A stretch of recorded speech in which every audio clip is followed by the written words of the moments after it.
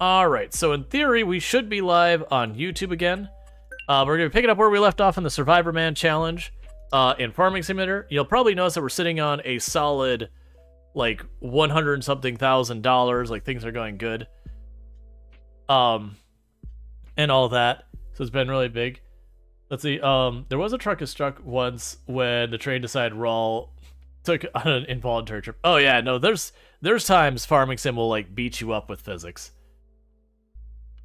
Let's see, I think it takes a minute for game communities to find you and know where to fit you. Just go. This is true, but the catch is, in that case, Omega, it has to be a game that I am intending to play for a longer period of time.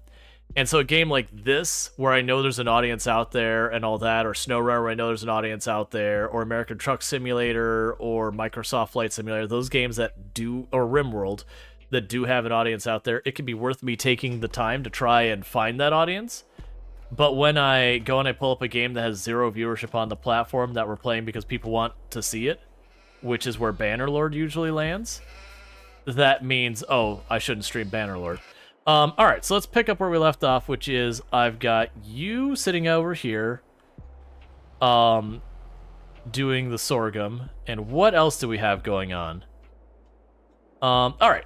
Yeah, so you'll notice where we're sitting here. Well, we'll just let that run for a minute. So, where we're sitting here, we're sitting at a solid $110,000 at the moment. That's where we kind of left off yesterday as we did our big cash out. We got about $140-ish thousand from the extra sorghum field and all that, our cumulative total. The one downside is about 35 or somewhere in that ballpark dollars were still in the grain mill when it came time to sell. So while we are making that extra 30-something thousand dollars per harvest, I'm not actually getting that money until the next harvest. Like, it's delayed gratification. So the good news is that still does mean we're going to be making somewhere in the area of $180,000, $190,000 per year. It's just, you know, I get a bunch of it this season and some of it I don't get till next season. Yeah. Yeah, this actually is a good time for me to potentially do the go eat. Yeah, so I do apologize for everyone who's going to catch this on YouTube that I am going to be, like, killing the mic and munching a little bit, because I'm heckin' hungry. And while on YouTube, this part just started for you just a couple minutes ago, over here on Twitch, I'm already coming up on 4.5 hours into my stream. So I'm going to mute the mic, going to eat some of these taquitos, and we'll get back to it. But yeah, for those who aren't familiar, I'm going to first explain the Survivor Man Challenge, and we'll get back to it. But for those who are not familiar with the Survivor Man Challenge, basically we started with a chainsaw, $0 in a dream. I'm not allowed to take loans or leases, or any of that kind of stuff. And then the goal is to make the farm, like, just make a farm as big as you can. And you can see at this point, I am spanning across 4 tiles of land. We've got 2 giant sorghum fields. We've got 1 big wheat field and 2 kind of smaller wheat fields. Actually, 3 smaller wheat fields. We have sheep, and we've got our 2 greenhouses. We've got a granary, or grain mill, and a bakery. So where you have, like, all that going on. That is what we built up from $0 in a chainsaw.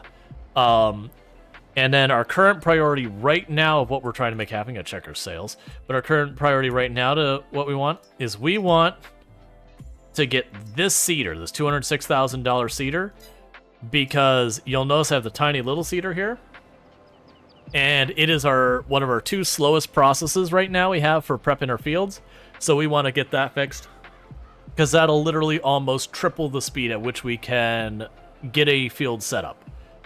After that, we'd have the harvester, and then we're going to be able to do fields real fast that we'd probably be able to buy, like, 2-3 more tiles worth of land, and then get stuff done in the same, like, human amount of time, but, you know, have an extra $120,000 or so worth of money we would get from that.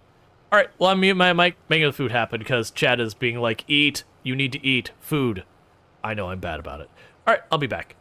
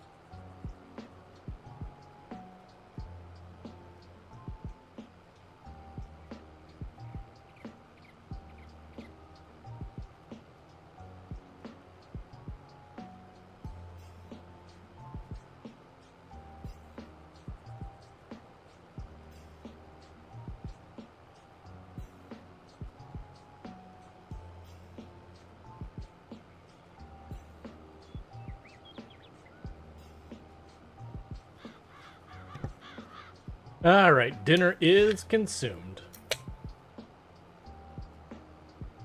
That is...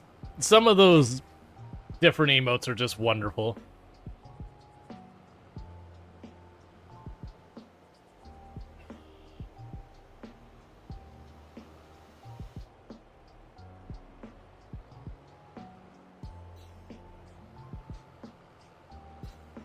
Absolutely cursed. But I mean, it's cursed and wonderful.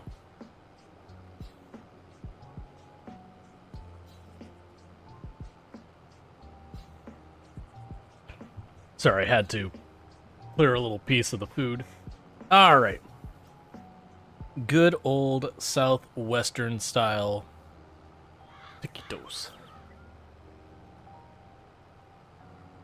Little bit of pep. Oh yeah. I mean, it's good food as in tasty. It's not good food as in healthy or of high quality, but it's something you just pull out of the freezer, chuck in the oven. It's like not as bad as Taco Bell, but it's kind of in that range where it's like, this tastes delicious. Is it good food? No. No, it is not. Was it cold? Oh no, that was fine. Like, it's not as hot as it could have been, but it wasn't like unpleasantly cold or anything like that. It's more just, you know, pre-prepared freeze food and all that. It's like comparing like a fresh pizza from the pizzeria from like a frozen pizza. Is a frozen pizza good? Well, it's not bad. But if we're going to compare it against like a pizza from like the restaurant, most of the time it's not going to hold up if you're weighing good versus whatever.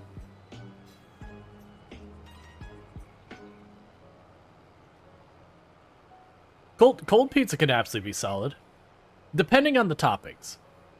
Like, it really depends on the toppings with cold pizza. Because there's definitely a lot of toppings on cold pizza that hold up extremely well.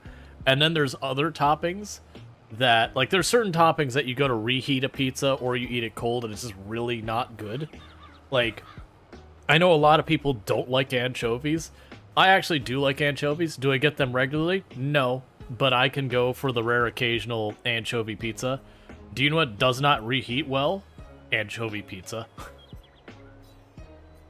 Reheated anchovies is a bad time. Let's see, Domino's here in Australia has butter chicken pizza. So it wouldn't be my first pick. I would definitely enjoy it. I do enjoy a decent, like, buffalo chicken pizza. Which usually buffalo chicken pizza will have like buffalo chicken. They might have like a little bit of like blue cheese stuff on it as well. Maybe, maybe not. And quite often they'll pair it with red onion. And that's pretty solid. I'm a much bigger fan of buffalo chicken versus barbecue chicken pizza. Most of the time the barbecue chicken pizza, they use like too sweet of a barbecue sauce for my personal tastes. You're not big on seafood? Yeah. Like, it's one of those things, like, I probably will do, like, an anchovy pizza once every 3 years. It's one of those things I don't do very often. But, like, once in a very long while, I'll be like, you know what? I could go for one.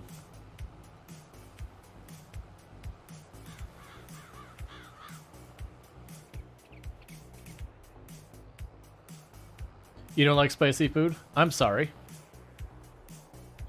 I mean, it's totally valid, but also, I'm sorry. I have, like, I have, like, -5 sweet tooth. But I love spicy food.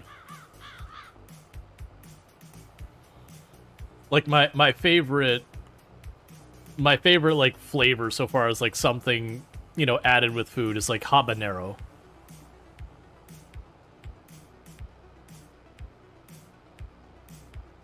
Your dad salted fish to hell and you lost 90% of your taste for seafood. Yeah, that could be a thing that happens, is you just...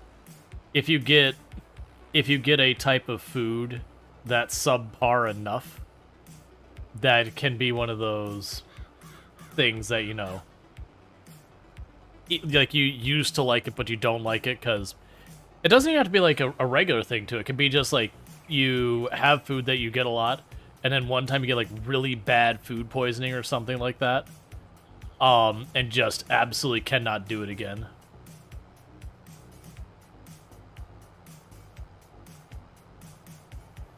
Like, just you mentally associate it with whatever bad experience you had, and it's just, oh right, we moved all our stuff.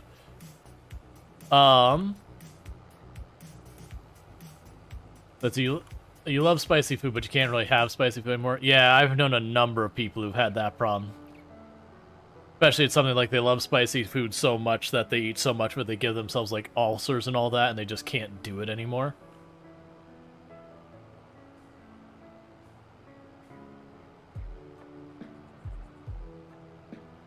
I don't like oysters. I like a lot of seafood, but I am not team oyster.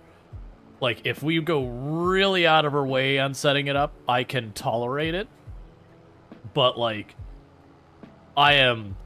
Like, someone's like, who wants to go get raw oysters? I'm like, I'm out, man. Like, that's genuinely disgusting to me. Like, don't let me yuck your yum if you're into it. But, like, to me, oyster on a half shell raw is just... It's a cup of snot. That's how it is to me. The only way I've been able to, like, tolerate oysters is you take it, you put a piece of bacon on it, put it on the grill, and you cook it till the bacon's done.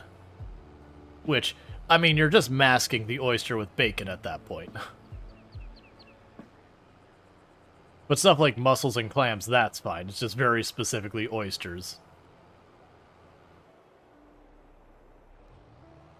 That I'm just like, nah, it's just not my jam.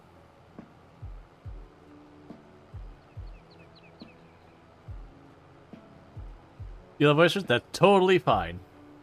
That's the whole thing. Like, that's the whole thing, is just like... You know, we all like different things. Why ruin a perfectly good piece of bacon like that? I mean, to be fair, I would actually agree. I think I would rather have just a plate of bacon than... oysters with bacon on them to make the oysters tolerable for me. I mean, to be fair, like, I like mushrooms, and I know a lot of people do not like mushrooms, that it's a texture thing. Because mushrooms are just, like, a weirdly consistent texture. For a lot of people, it's extremely off-putting. Like, I know there's some people who don't like the flavor, but by and large, most of the people... I know who don't like mushrooms. It's the texture's the real problem, not the flavor. That just, the uniformness of the texture is just like a big ol' no. Yeah, no, I like mushrooms as well. You know what's something I haven't done in a long time? I used to prepare a lot as like, because I used to do lots of my own cooking at the house, like, you know, make stuff from scratch. I haven't taken where I'll go and I'll get either like baby portobello or baby white mushrooms or whatever. You snap the stem off, you know, you put it aside, you still cook the stems, it's just a separate thing. But then you take the cap and you fill it up with, like, cheese and seasonings and all that. And then you saute it till the cheese melts in it. I haven't done that in a long time.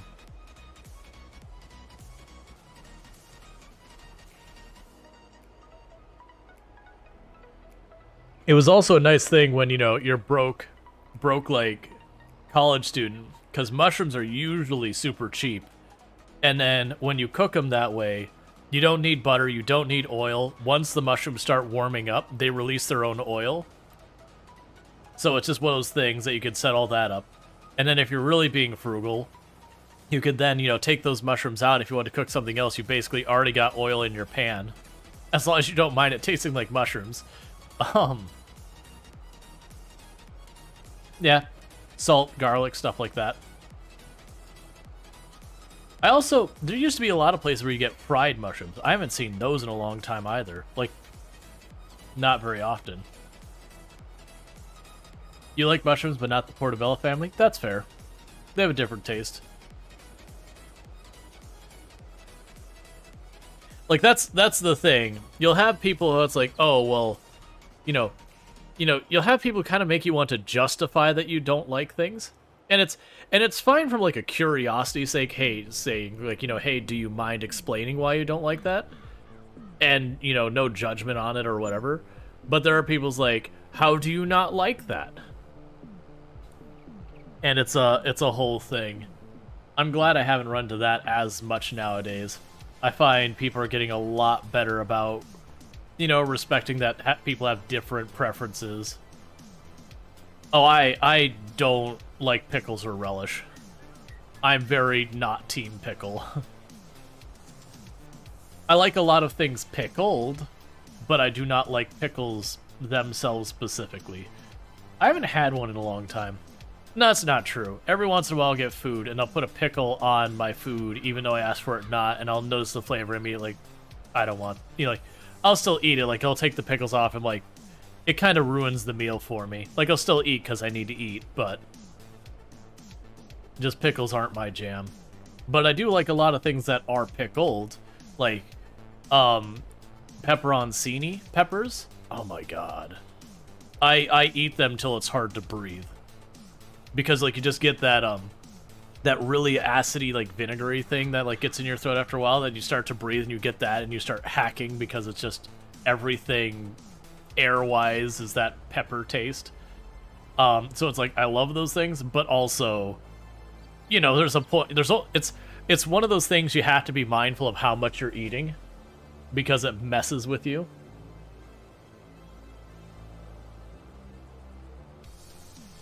I know a lot of people just eat pickles by just like pull them out of a jar and just eat them. I can do that with pepperoncini. You know, again, until I hit the point where, you know, you gotta take a breath and you get that vinegary, acidy, you know, like the airs of that, and you start hacking on it. And you're like, okay, I need to stop. I've had enough. I could go for nuts once in a while. Like, you know, peanuts and all that. I'm not really big on, like, cashew and all that, but that's not a nut. That's a fruit. Actually true. You like pickled gherkins. I don't know what that is. Pickled onions are also really good.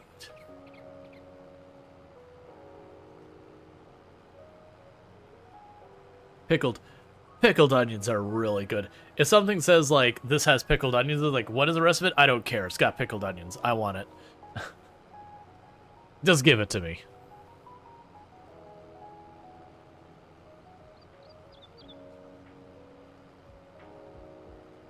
Oh, it's just, like, the ends of the pickles? Like, that's a jerkin or whatever? Weird. I guess if you want more of, like, the skin of the pickle, that makes sense.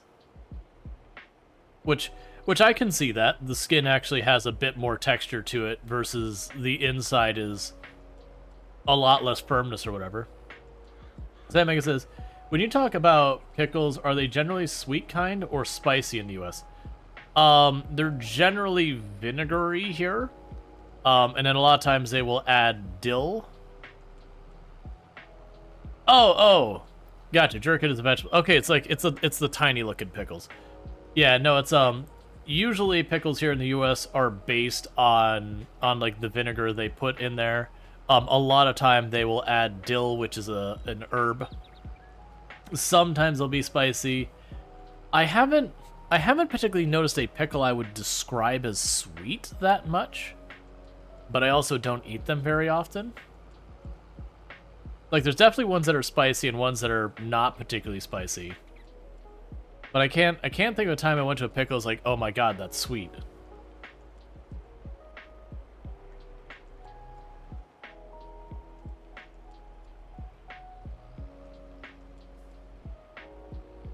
That's actually, it's not a problem I've had in a while, but it used to be an issue these days, or like used to be an issue in the past. I'd go to like the local Thai place or whatever and be like, hey, you know, I want this. Like, they had their seasoning, they had, like, you know, mild, hot, like, there's mild, medium, hot, Thai hot, that kind of thing. It's like, I want the Thai hot. And they're like, you know, I'd come out, it'd still be, like, very mild. It's like, no, I want the actual Thai hot, not this. And don't get me wrong, there were days it was Thai hot and Thai hotter. I wonder if I would still, like, if I still have that level of a heat tolerance, because I don't eat quite as much spicy food as far as, like, really on the very hot end. Just because I was dealing with stomach stuff that, we were trying to figure out, so it was really kind of toning down the particularly spicy stuff. And spicy is like bitter in that you build up a tolerance for it, and then if you don't eat it for a while, your tolerance goes down. It's one of the reasons we talked about it with the bitter stuff. It's one of the reasons why if you have people who like the bitter taste of beer, that it's almost like the situation that they just keep getting more and more bitter because they desensitize their tongue to bitter. So to get that same flavor that they like, that bitter flavor, they have to keep going more and more bitter to get that same taste. Until, the other person at the table who doesn't drink bitter stuff takes a sip and goes, "Oh my god, why would you drink that? That is the most repulsive thing I've ever had." Because it is just astronomically bitter.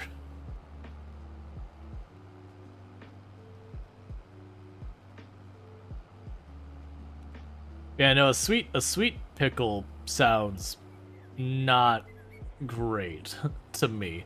I don't like pickles in general, but a sweet pickle sounds even worse than my dislike of pickles normally. But that's also because I don't have much of a sweet tooth. I'm the kind of person who can get a chocolate bar and break off a couple of squares and wrap the rest up, and I'm good. I've had the amount of chocolate I want. I got my 2 or 3 little squares, or like you've got like a whole bunch of things. I eat like a Reese's peanut butter cup. I'm like, cool. I have had the amount of chocolate I desire. I'm good. Yeah, and that's the thing. I would definitely say I would describe a pickle as sour, like vinegary sour. But I haven't had one I would describe as sweet. Yeah, passion fruit is like, well, would you call it sweet and sour, or would you call it tart? Which is on the spectrum of sour. Because like raspberries are typically tart. So it's like it's like a specific like slice of sour.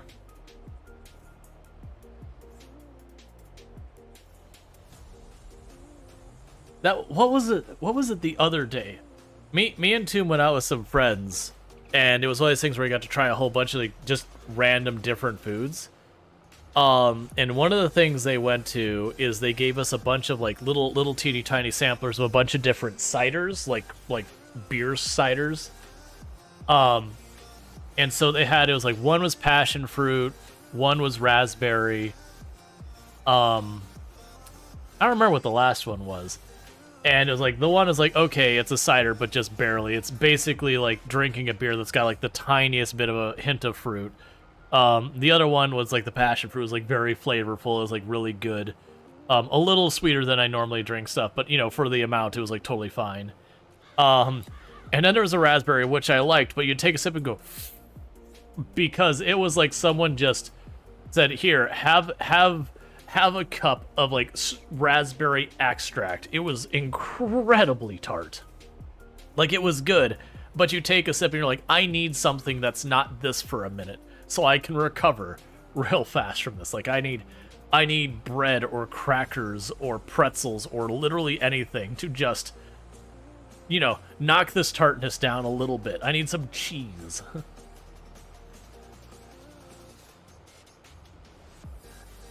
You don't buy blocks of chocolate because once they're open, it's gone in 10 minutes. Well, that's most people, I would say. Is most people, once that candy bar is open, it is already a foregone conclusion that that bar is gone. Let's see, Wickles or spicy pickles, they're awesome. I like dark chocolate. I like, milk chocolate's fine and all.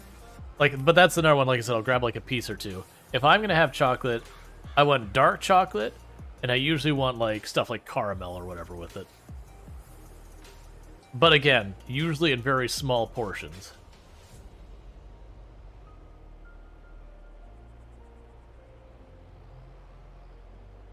Samega says, yeah, I mean, the same with any kind of snacks. I gotta not buy them. If they're in the house, I'm eating them.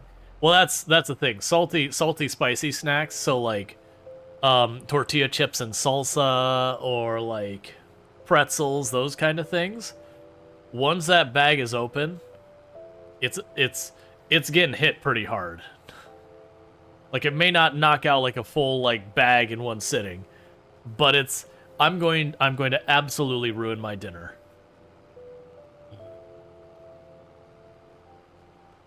I don't know. I much prefer that in the spectrum versus like sweet. Sweet. Like I can go like sour's the same way. I can go for a little sour. I don't want a lot of sour.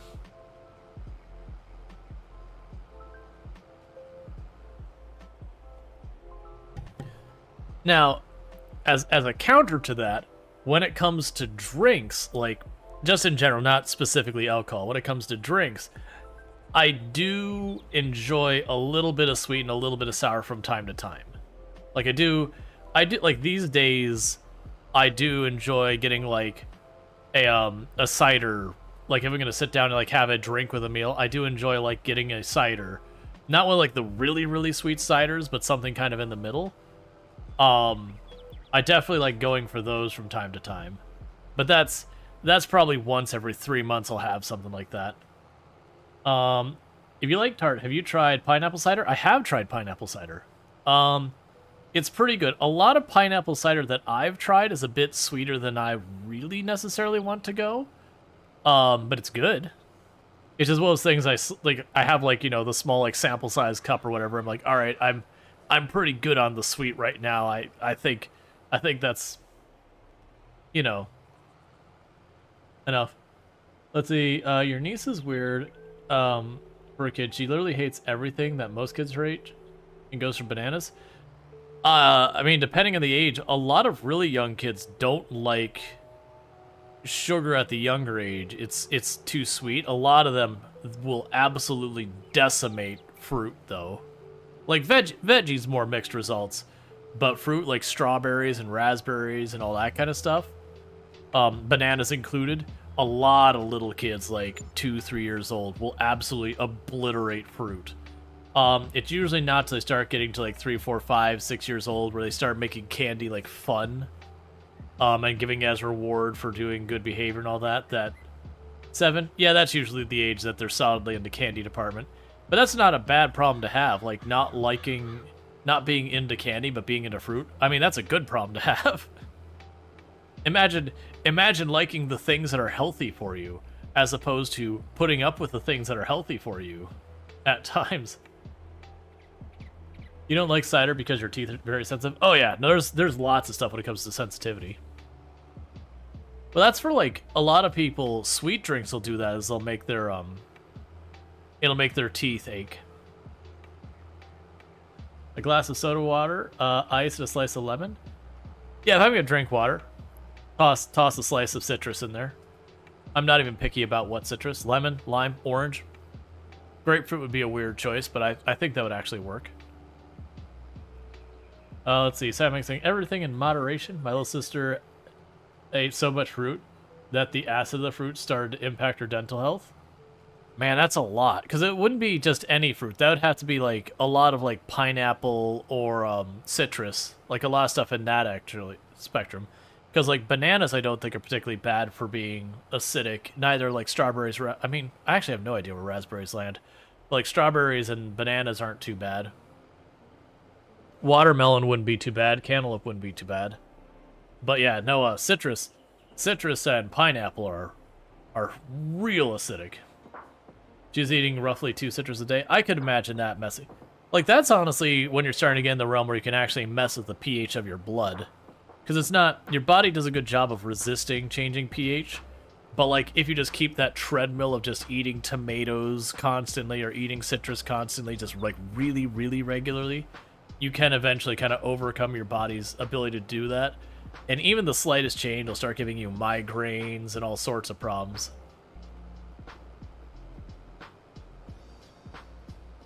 It's also one of those things that's like super easy to test once, you know, the doctor's suspicious of it, but also one of those things they just don't normally test. It's just not typically a go-to. There's just too many other more likely causes for all the symptoms.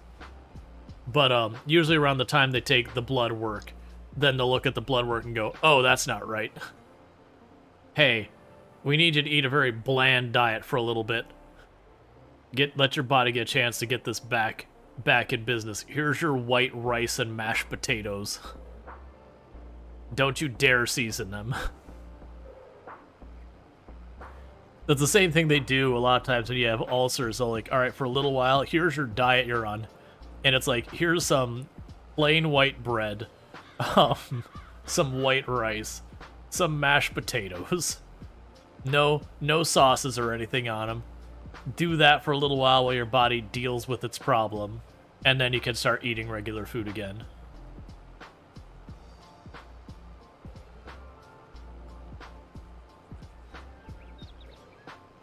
I mean, both cases you're usually talking about acidity. It's just the acidity of your stomach versus the acidity of your blood. Both of those you want to be roughly where they're supposed to be.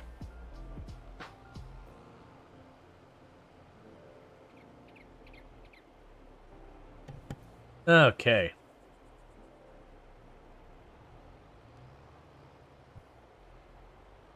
It'll be really nice when you get the big cedar.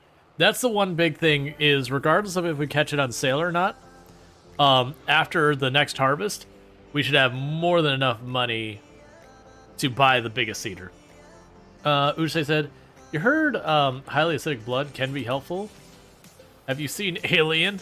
Other than the fact that you're having migraines, digestive problems, like mental health problems and all sorts of stuff because your body is trying to use blood that is bad for it because it's so acidic. Let alone Alien, where it just straight up, burns people. Like, that's the thing. When you say your pH of your blood is off, we're talking like 0.1 or 0.2 off. We're talking just the tiniest bit. Most organisms, plant or whatever, the range of acidity they can handle is extremely narrow. Like, it is very limited. The classic picture of where you have, like, plants and it's the rose, it's all withered and, wilted over outside, pH of soil was 0.05 outside of the, the desired range, plant is dead.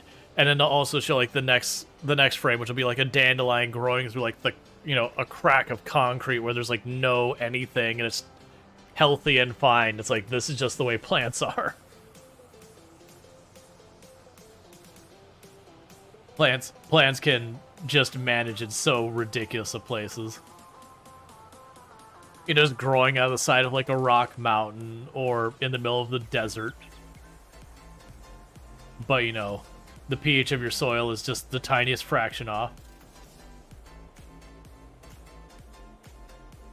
With the concrete thing, so where I live has got a lot of tourism in the area. And it's very common for stuff like theme parks and water parks and all that to just, like, concrete sidewalk everywhere, and it's a practicality thing. And I just look at them like, there's gotta be something better we can use. Because, like, ignoring, like, especially for, like, the water parks, a lot of people would be walking around barefoot because you're getting on water slides and in pools and all sorts of stuff. And in the summer here in Florida, you can literally burn your feet on the ground. It gets so hot. Like, get first and second degree burns from just how hot the concrete gets, because it can get well over 100 degrees pretty easily. And concrete just absorbs all that heat and then just radiates it right back off. It can get bad enough in some places, not here so much, that it could actually soften the rubber of tires. It gets hot enough. And you sit there and you go, there's gotta be a better material for this. Like, for not necessarily roads, but for, like, theme parks or whatever, it's like, you gotta have, like, some type of, like, rubberized material or something that is way less absorbent of heat, that still holds up pretty well, that you could put down. Something that also wouldn't be quite as bad when they have to, like, redo it and all that. Sam Megan said, the last water park you went to had a kind of a polymer material that absorbed the water. That's interesting. Like a plastic with silica in it or whatever. Because silica is usually like a powder with it, or not powder, but like beads in itself. I could see it being like a plastic silica hybrid kind of thing where it's like plastic tubes with silica in it that are porous or something like that. But still, Like, whatever it actually is, I have no idea. But yeah, like, cause a lot of places what they'll do is they'll have, like, concrete just about everywhere, and then they'll have, like, the little kids area that they'll put down, like, it's almost like plastic matting that's got all sorts of holes in it, just sitting on top of the concrete with the drains underneath it. And that's because otherwise all the kids would be, you know, crying and screaming and all that because the ground's too hot.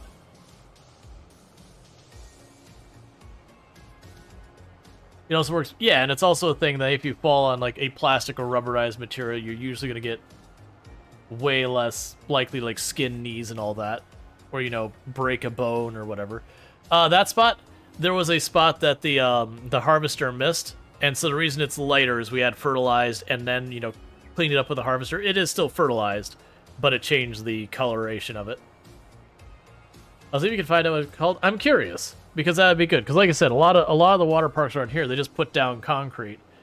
And they'll either use, like, concrete that's just, like, typical concrete that you see around where it's just flat, which when it gets wet, you can actually slip and slide on a little bit. It's not too terrible, but you can potentially slip and hurt yourself. Or they'll do that thing where it's, like, the concrete that's all, like, pocked with little holes in it. And that stuff could, like genuinely get, like, really sharp edges to it as it gets, like, worn off a little bit. And so you end up sitting there, like, you can cut your feet up just walking on it if, you know, a particular spot's gotten bad. Hi. Hi, your poor feet. I don't want them cut up. We were talking about, like, generally, like, you know, concrete and that laid down and Yeah. touristy places and then water parks and all that just as broad things. Water parks are mean to your feet. Yeah. Hi, Luxray. Hi, Captain Insanity. Hi, Eonic. It's EJ says, concrete cools down pretty well if you dump water on it.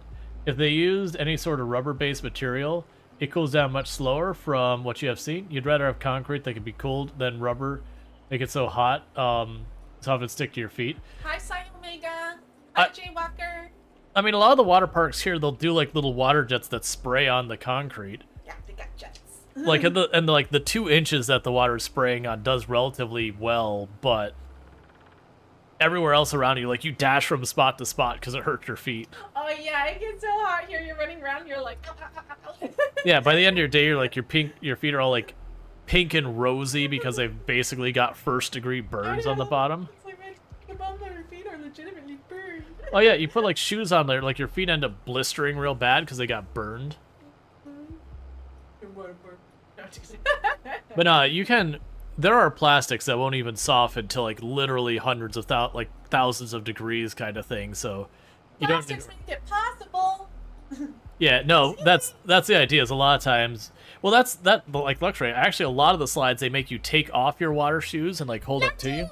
Or, like, leave them in a random, like, box thing at the bottom of the slide. You're like, I don't want to leave my shoes here where, like, no one's watching. I wear water shoes too, Luxray. So it's, like, one of those mixed things that's, like, yes, wear the water shoes, but then, like, a lot of places, oh, you're not allowed to wear your water shoes on this slide or that slide, or you got to put them into, like, the little cubby that, again, it's not like it's a locking thing or anyone's really watching it or anything.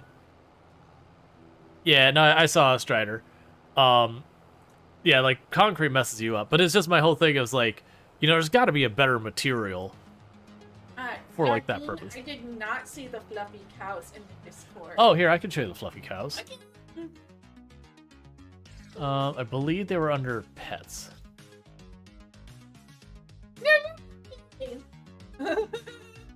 That's cute. Yep, it's just, they're cows after they've been washed up. They're cute. Yep, so for those who want to see the fluffy cows, those are on Discord under the pets channel. It's basically, they're like regular cows. It's just, you know, they've taken the time to, like, go and, like, properly, like, you know, wash up their fur and all that. And, you know, it almost looks like, you know, like dog fur, like the puffier dog fur kind of thing. But it's a cow. Yeah, because that's what cows look like. What's the next big thing we buy on the farm? It is not there. It is this right here, the big cedar. So this process here that's taking me a little while to get through right now. I mean, they're big. Hey, blind in real life. Thank you so much for the raid. It's fine. Coral Island has photo perfect cows in it. But thank you so much for the raid. For those who don't know Blind IRL is another fantastic member of the Halcyon Frequency team, stream team. They do play a bunch of games on their channel, primarily Dwarf Fortress or Dwarf Fortress-esque games.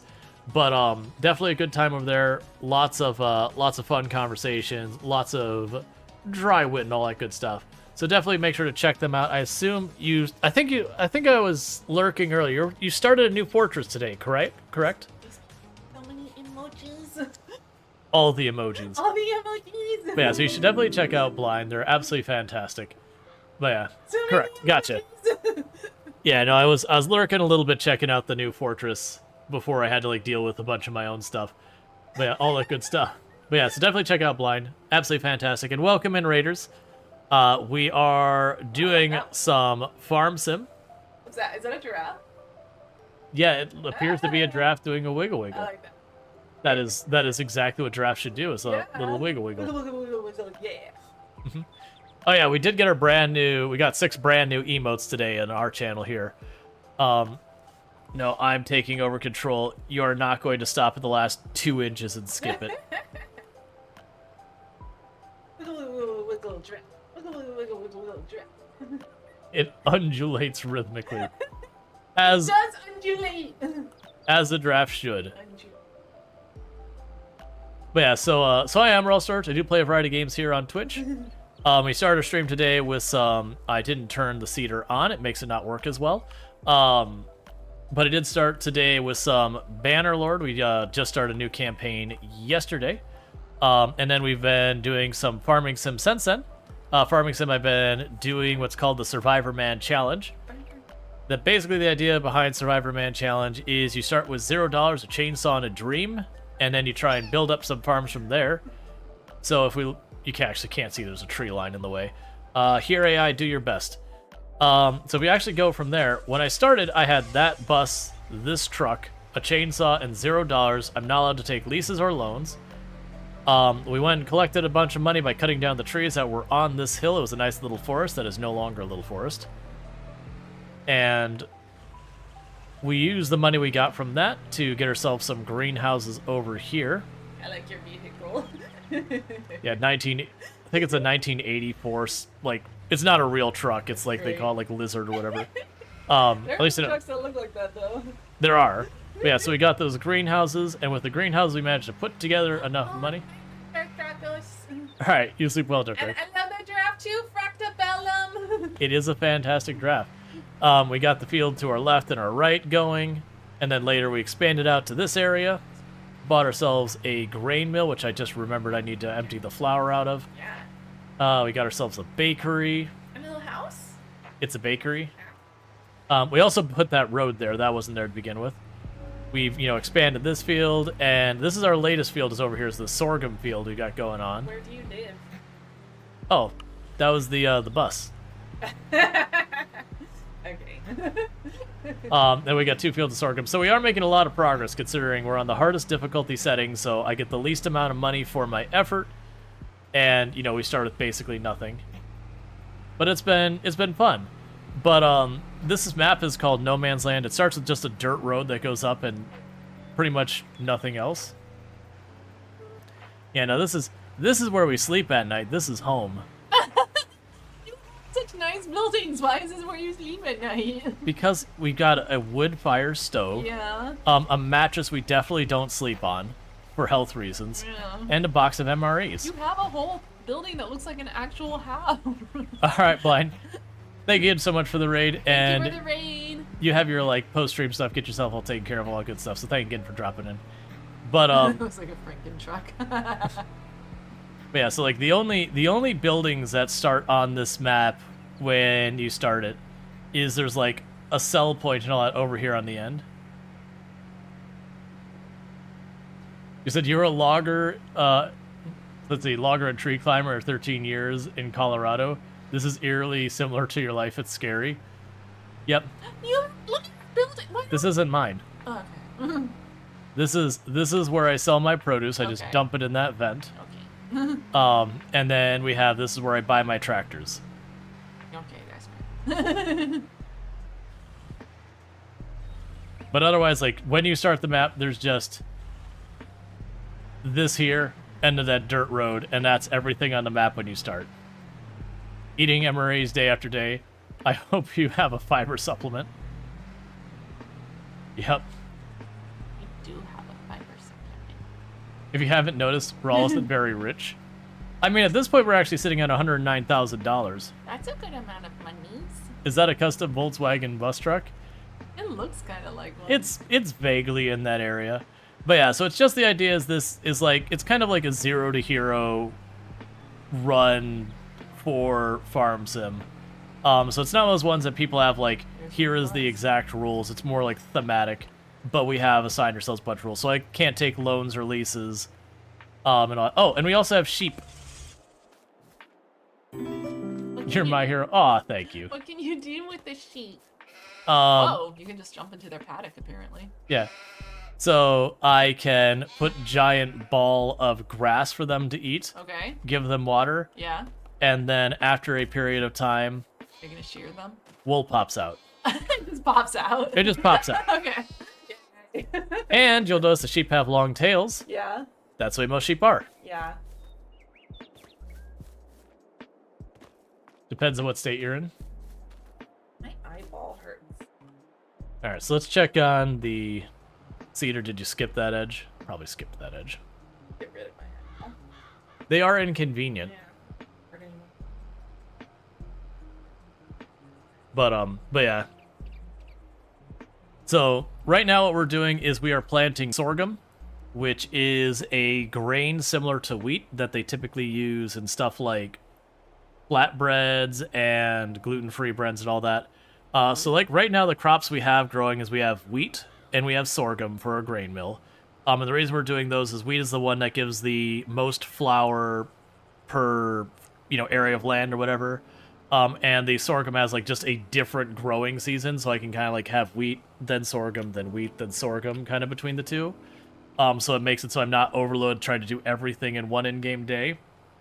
And then having to fast forward like a year to do the next part. Have fun lurking. Do you play with mods? You followed this game when it came out, but lost interest. Is there any good mod community? Oh, the modding community is very, very strong with this game. We're talking not quite RimWorld or Product Zomboid strong, but not very far behind. The catch is they don't use the Steam Workshop. They use their own built-in modding thing. So it's like Terraria was, just built in. You don't have to like download something. And it's absolutely fantastic. I'm only the only mod I'm using is the Universal Autoloader mod, which just basically allows me to take pallets and like just pull them on the truck without having to run a forklift because it gets to be tedious. What about logging and tree stuff? Is it still super fiddly? The big pain point with the logging in the game is mostly loading up the log. Add the map to the mod list. Yes, I need to do that because the map itself is a mod, and I keep mentioning that and forgetting to add it to the list. Puppy, What's up? can you farm crickets? Can you farm crickets? Yeah. There's probably a mod for it. I know you can farm bees. I want to farm bees. The base game does not have crickets. So you can make cricket flour too. You can. And then you could sell wheat flour and sorghum flour and cricket flour. For when you want your flour to be meat. Yeah. Yeah, so log loading is so bad, it's frustrating, it's not worth it. So where I have the universal autoloader mod, that is a workaround that you can pull up to the logs, and you hit a button and it kind of teleports them into the back of the truck. So it's not super bad with mods, but without mods, that is the one big pain point with logging, is just getting the logs from on the ground into a vehicle can be pretty laborious. It's the same thing that happens when you reach kind of end game with pallets. You'll have like 80, 90, 100 pallets you're producing a day, and then it just becomes forklift simulator. Oh, there's definitely mods that, allow you to grow all that kind of stuff. The base game doesn't, but there's mods that like all sorts of stuff. Is that what turned off? Can couldn't you just build another identical building to that and make it your house? There's actually nice houses I can buy. Then why don't you buy them? You have $106,000. Because I need $206,000 for the cedar I want. You see, having a house costs me money, and it doesn't make me money. Sure. So it's a hard sell. Yeah, but your mattress is... Well, we sleep on the floor. You know, we wake up with a diamond print pattern in our back every day, but, you know, it's fine. Yeah. Okay. Well, you enjoy growing your wheat, and your sorghum, and have fun. And I'm going to sleep. Okay, you sleep well. Okay. You sleep well. I'll do no such thing. I know. That doesn't, like, argue. It's like, I know. Love. But yeah, so you're saying it's just, like, the sheer number of pallets? Well, it's also, to be fair, that's actually something that's kind of self-inflicted by the farm sim community, is you have a lot of creators who are totally fine using mods that, like, do the convenient things like picking up the pallets. Whereas there's a lot of people in the community, it's like, oh, but you're playing that on easy mode. You're just having it pick up the pallets. So it's kind of a self-inflicted problem of the farm sim community where there's just this whole thing about, oh, that is a mild convenience thing. Oh, clearly you're playing on baby mode. And so it's like a whole big thing in the community. That there's like people who are like very against the autoloader mods. I personally don't think I could stand watching people load pallets in real time. I would spend like 2 hours loading pallets. You know, by the time you reach end game. I'm not even close to in the correct position.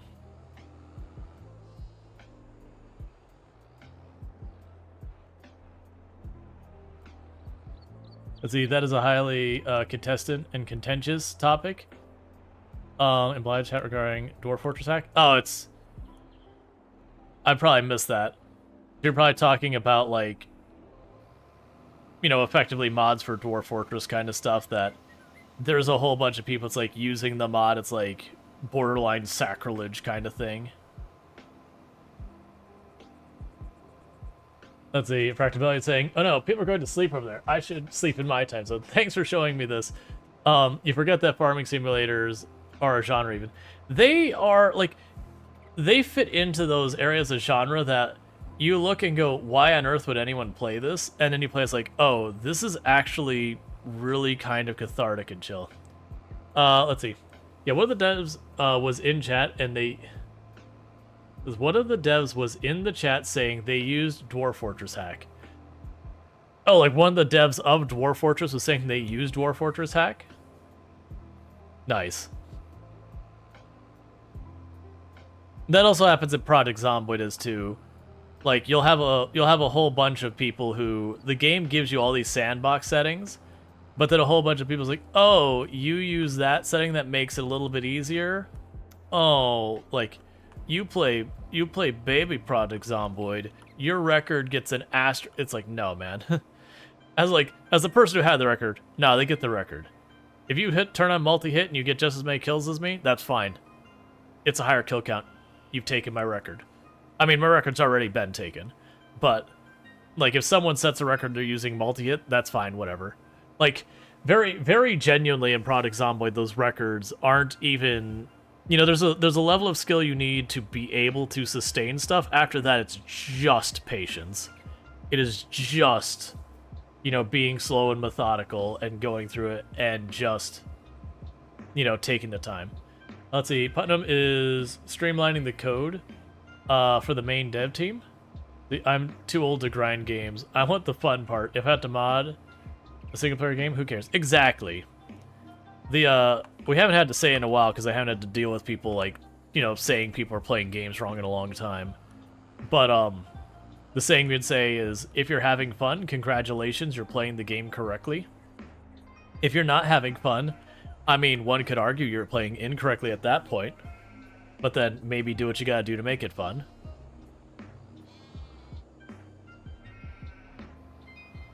Alright, we're putting down fertilizer in our field to get a whole bunch more.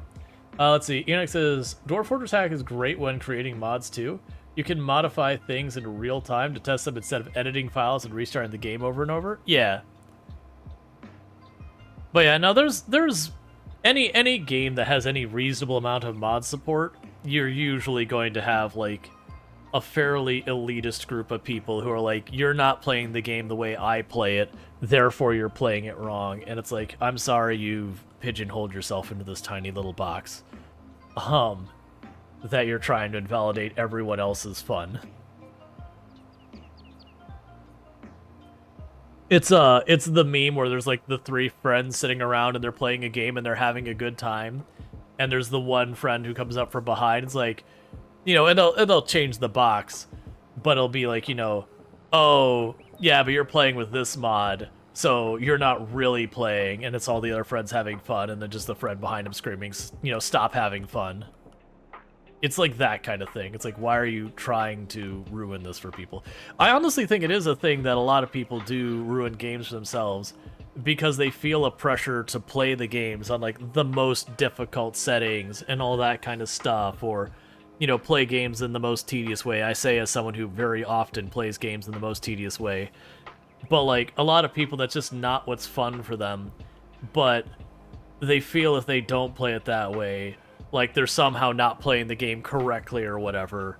Or, you know, they're taking, like, the easy road or whatever. And then they don't enjoy the game and they don't play it that long because they've made it unfun for themselves. And it is one of those things that, like, you know what? There's days when I play games like I haven't done it forever. In Project Zomboid, there was days that I'd give myself the lowest stats, start in the max of population, you know, nerf the loot, make everything about as awful as I could, and, like, just slog through that, and that was fun to me. And then there's days you're like, you know what? I've had a busy day. Do you know what I want to do? I want to just wreck some zombies. And I would give myself, like, every imaginable advantage and just wreck some zombies. That was terrible.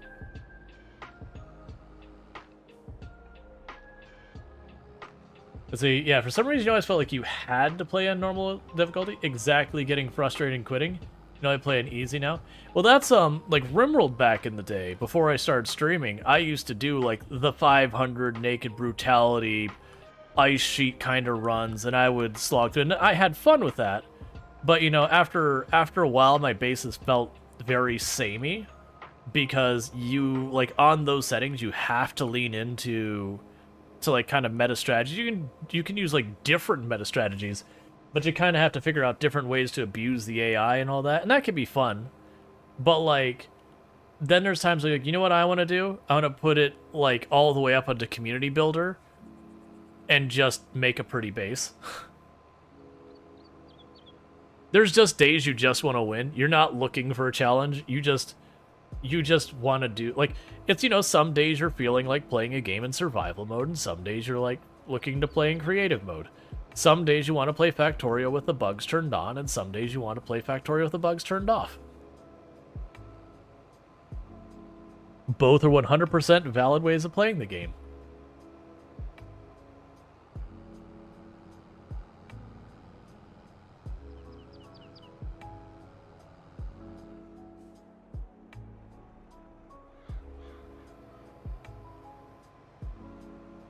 Alright, after we finish fertilizing both fields, I gotta put down a round of herbicide to keep the weeds from growing in. And then that'll be these two fields taken care of. At which point, that'll be the immediate priorities we have until July in game, at which point that's wheat harvesting time. Let's see, some days you just want to go old school with PS1 game. I have had difficulty going back to, like, there's a lot of games that I have, like, really big nostalgia for. And I've made the mistake of going back to them, and, you know, they're lacking a lot of the quality of life and benefits and all that have shown up over the years in that genre, and you find your patience with a lot of those problems that those quality of life things solved ends up being way, way lower. We played, they call it Story of Seasons now, but it's what was known as Harvest Moon.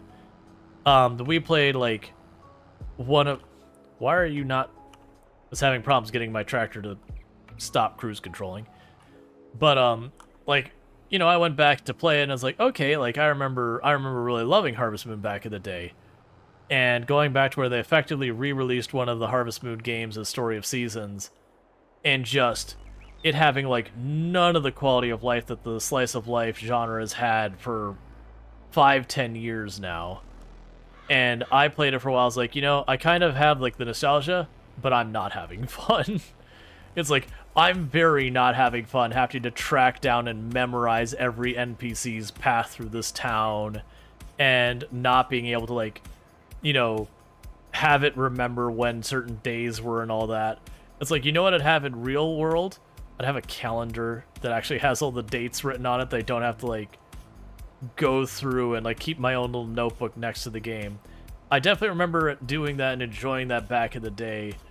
But man, nowadays, I don't want to sit there and play, like, a game and have to, like, go, okay, well, I found the green slime over here, so green slimes are, like, you know, draw out the grid of the map and draw, like, green slimes here, orcs over there, this over there, and have to, like, memorize it all. It's like, man, I'm not looking at putting, like, 800 or 900 hours into this game and have to consult my notepad with, like, you know, go and buy, you know, a book of grit, you know, a book of graph paper just to go through.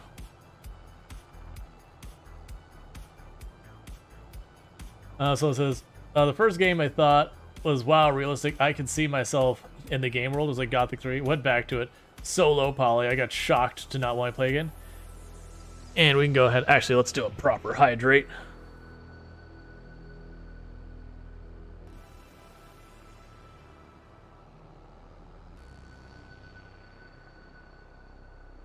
Let's see, and sometimes you want to play Iron Man to get that last achievement, but after 500 hours you fail due to game-breaking bug. Oh man, I've complained about it before. One of the games that I have all but like one achievement for is X3 Terran Conflict, which is like, it's more of an economy simulator than anything, but it's one of these games where you're based, but you build stations, set up production lines, and all that kind of stuff. So it's sort of an X4 style game, but not really.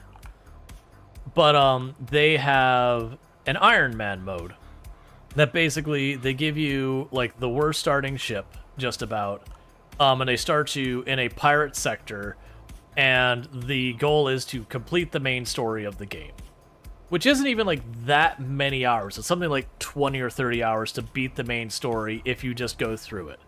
Realistically, doing it in the like hardcore Iron Man is probably gonna be closer to 40 to 50 because you have to be very risk averse. But the issue is the way they implemented it is when you open your save file while the game is open, it deletes the save file off your hard drive. So if you Alt F4 or the game crashes, your save file's gone. And the problem is, for as wonderful as the game it is not a very stable game. So managing to play like a 10-hour sitting, like, or like, you know, 8 or 9, 10 hours, you're most likely going to have a crash in that time frame. And so while I absolutely love the idea of that achievement, it is one of those things that you have to do the tedious thing of periodically stopping and backing up your save, because not because you want to like cheat it in case you die, but because the game just does not work reliably enough to be able to reasonably do that. You're basically, the challenge of the game isn't even doing what the difficult part is. It's getting lucky enough that your game doesn't crash trying to do it. And I eventually gave up on it because I got tired of like manually handling my saves. The Curious saying, have you ever played Cataclysm Dark Days Ahead? There is a start called A Very Bad Day.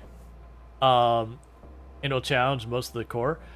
I have not played Cataclysm Dark Days Ahead, but there is a challenge in Project Zomboid thematically based off that start, which it is called the CDDA Challenge, Cataclysm Dark Days Ahead Challenge, where the way that starts is you have a piece of glass lodged in your groin, you're naked, you're soaking wet, you have a cold, you're drunk as heck, and the house you are in is actively on fire during the middle of the winter. So the way that plays is you wake up, you might grab 1 or 2 things out of the house, and then you gotta nope out of the house. And it's a relatively high population set for Zomboid, much lower than I normally run. I run 16 times when I play Product Zomboid most of the time, and it's something like 6 or 8 times. But yeah, Hopefire. Well, yeah, that's the thing. That run has a very strong RNG start. That sometimes you'll spawn in the corner and you'll be trapped with fire all around you, and you're like, all right, well, I guess I have to run through the fire and just hope we get lucky and it doesn't tick damage on me while I'm going through it. But it's a little challenge map. But yeah, once you learn the game mechanics, you learn the tricks, you can almost reliably, like every time, survive Cataclysm Dark Days Ahead start in Product Zomboid once you learn the tricks. Which is why there's a mod called Cursed CDDA for Project Zomboid, which is an even harder version of that, which is that they use what's known as uniform distribution. So no matter where you go on the map, the population density is extremely high. So you can't just like run out into the middle of woods or farm or whatever to get away from the zombies and setup.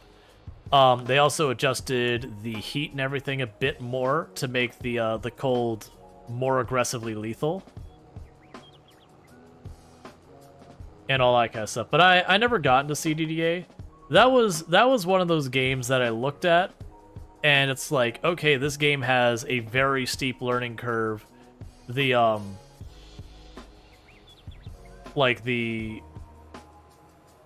it's got a very steep learning curve. You're gonna have to put in tons and tons and tons of hours to like be able to have any meaningful level of success in it. And just all those kind of stuff. And just going, all right, but hear me out. Is that actually a game I'm interested in investing my time into learning? And you scratch your head and go, you know what? I don't actually think so. It's interesting, but yep. Yep, oh yeah. It is the largest sprayer that attaches to a tractor. The only sprayer that gets larger than this is a standalone vehicle that's literally just a sprayer. I would like that, but it's just not a priority.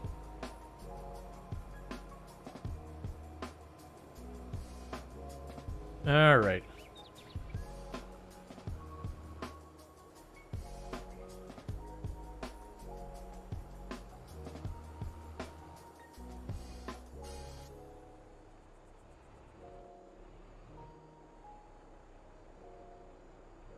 Just gonna finish this last little strip here. Because we want to get all the produce we can, as best we can, because this is like a very big challenge kind of thing around just, you know, our margins are extremely important because we have the worst economy settings that the game has. So if we don't take the time to really try and maximize the amount of money we make per area, it can be a thing that we can just like literally lose money. Thank you for the follow. Welcome to the stream. You have Farming Simulator 19. Is it worth splurging for Farming Simulator 22?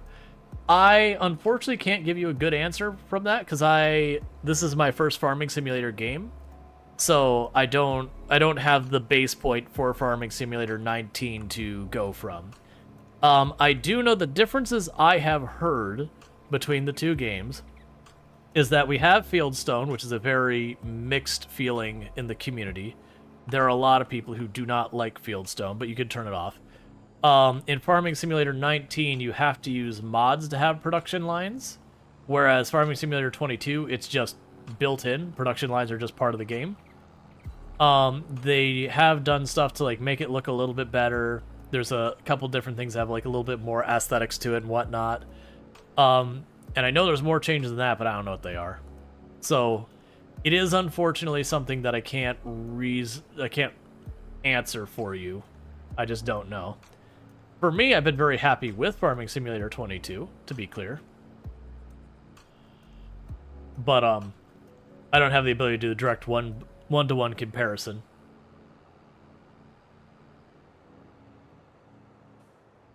No problem, and I know all that stuff secondhand because you know, that question gets asked or similar to it, like, or like what's new and all that. And that is the information I've gathered from those discussions. I do need to take the time to actually build a shed for my tools and all that, so we're not just leaving out here. It's not like a maintenance thing, but there's just something about having, you know, a million. That I actually needed that. A million. Why are you being weird? There you go. $1.5 million worth of equipment just laying out here. Probably more than $1.5 million. No, that's probably whatever. You know, a whole ridiculous amount of money of equipment just laying on the ground out in the rain and the snow for year after year after year. But there's no consequences in the game for it, so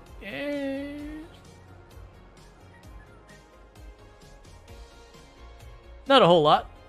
So Adams, we are just getting our sorghum fields sorted out, and then in a minute we'll be ready to move forward for our wheat fields. Getting real close to getting our bigger seeder. Right now I just need to get the herbicide so that we can spray the fields so that we don't get weeds.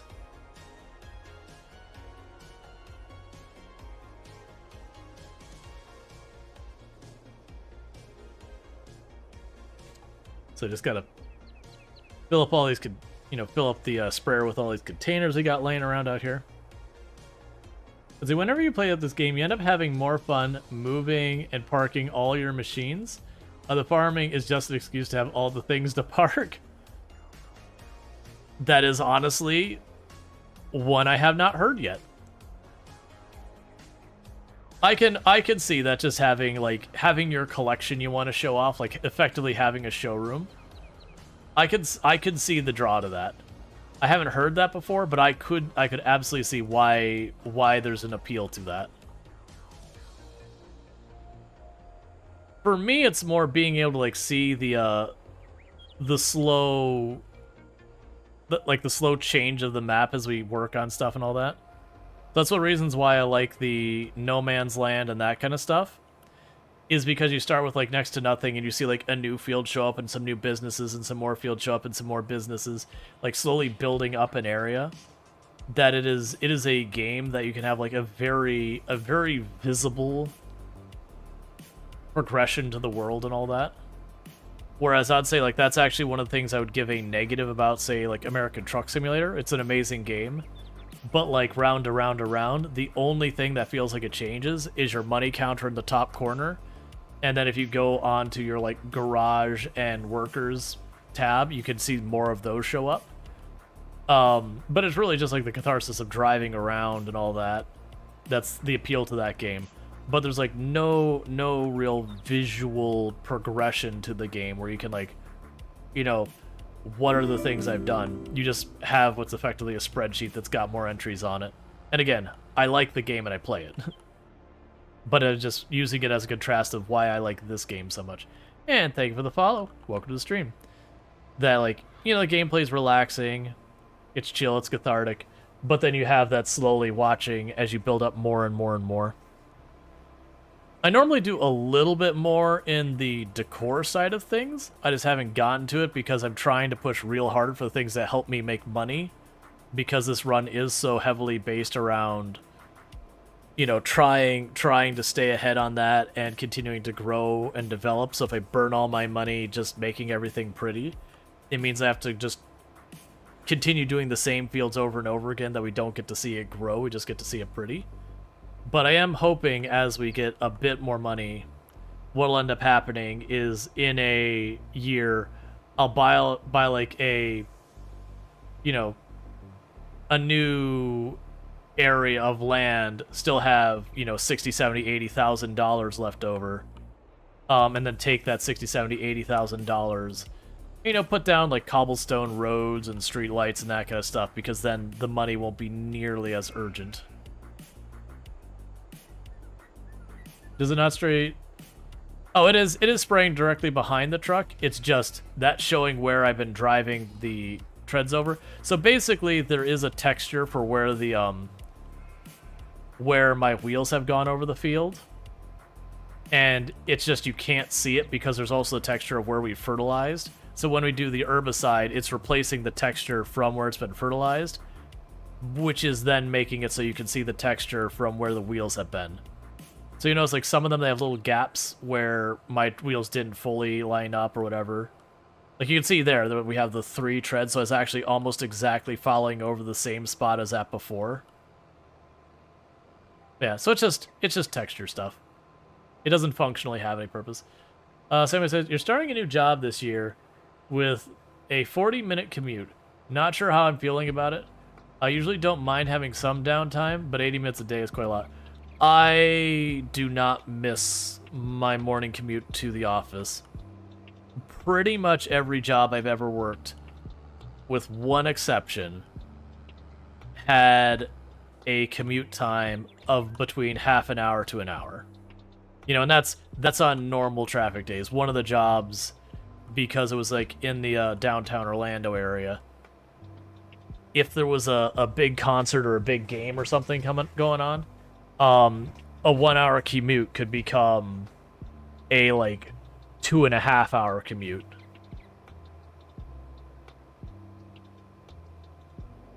That was one of the jobs I left because of the commute, because where the office had been got relocated, and it was a better place for most of the people working at the company, but for me personally, it was the opposite direction. So it took my, again, half hour and some change commute, and it made it like an hour and 15, hour and a half, again, not counting if something's going on. And that, after that office located, I only lasted a couple of months before I'm like, all right, I'm finding someplace else to work. Because 3 hours of driving a day on top of your workday is just not something. It's not like you get compensated for your commute time. So you're effectively losing 11 hours of your day and being paid for 8 of it. Which I get why the company doesn't pay it. I understand that part. But for me as the employee, pretty much 11 hours gone that are work. So that's the whole thing.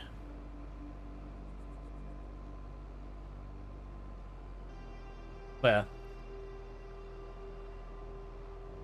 No, and I was very fortunate in that whole time frame. I was very lucky that I managed to land a fairly early position in my in what would ultimately become my career skill set, whatever you want to call it.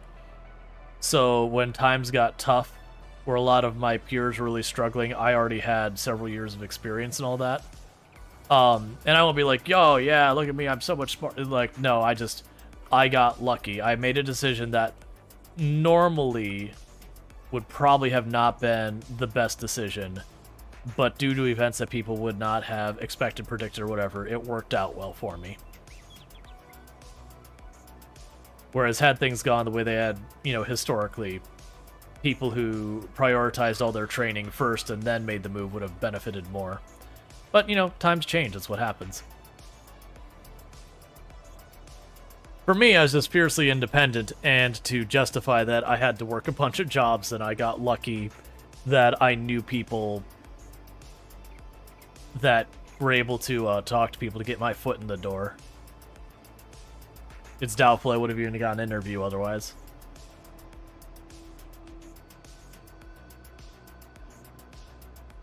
But that do be what it do. Yeah, so I was fortunate, especially later on in my career, the skill set I had built up kind of afforded me the opportunity to kind of really, if I wasn't happy at a job, I could just switch. It was fine. High demand role, way more experience than most people in a broader area of things. It's not that I get any job I want or anything like that, but if I had to leave a job, I knew I could be in another job in a matter of weeks. Not anymore. That reality is gone. Like with this past year and a half, I wouldn't say that with confidence, where 2-3 years ago I would have been like, oh yeah, absolutely, I could be like, if I need to get back in a dev job, I could do so in a couple of weeks. It'd be perfectly fine. But right now with things, it's a really scary situation out there. The curious is, you just got out of logging and tree climbing career, just inherited a house, and you're all in on AI and coding. It's been quite an adventure to train your own to do stuff for me. You're building a company with its help. People are sleeping on it. So the AI becomes a complicated topic because there is a lot of good things that AI can do. Stuff where AI can go through and take all sorts of historic medical historic medical information, you know, the different symptoms, what was the actual, you know, outcome, all those things, and do things like advance a lot of stuff that could do a lot of good. So like AI as a broader topic is not a bad thing. Then we have generative AI, which has a lot of problems because a lot of the way it's being used is very clearly not okay. I do know a lot of people, not in your situation, but a lot of people who aren't more knowledgeable about machine learning and artificial intelligence and algorithms and all that, they use them kind of interchangeably. But yeah, it is tricky because there is a lot of misuse of AI, which is making it seem like a very terrible thing. And a lot of the misuse is terrible.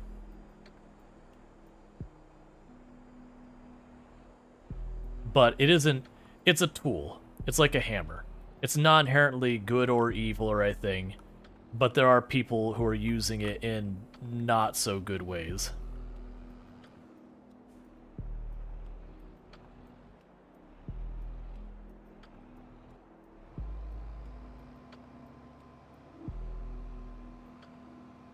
But for me with that kind of stuff, with the generative AI, I would love them to be like, okay, legally speaking, you are required to disclose every single individual who this AI, like when you put up a piece of AI art that was trained on stuff they got a hold of, that you're like, okay, well, you need to properly put every single one of those individuals that this was trained on in the credits because you partially use their stuff. Also, for commercial uses, you know, there should be some monetary amount that the person you've trained on gets because you are using their stuff.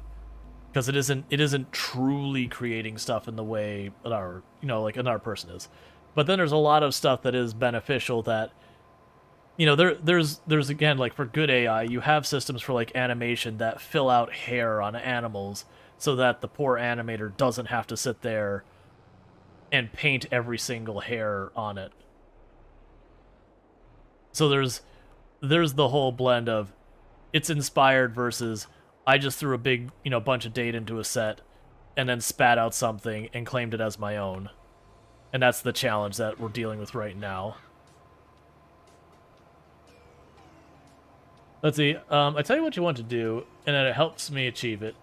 I have a prompt telling it that if you... I have to serve ADHD and makes new info so much more digestible. You do that, kind of responds to, and remember, yeah, no, that would be like that's not a bad thing. Like having it so something can like consume information and then give it back into like in a format that is more suited for people who are neurodivergent and all that would be a good use case for it.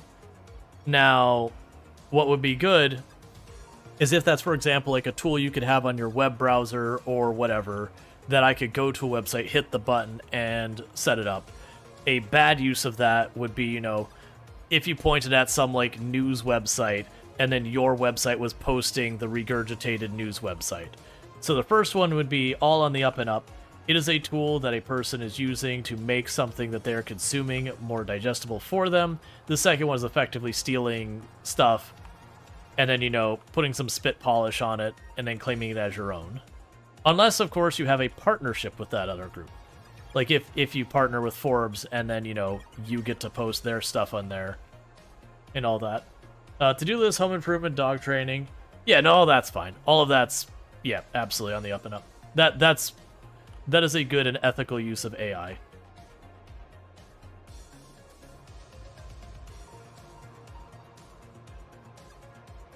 You're sick of AI.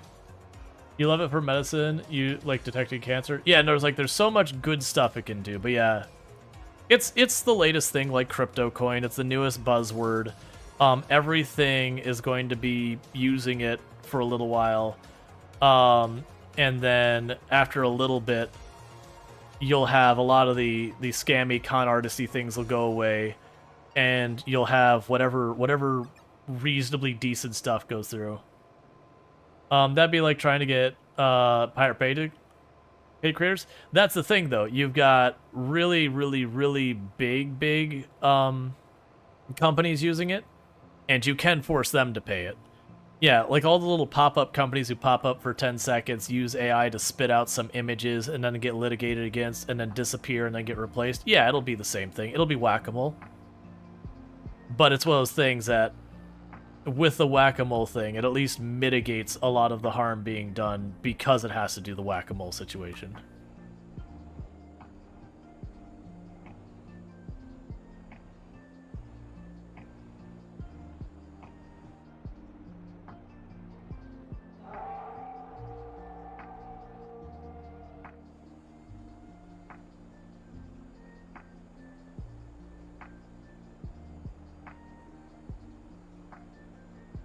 Let's see, we have an interesting case here. I've lost track. Case here at the moment. A News Corp plugged a generic picture of a female politician into Photoshop to retouch it, but they didn't realize it was also adjusted proportions, and she's taking legal action, and the News Corp is trying to pass the blame to Adobe. Yep.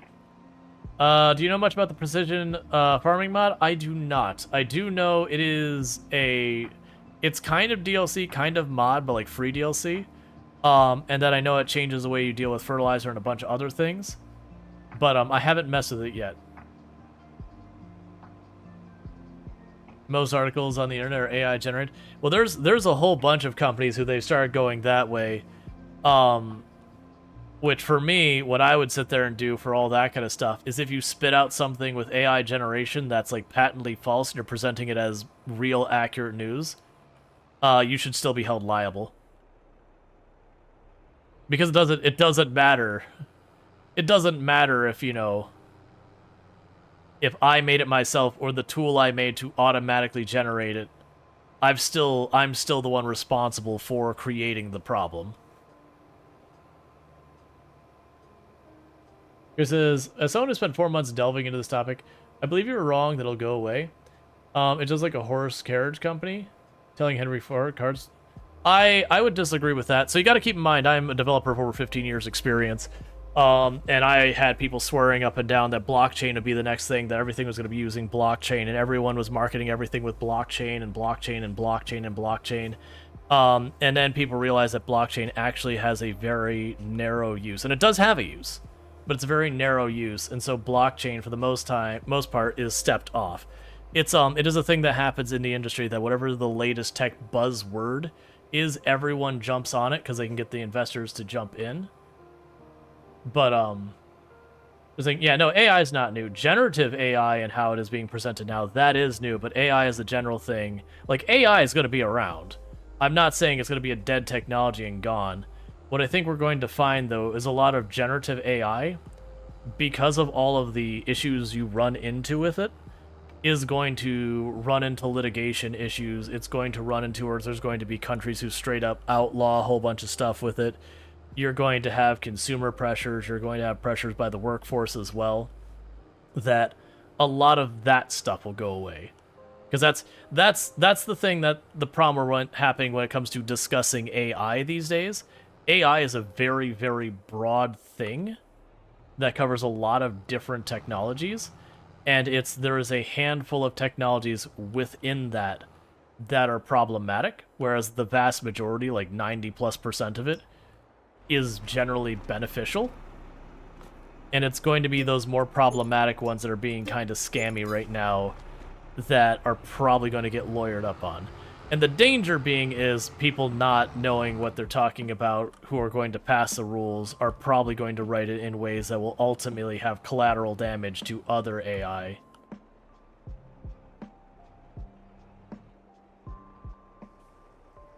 Let's see, this is the first stage. The generative AI that is essentially word prediction, AGI, artificial general intelligence, will change the world overnight when it is achieved.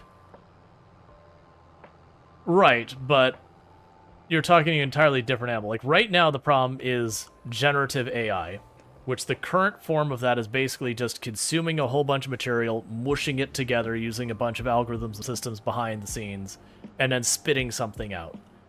And they can do that with music, they can do that with images, they can do that with... They're getting to the point where they can do that with video. That there is problems with a lot of that where it's kind of a way to skirt copyright law. And that's the issue. Like, AI, as far as, like, being predictive, that's fine. There's nothing wrong with that. AI being able to, like, guide stuff, that's fine. That's nothing. Oh yeah, no, that's the thing. AI as a concept has helped lots of people. Like, where I'm saying all these things, don't conflate it that AI bad. That's not even remotely what I'm saying. It's generative AI specifically is the one we're having problems with right now. Which is a very small slice of AI. And I don't think it's going to go away, but I do think we're going to see significant changes in litigation against it that will limit its use to try and mitigate a lot of the bad actors right now. Like I could tell you from people I know who just jump on whatever the latest buzzword in the industry, and run with it to effectively run a business that has no future, that all of them are in on the generative AI right now, that they backed away from cryptocurrency, and then they backed away from NFTs, and now they're in on the new AI. And again, that's specifically talking generative AI, not AI as the broader topic.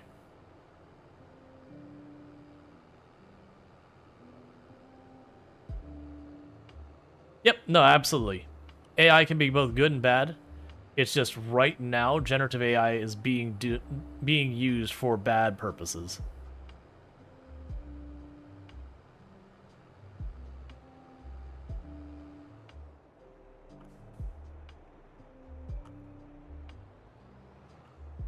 Azita is the most interesting thing you've learned about your work then? You're 38. You've done some stuff? Yeah. No, like AI and the broad, like what you've done, like what you're talking about doing, isn't the thing I'm complaining about. Like you're looking at taking it so you have a system that can take stuff and be able to consume stuff and regurgitate it for purposes of being better for people with neurodivergent conditions. Like that is a honest, decent, and perfectly support.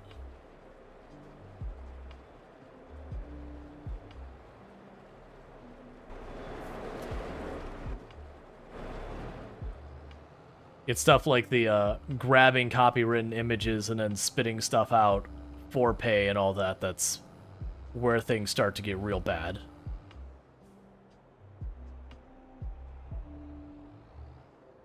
So, to be clear, we don't have, like, a hard, absolutely no politics ever kind of thing. We generally be very careful on it. It's like, things I do typically say is usually when we are talking about something, like, along the edges of politics, we'll usually say, you can't name any specific individual, political party, whatever, organization.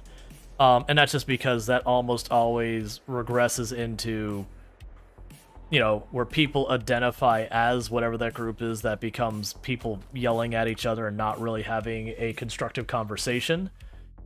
We won't usually go into any specific hot topics, like, whatever new law is being passed, so usually avoid that kind of stuff as well. But, like, I don't know. I feel, yes, there's a balance you have to carry about there are important things that people need to be willing to discuss, but at the same time, you need to make sure those discussions are, in fact, discussions and not just people being unreasonable to each other. Which is the unfortunate catch you run into with a lot of times, is especially with a lot of this stuff, people can take it very personally.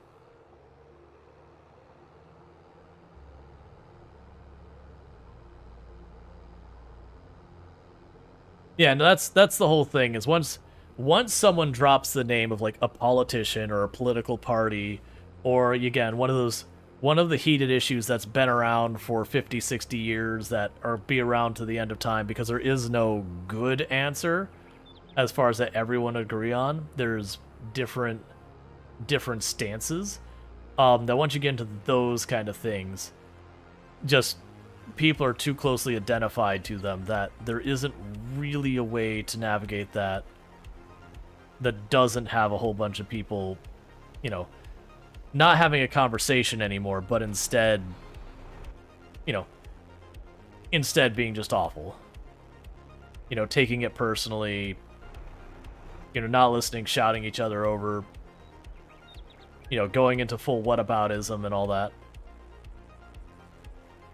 Let's see, we are just monkeys at a base level. We are not equipped to have to deal with this timeline history. A little too much. I mean, definitely things go faster than we adapt. This is true.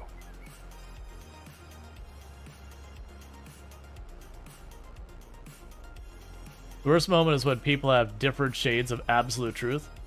Yeah. I do love, like, every once in a while I have someone who try to do, like, you know, they'll try and stir up the pot by, like, being like, what about pineapple on pizza? I'm like, I don't care for it, but if you do, that's fine. Like, it doesn't bother me. What? Come on. Like, it's not something I'm gonna be bothered by at all.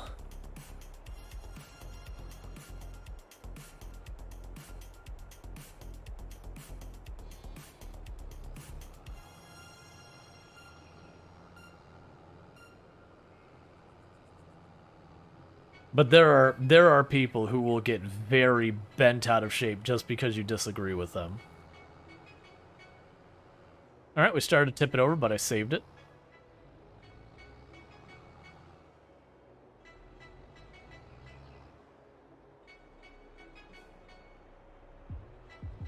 Okay, so just wanted to empty those real fast.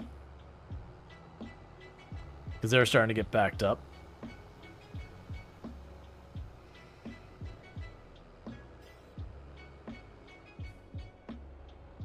Yeah, no, I don't generally shy away from the AI topic personally, because I feel like the fact that once upon a time I was pursuing computer graphics and I did commissioned work and all that, and I've also done 15 plus years software development, which did include machine learning as well as bunch systems that, you know, they're in that area along the edge of AI. That's kind of one of the things that a lot of people fail to catch is that while AI is its own technology, there are so many different technologies that the overlap is extreme between stuff like machine learning and artificial intelligence and just involved algorithms and systems that they're different, unique techs, but they very heavily overlap each other.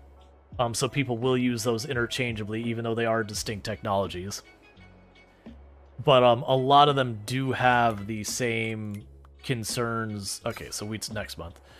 They do have a lot of the same concerns, but then you do have kind of sub-categories or whatever you want to go with within those categories.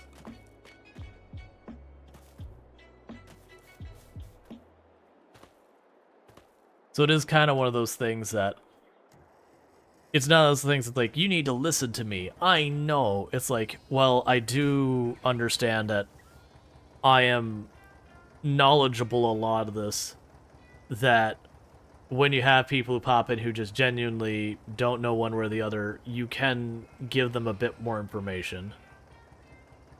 Because there's a lot of people who just read whatever the latest take is on, you know, their you know, like whoever or whatever politician's saying something, whatever news organization is saying, whatever that, and most of those, they will take those super duper thing of this technology is evil and shouldn't be used, or this technology is everything and anyone not using it's an idiot, and nothing is usually that cut and dry.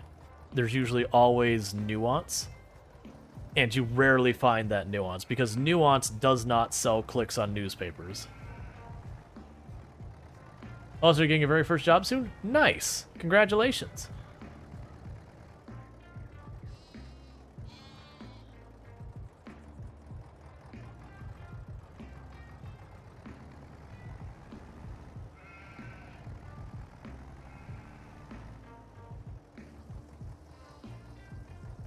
But yeah, so it is a thing. And like I said, I don't think AI within itself is inherently evil.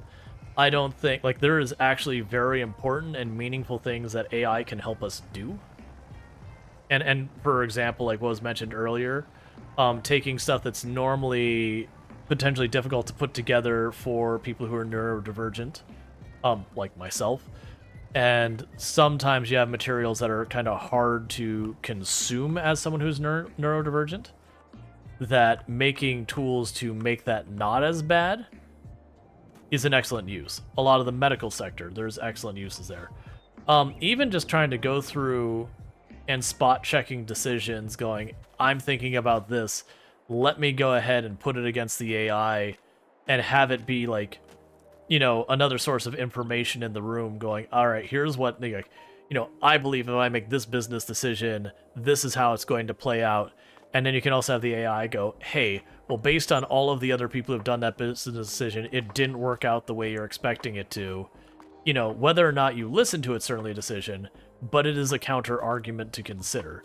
That you now have something that's got data to, you know, hopefully help guide you to making better choices and all that.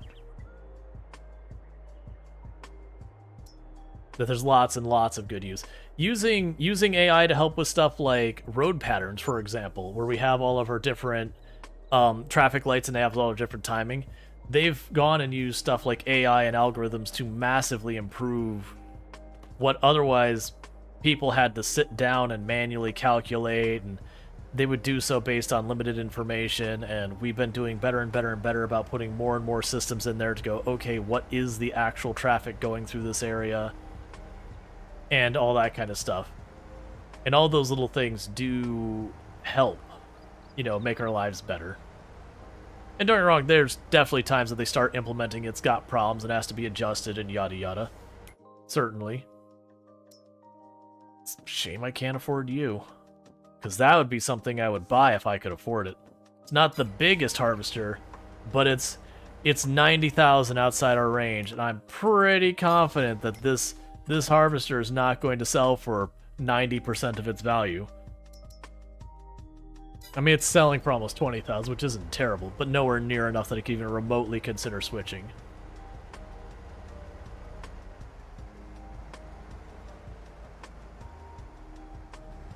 That's actually another thing you'll probably notice on the channel, is most of the time I won't make blanket statements like this good, that bad. Sometimes I'll give like counter arguments or that kind of stuff. Oh no, wait. We were making the mistake again. Stop. I really hate that one of the things this game does is anytime you harvest a crop that can't have like the straw spit out thing, it'll turn it back off.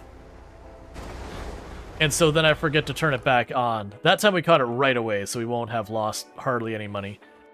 Alright. So now what we've got going on is it is time to harvest. So I've got the baler to do, I've got the trailer to do, and I've got the auto baler pickup, whatever it's called, as well. This is kind of our big day for getting a lot of stuff done here. And then once all that's done, we end up having to cultivate and fertilize, and it's a whole big thing. But this is harvest day. Alright. Hey, She-Wolf. It's going pretty good.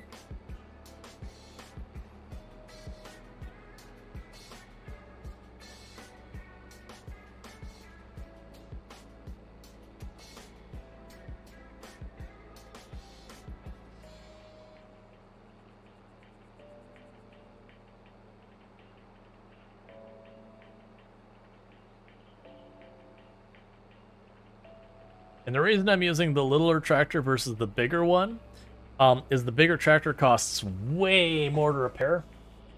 And with how many working hours on it, it's literally at its worst that it can have so far as maintenance time. So by deliberately like splitting it up and putting it on this tractor that's way cheaper to repair, that's fine, because ultimately the bottleneck today is that harvester.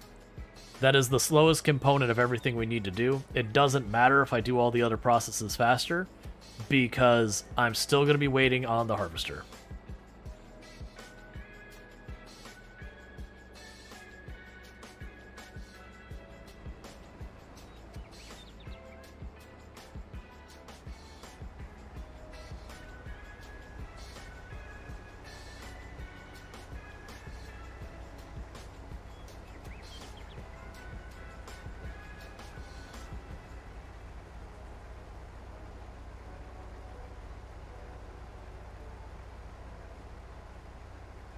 Okay.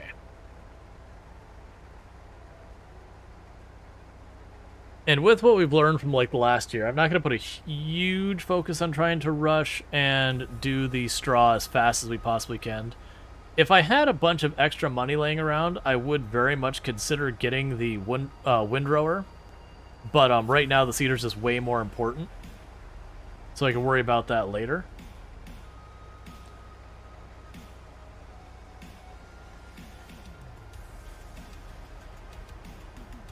But yeah, so with a windrower, we can take those straw piles, pile them all up together, and just do one quick one quick pass with the baler per 3, 4, 5 rows of straw, and that would make that whole process way faster. Which then, because all of the bales would be in a line, we could then very easily go through and hit it with the auto baler to pick them up super fast.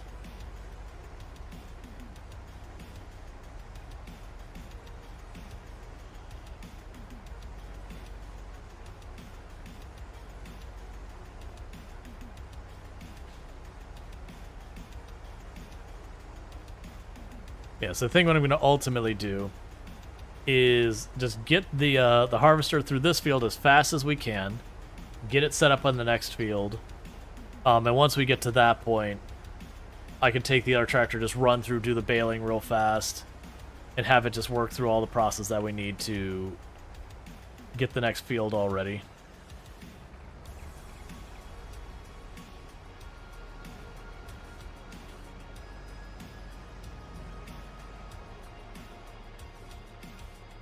It'd be really nice if we had some, like, one of the issues is all these tools are back-mounted tools. It'd be really nice if we had a couple of front-mounted tools to also help.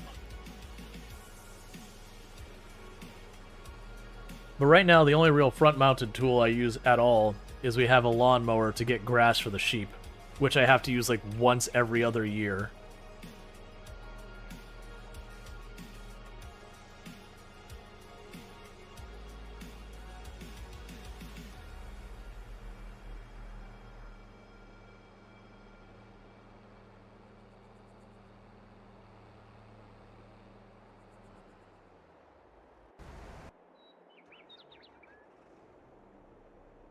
Yeah, we can spit that out.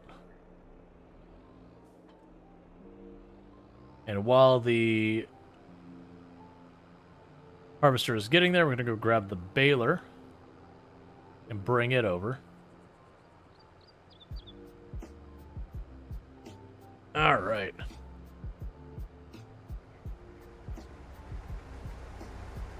It'll be real nice to finally have that bigger seeder. The biggest seeder. So that'll make setting up the field super fast.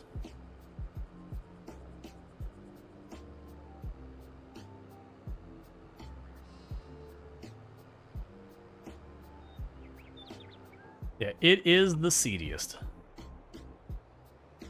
Oh, I have to turn around the other way.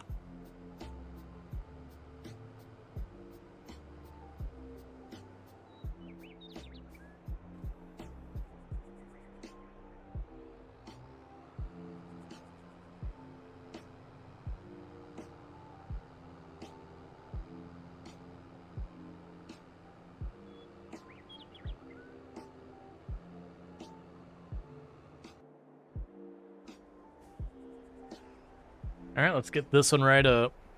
Pick up the next load.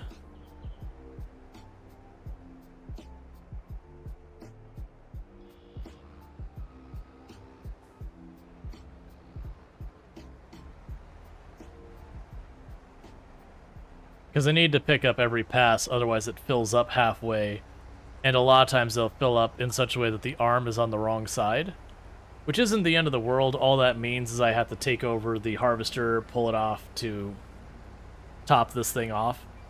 But it's inconvenient, and it does slow down the speed with which the harvester gets to go through everything.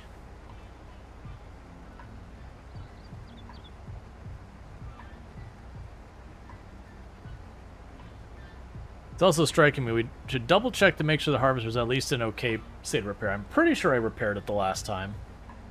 But if it's damaged badly enough, it'll actually cut into the amount of harvest you get. Because the idea is the machine's damaged, so it's like spilling little bits of it out the sides and, you know, all that kind of stuff.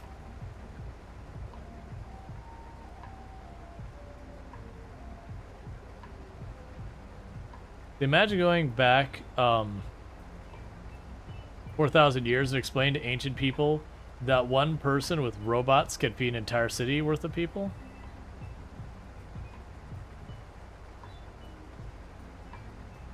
I mean, that's probably thousands of years in the future that we'll be able to do that. We're not able to do that yet.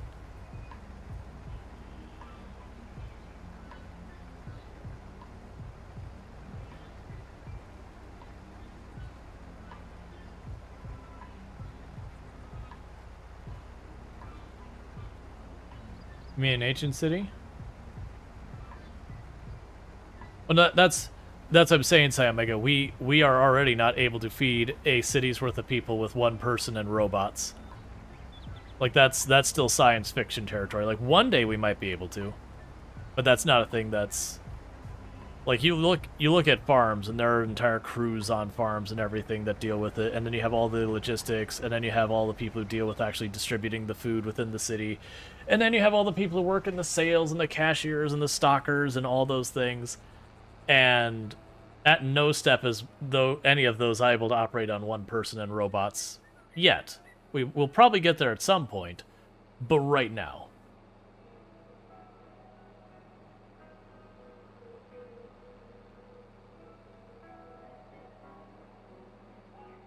How many people can a couple tons of wheat feed?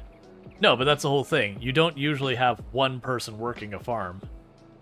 You have entire teams of people.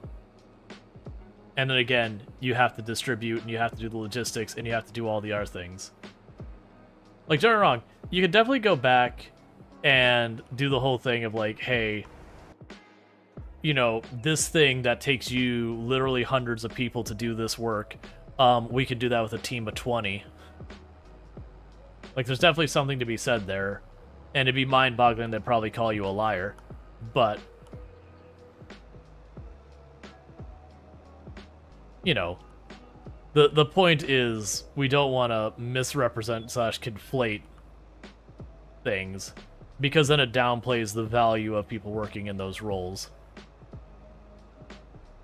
What is your favorite Lord of the Rings character?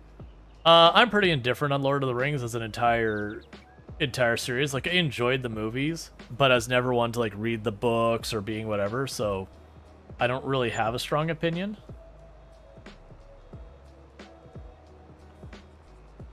But yeah, no, being able to go back and...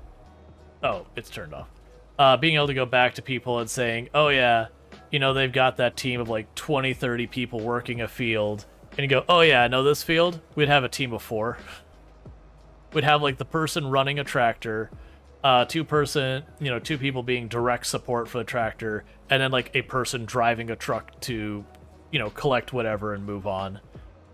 Like... And the field would produce more than double the volume of crop because you have a better understanding of like fertilizer and, you know, the requirements for the various plants and all that sort of stuff.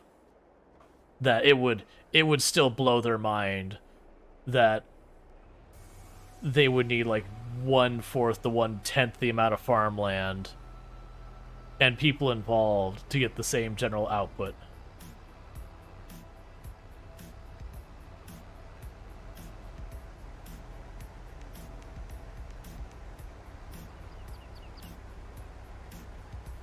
Let's see, your partner and you spent the week on a little organic farm.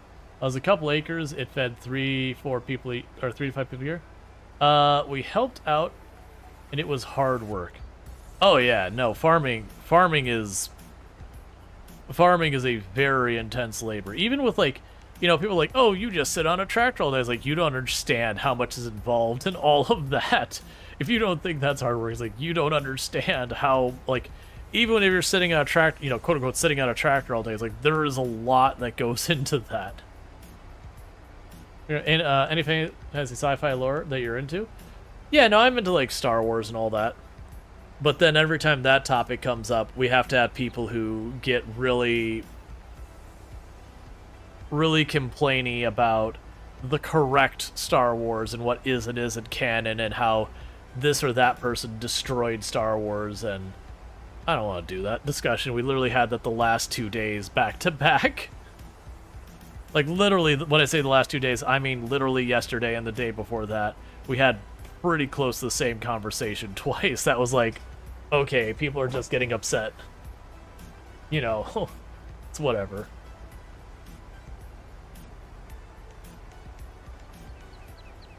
That's but very generally, like not even like like any fandom. It doesn't matter which one: Harry Potter, Star Wars, Star Trek, Lord of the Rings, Warhammer 40K. Any one of those ones that's been around for long enough, especially if they haven't produced something in a while. Like there's been like a quiet period that people have been waiting for like the next installation. I personally am of the mindset there isn't a way you can release a new thing in that fandom where you don't have a whole bunch of people extremely upset to the point of like, you know, figuratively pitchforks and torches. Like that level of upset. Like there isn't a path that does not happen. Because everyone wants it to be something else, and the longer you've gone without doing something with it, the more divergent what you want that to be can get, and it will be impossible to make everyone happy. And then for a lot of them, it's also, you know, when you're talking 5-10 years have gone by, like, what's in, what's popular, what's not considered okay, like, these will all change in that time frame. So just creating the same thing again also doesn't work, because the same thing as it was originally ends up just not being suited for what's going on. Because, like, it's also like, for the Star Wars example, there was a lot of people who complained about Episode 7 changing too much. Like, that was just way too different. Why do we have new characters? And then you had just as many people who were pissed off. They're like, well, this is just a New Hope, but you just swapped the characters around. And we're not going to dig into that, but that's the whole thing. The same movie had the exact same arguments as to why it was bad. And clearly one of them is wrong. But that's because they're subjective, they're opinions. They're not like an actual measurement of any of those things. It's one of the dangers of like circling back to established IPs and all that. Again, especially if it's been sitting. Like if you're continuing to churn out more and more stuff, it's not as much of a challenge in that kind of area, because there's a gradual transition as times change to, you know, try and stay relevant and everything. It's only when they really sit for 4, 5, 6, 7 years plus that it gets rough. That's the reasons I get surprised when you see like an old IP that may have been beloved in its time but hasn't had anything done in forever, that you suddenly go, oh, they're making a new that? And you kind of scratch your head and go, really? It's like, there's nothing wrong with it. I enjoyed it, but like, that's been sitting there collecting dust for 25 years. Why are they bringing that out of the vault? And the answer is they're trying to cash in on nostalgia. So it's definitely one of those ones to not buy into right away, because it's probably going to be crap. But they're just trying to get that nostalgia money before you realize it. That happens a lot in a lot of game stuff. Is like, if they turned around, let me try and think. If they turned around right now and they're going to release no sound? Oh, thanks for letting me know over there on TikTok. Yeah, Windows update. You can't hear me, so none of this means anything to you. Alright, that's super annoying. Oh good, the setting button's not working. TikTok Studio is such garbage.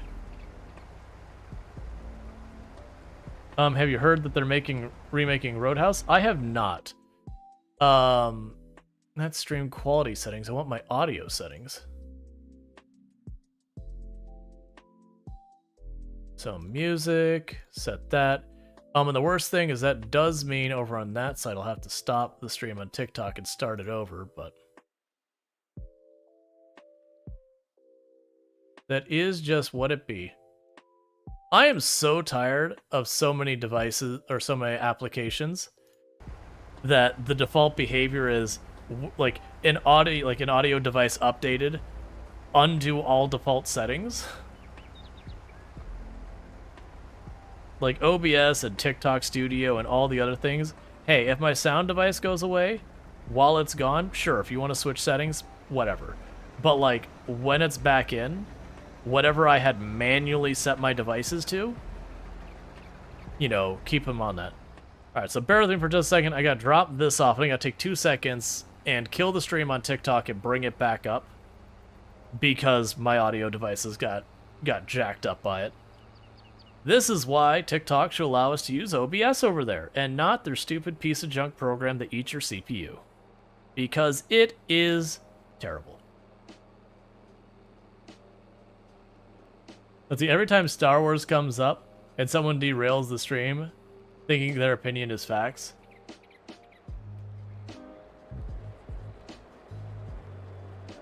Yep. Well, the one that bothers me is when people take whatever their opinion, because you're allowed to have opinions, that's fine. You're allowed to not like the movies, that's fine. You're allowed to have all those things, that's fine. Okay, oh wait, I have to actually exit out of that program entirely. So you might hear a Windows sound. If you did, it's me. I don't think you will, though. That should be separated out. So I just gotta fix this real fast. Otherwise, there's no point in me having that running. And now it should have sound. I also don't like it because I have all my audio settings for making sure, like on Twitch, it's like good volume balanced and everything. And if you look at the equalizer on TikTok's live studio thing, like you see the tiniest speck of a green bar appear. And it's the exact same audio settings. And it really annoys me. But if everything just used, like let us use whatever tools we want to use, like OBS or there's other tools out there, then that'd be a not problem.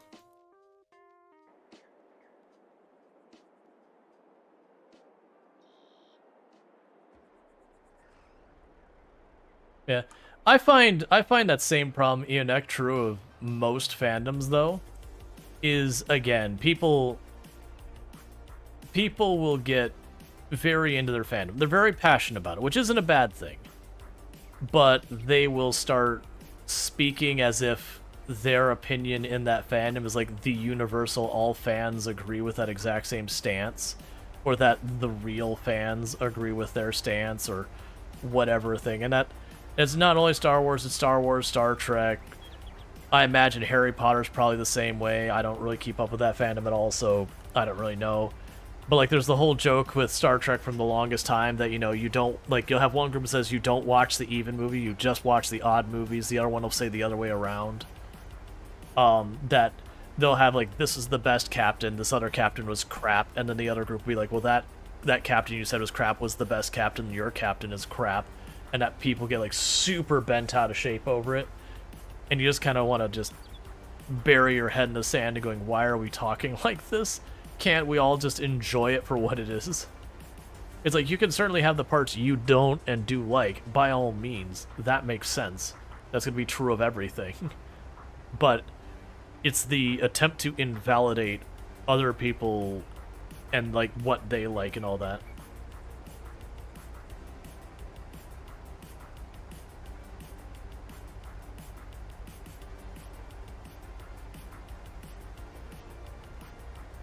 I always find that very frustrating. It's one of the reasons I jump on it really hard.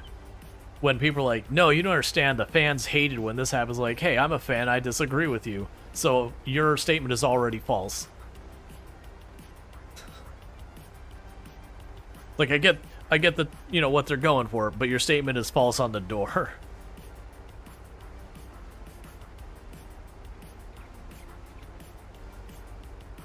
You can speak for yourself, but not for everybody.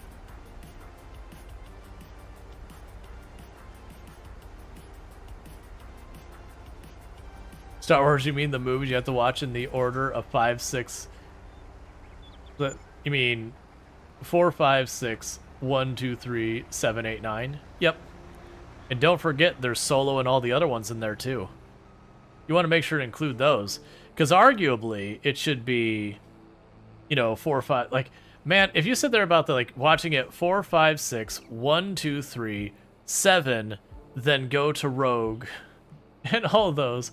If you try to watch them in the order 1, 2, 3, Rogue One, 4, 5, 6, 7, 8, 9 kind of thing, man, that whiplash you must get going in from episode 3 to 4 and then from 6 to 7, that has gotta be significant.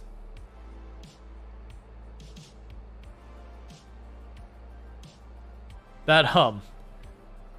Like, I still have, like, a lot of nostalgia for the original trilogy, but 100% going back and watching the lightsaber fight between Obi-Wan Kenobi and Darth Vader in episode 4 nowadays, it feels real weird.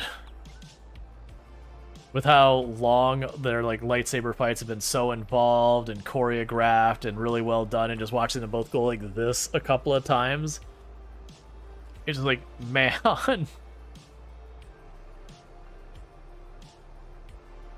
It's like, I have a lot of fond memories. I can still watch this and enjoy it, but there are definitely parts that did not age well. Then there's parts that did. Like a lot of the spaceship stuff aged extremely well because practical effects have held up relatively well. Even though they do look dated, they still look good. So a lot of people at least wanted some of the expanded universe.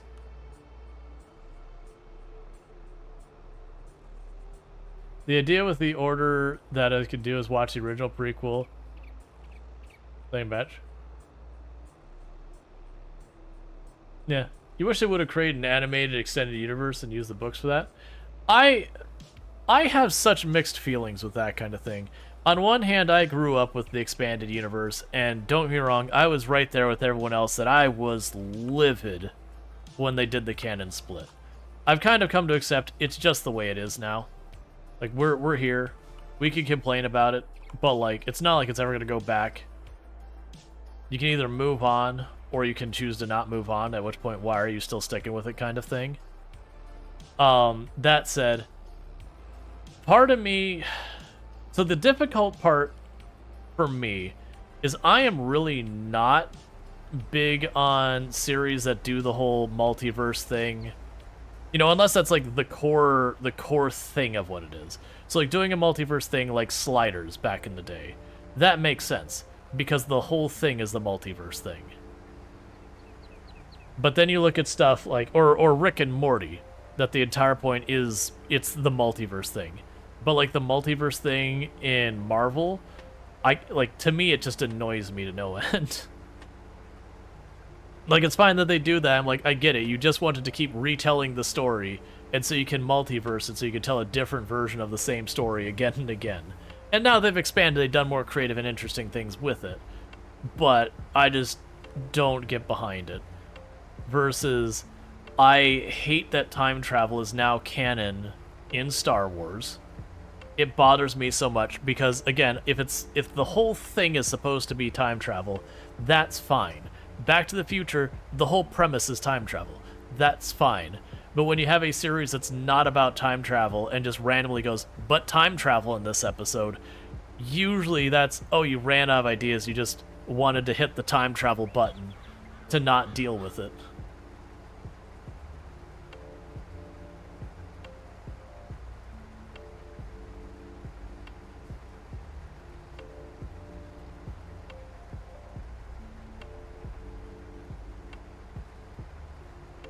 But yeah, so that's Oh, I missed something in time travel? Yeah, so I won't spoil exactly what happens. In Rebels, I believe it was, they did canonize time travel.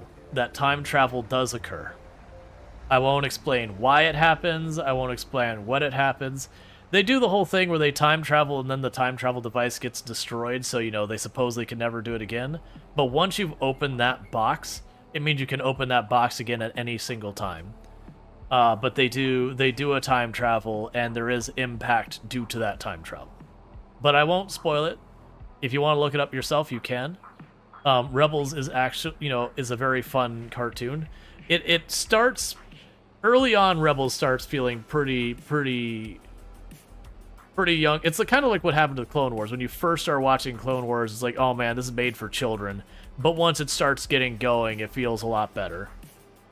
Like, as in, it's made for children, as in way younger than me kind of thing.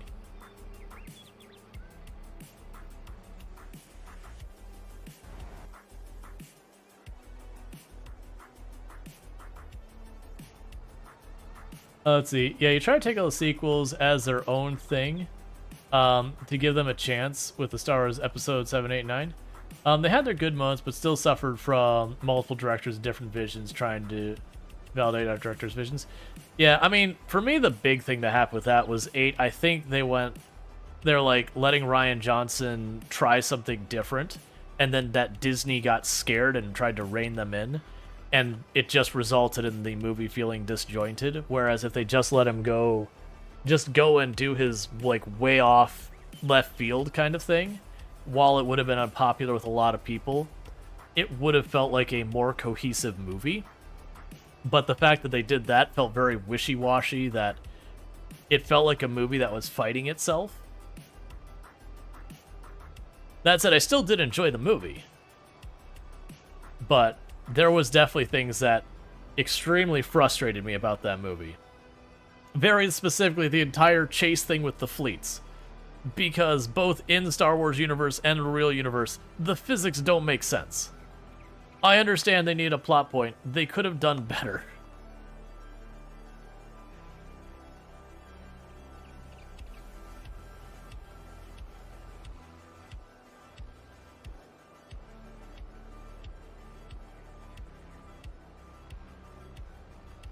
But it's fine. It's whatever.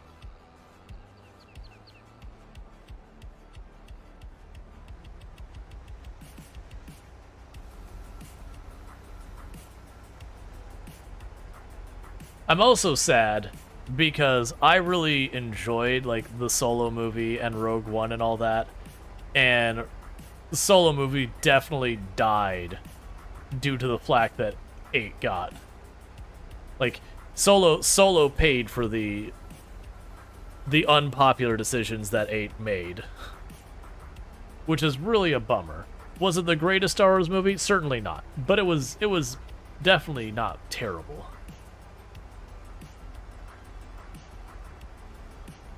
And I enjoyed all the movies when I watched them. I definitely would say there was things I did not like in the movies, but I enjoyed them, and people were like, oh, well, if I could go back and fix the movie, I'm like, well, that's the first thing, is one, that's what you're saying, but you gotta realize how much work goes into these things.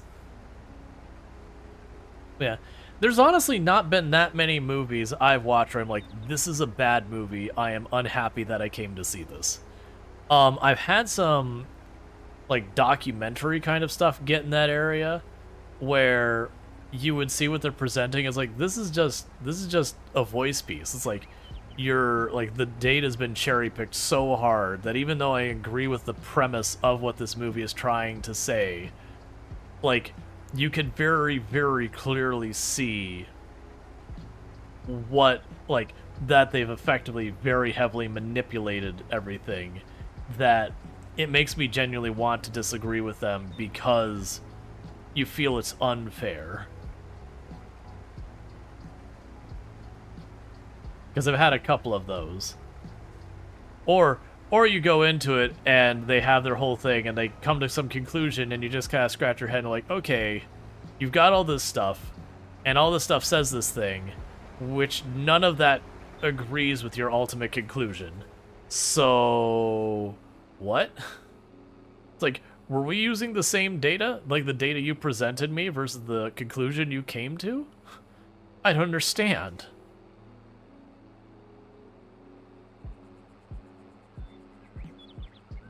Like, and honestly, I feel like it's a big problem that we run into these days, and it's gaming, movie, and everything involved, that it's become a very big thing to just dump on stuff that, like, if it has a minor flaw, to just treat it like it's the worst thing that's ever happened.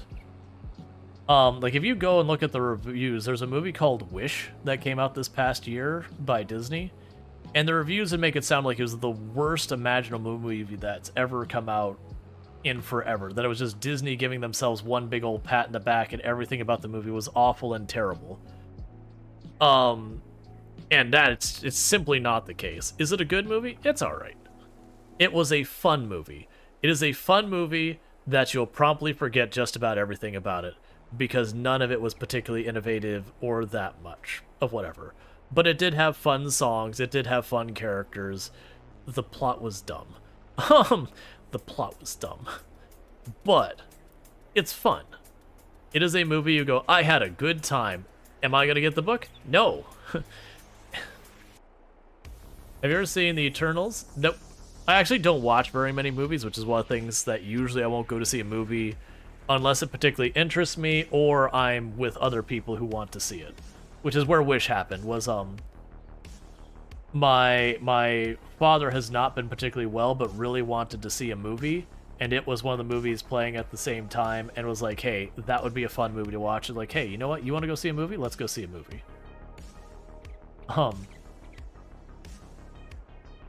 That's all I'm looking for is a good time. Yeah, no, Wish is absolutely a good time if you're into, like, Disney-style movies. Like, you know, like, people singing, magic, they're having a clear villain and all that kind of stuff. Like, a lot of that kind of stuff. It will absolutely deliver what you expect out of a Disney movie. And it's, like I said, it's a good time. But like I said, the reviews about it were just, oh my god, this is the worst thing. Look at Disney just patting themselves in the back the whole time.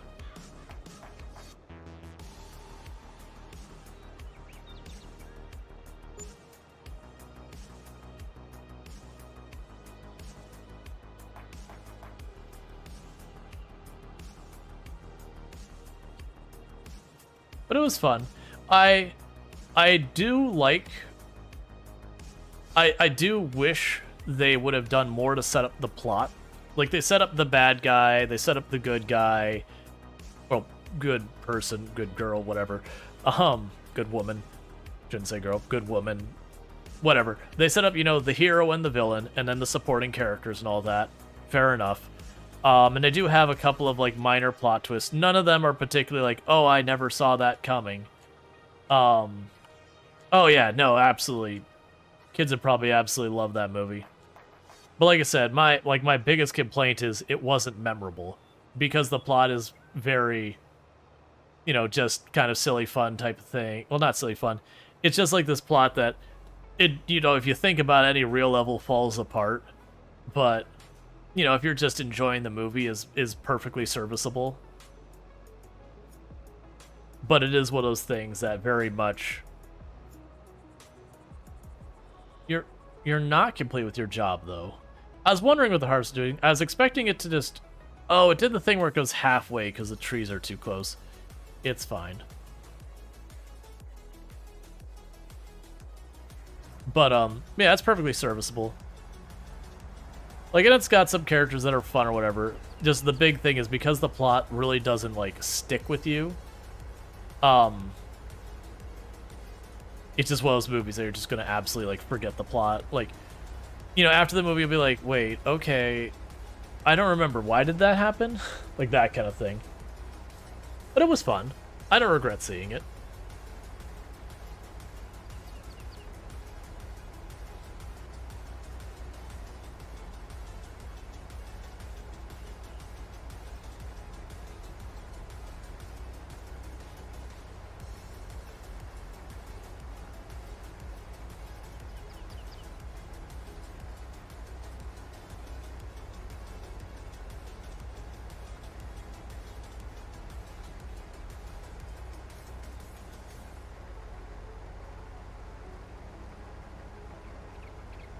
But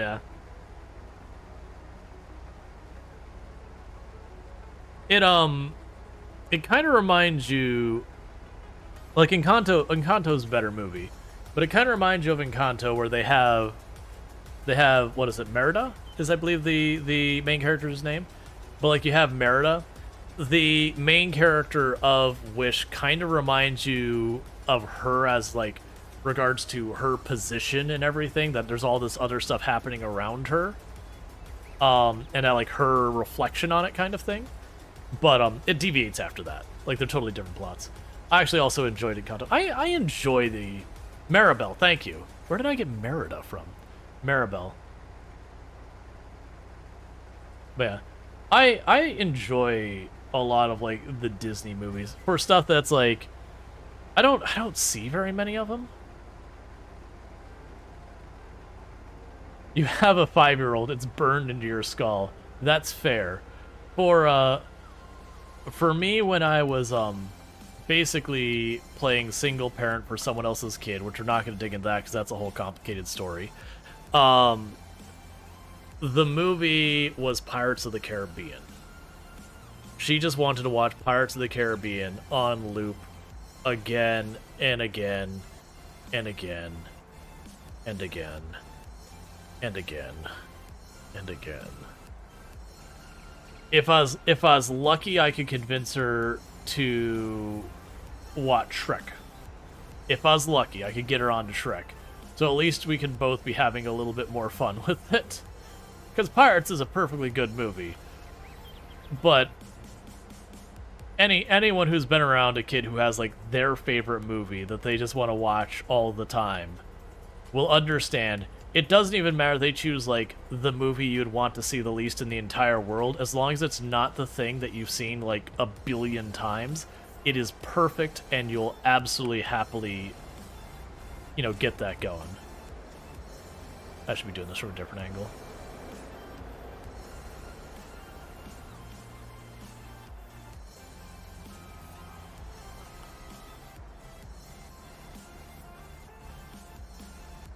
There was a cute story with the babysitter that was watching Shrek, I think, on repeat. Because she thought the kid liked it, and then the kid, you know, had it watching because she thought the babysitter liked it. That happens. Which is why you should just communicate. Which, obviously, a kid and a babysitter, you know, babysitter probably being, you know, teenager or whatever, young adult maybe. You understand. Yeah, that's, man, what was it? I think it was a coworker that they had like a family tradition kind of thing, and like everyone was keeping this family tradition going, and then they finally sat down one year because it wasn't going to happen, too much was going on, and they were feeling so bad that everyone was going to feel so terrible about the fact that, you know, the thing they did every year didn't happen, and they kind of came to realize not a single person in the entire family actually enjoyed the tradition, but everyone else kind of assumed everyone else enjoyed the tradition. And so it's like, after they had the talk, I was like, oh yeah, we'll just stop doing that, I guess. That once someone sat down, I was like, no, this tradition sucks. It's so much work.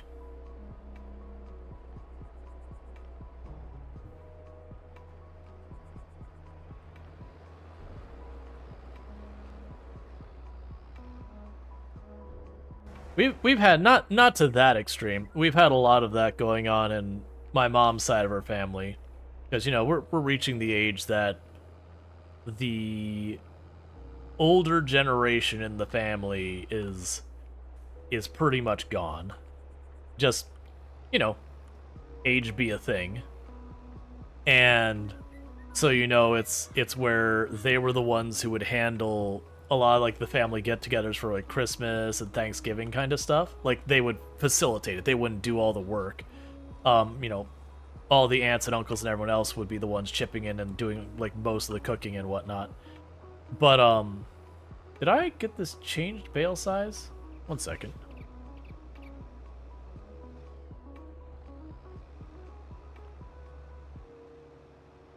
I did. I was like, those bales are smaller for some reason. Well, that sucks. So I hit the wrong button at some point and made our bale smaller. It's okay. At least we caught it now. So it's only a handful that are smaller. You're saying, you've had to put your foot down with your daughter, say to her that she can only watch something she hasn't seen before, otherwise it's been watched a million times. I would probably sit there and have, like... It's still smaller? No, it's set to 180 centimeter. That's the largest this one does, because that's the largest my auto baler can do. Yeah, so those ones are smaller, but this one will be bigger. Well, I mean, maybe it has to have like one where it's already in the process that it doesn't actually flip over until... It says 155 though?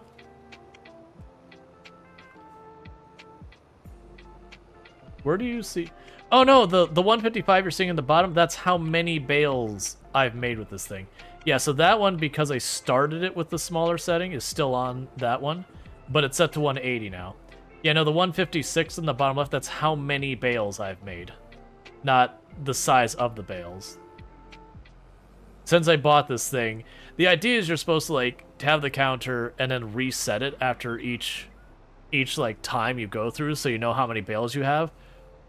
Hear me, I'd rather just to see how, like, I'd rather have, like, you know, the maximum number of bales I can make happen. Like, how big can I make the bale counter?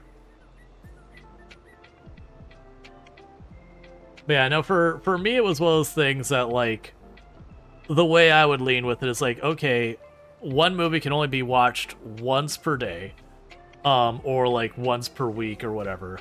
Yeah, lifetime counter. I don't want to know my steps for the day. I want to know my steps for my lifetime.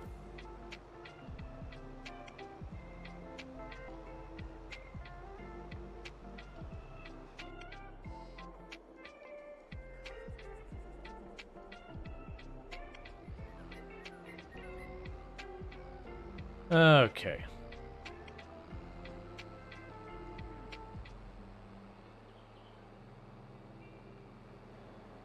But yeah, so right now the process is the seeder's the slowest, this harvester's next. So those are the two things on the block for stuff I want to upgrade. But I could see getting... So it's hard. The seeder definitely is the one we're working on right now. That's my immediate priority. I could see potentially... Oh, I thought it was the other way. Well, that's fine. That's gonna fill up and I'll have to pull it over, and so we'll just have it drop off at the grain mill.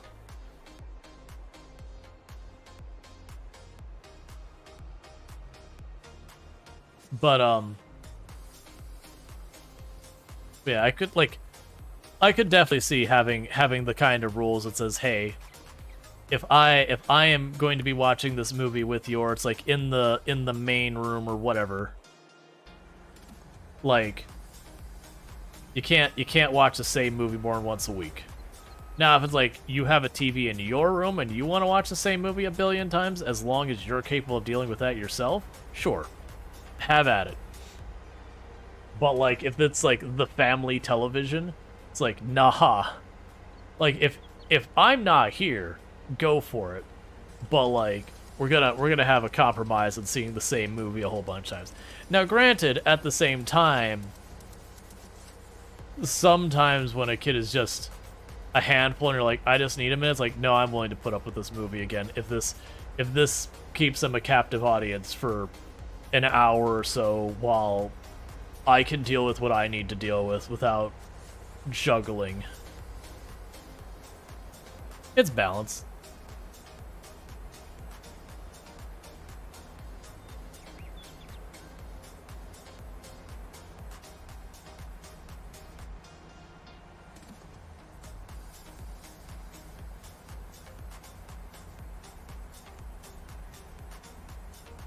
Yeah, we definitely need to get the bigger harvester, too.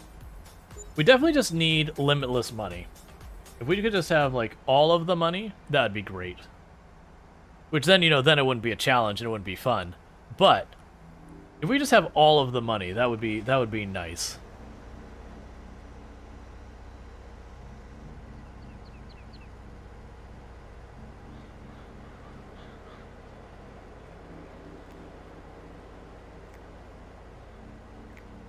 And we've already, that field we did the first one, that's the biggest field of the wheat fields. These two fields on my left are really small, and the one to the right is kind of in between. When you look at your money and it just says yes, yeah, there's enough zeros that they stop mattering anymore. Like, it might as well just have an infinity symbol, because there's enough zeros. It's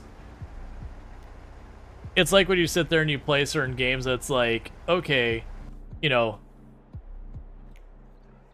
it's like when you're playing like Project Zomboid, people are like, oh, but, you know, I'm really worried about running out of zombies on the map. And you go, hang on a second. Let me fill you in on a secret. There is a finite number of zombies on this map. You are correct. But that number is so high, for all practical purposes, there is not a finite number of zombies on this map. And that's if you turn off respawn. But like, there was a lot of times, and I'm included in this, that when I was new to Project Zomboid, I absolutely was like, oh no, I don't want to turn off respawns. What if I run out of zombies? It's like, you don't understand. You don't understand. If you run out of zombies, you've broken the world record by a large margin on some of those things. You're talking literally thousands of hours of gameplay.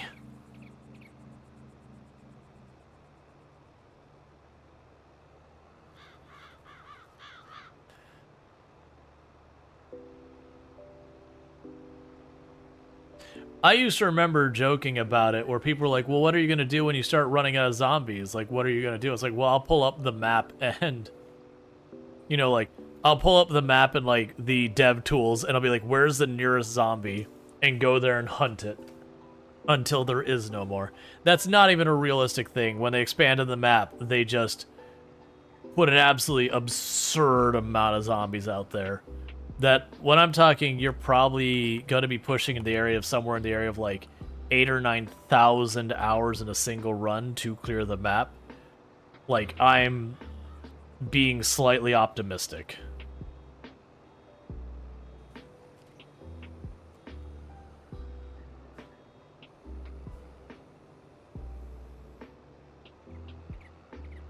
Yeah, always the health potions that I turned it on, but I didn't lower it again.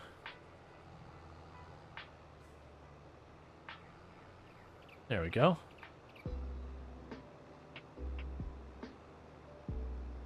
Map clearing record 9,245 hours. Yeah.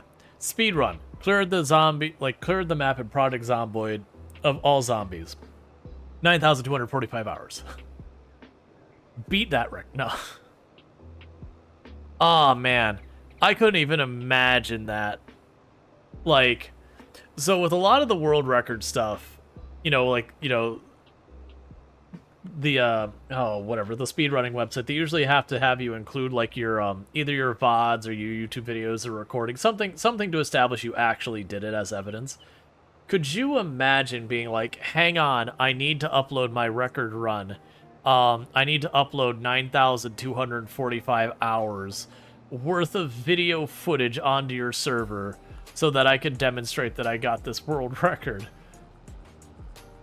To which a response should be, no man, we trust you. Please don't. Alright, Soul Adams, you have a good one. Like, please don't. We'll just take you on your word in this case.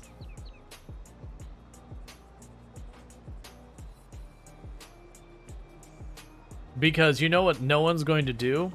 Watch absolutely every minute of that footage to verify that it's legit.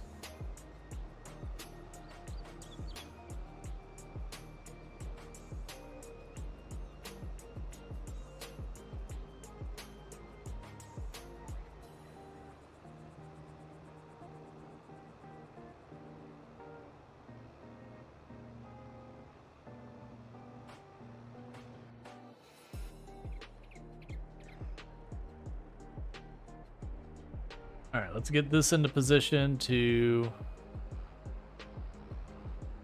empty out the harvester.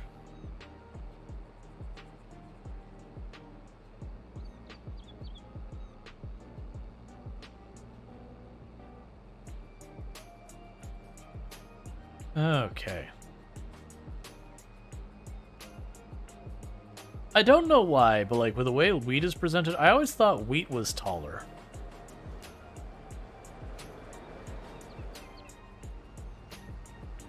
Like I've seen wheat in real life, and maybe I'm just misremembering it. But I could have sworn wheat was like 4 feet tall or something like that. Like it's not something that towers over you kind of thing. But like, you know, it's significantly tall. But then when we look at our tractor, I mean, I would guess, judging by our character size, the front wheel there is maybe 3 feet tall. Maybe not quite, like 2.5, 3 feet.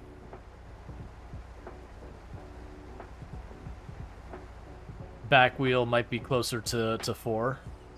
Yeah, because our character, assuming we're like an average height or whatever, our character would stand up taller than that back tire, but not by a huge amount. So I'd guess that back tire is like 4-ish feet tall.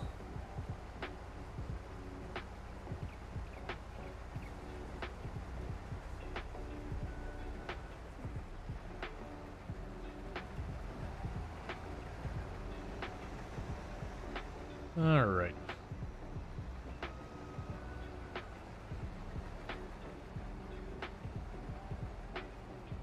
And the good news is, with all the straw, we're going to make, you know, something in the area of like 16,000 today. So that'll be a nice little bonus.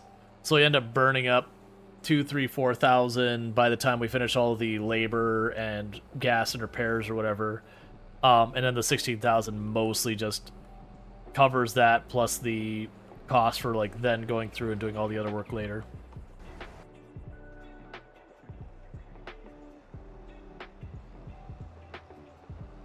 Oh, there we go.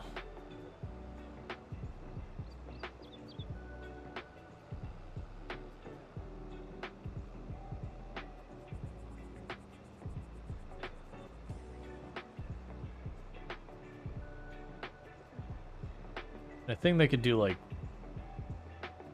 3 laps or 4 laps on that field before it fills up.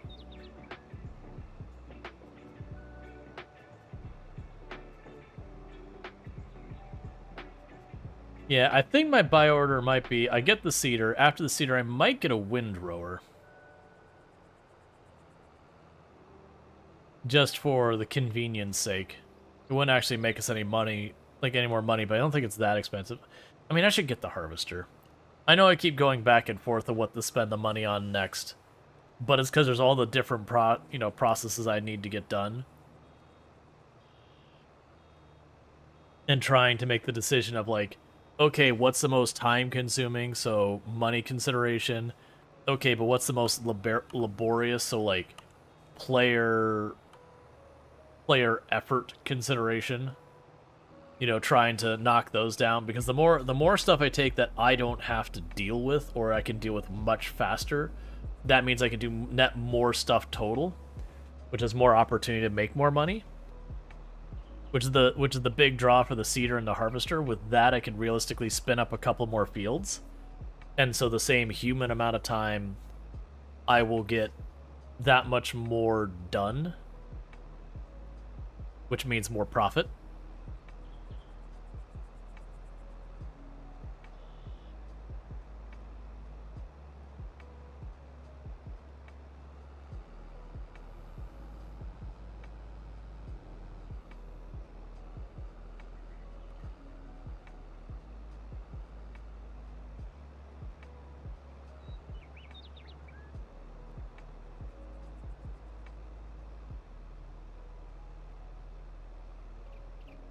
But yeah, then when we finish with this field, we'll probably just go ahead and go straight to breaking out the cultivator and having it cultivate the field.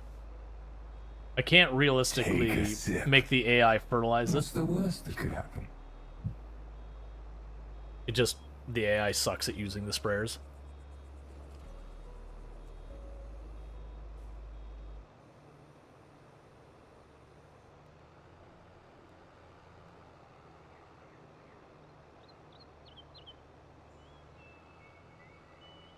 Okay.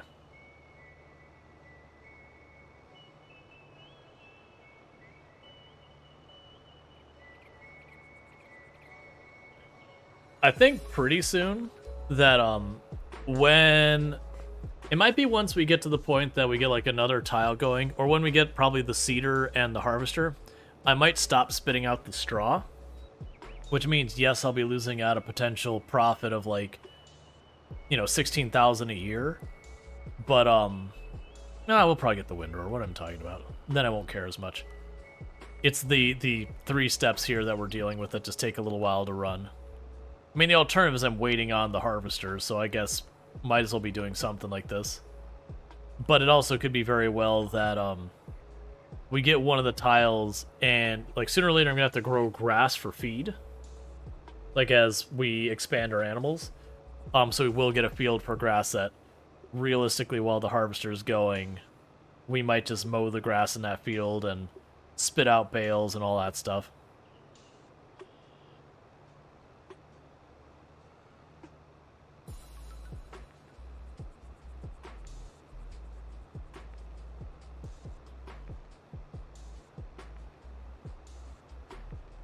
Eventually, we'll probably make silage as well.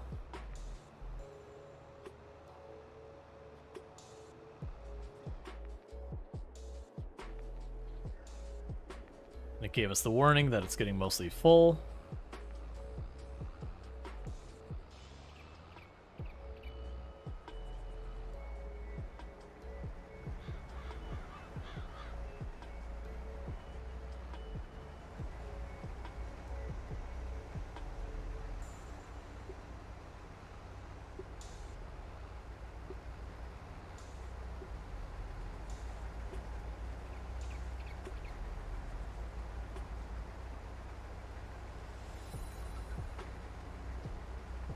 Cool.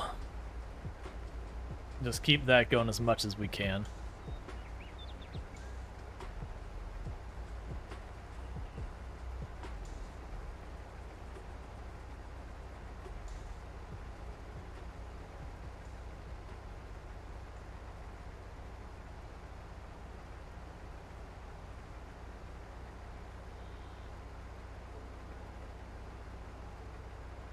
But yeah. There's also, we're definitely going to get the semi at some point, not too far down the road. That might be after the harvest, you know, harvester. Get a cheap semi, get the big water trailer, get the, just the big trailer. Potentially get the equipment ramps for it as well. And start using that to, oh, and the pallet trailer. Basically, we're going to have to do a lot of stuff with the semi. But start using it for moving stuff around.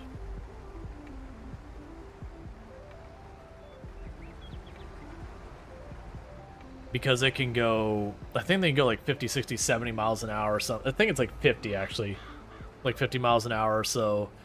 And they have a much higher capacity. So that'd make our lives a lot easier for a lot of things. But that's gonna end up costing us a good couple $100,000 to get the truck part of the semi and then the various trailers to drag behind it.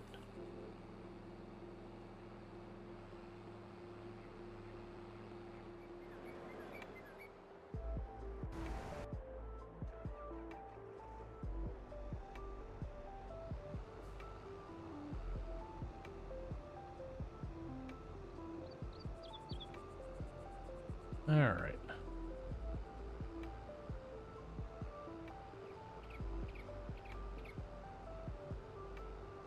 Getting pretty close to done, picking up all the straw. Then we'll just get our, the auto baler picker-upper thing. Which I am curious, because I actually made the smaller bales. Like, how much that'll make this a bit of a nuisance.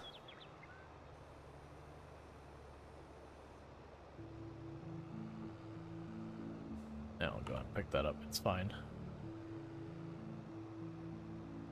Because I suspect, you know, trailer-wise, it's 24 bales, I believe it's going to carry. And I think those smaller bales are like 1/5 smaller. It's not a lot, but that'll add up. I'll probably be able to fill up the entire, like, I'll probably be able to put everything here on one baler without a problem. Thank you for the follow. Welcome to the stream.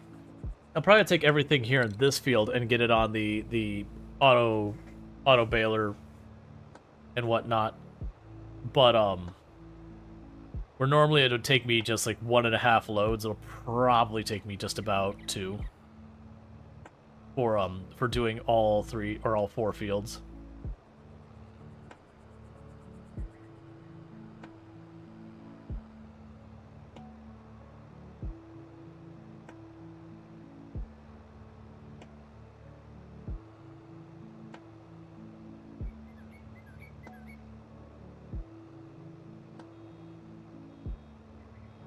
Gonna have to get myself a new drink soon. The one downside is the AI isn't smart enough. If I tried to hand this to the AI driver, it can't handle this. Whether you're using the baler or the foraging wagon, it can't handle it.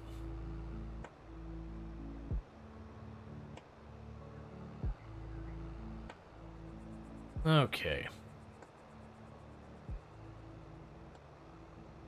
Yeah, so I'm thinking cedar, warehouse, probably another tile of land, harvester, and then we start going after the truck, maybe? Well, no, the windrower, then maybe after the truck. And then realistically, when I get the extra plot of land, there's a really good chance what I'll do with that land is either the field directly in front of me, across from the trees, either that'll become canola, it will set up oil production, or where I put the new land will become canola and be the oil production. Like I'm down to keep a sorghum field. It's more so that if we look at our map real fast. So like if I acquire tile 44, maybe these will become oil production up here. And I'll put like, you know, the oil production. Well, actually, we might even get rid of that field. We'll put like the oil production up here somewhere. If I buy a field over here, then that'll become like sorghum, and then this sorghum field will become oil production. Will become the canola. Because I feel like getting into the oil production is one of the easier things we can do. Because it uses the same machinery we already own. It just has a different building we put it into.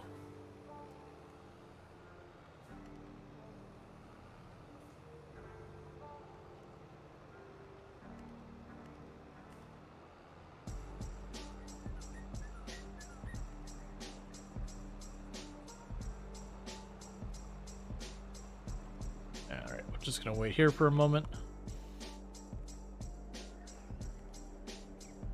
Gotta do the pickup again.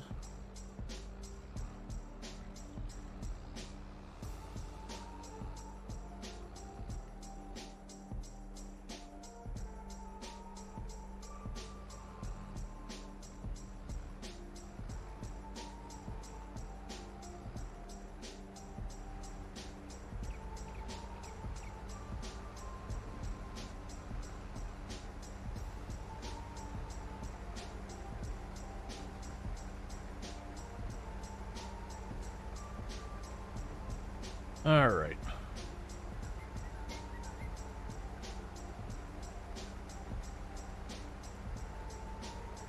That might fill us up to the 80% where I need to do a drop-off real fast. We'll see.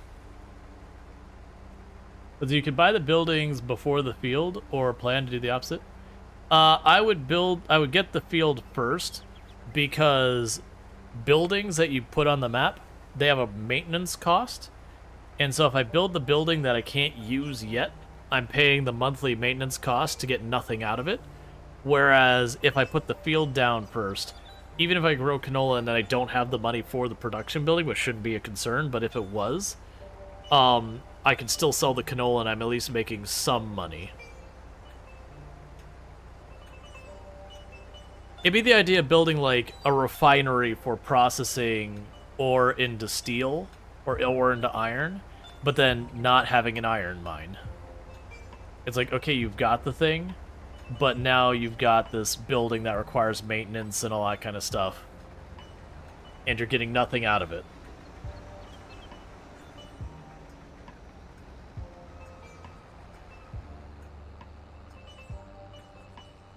Versus a field, as long as you're selling crop, you're always making more money, even if it's not that much more.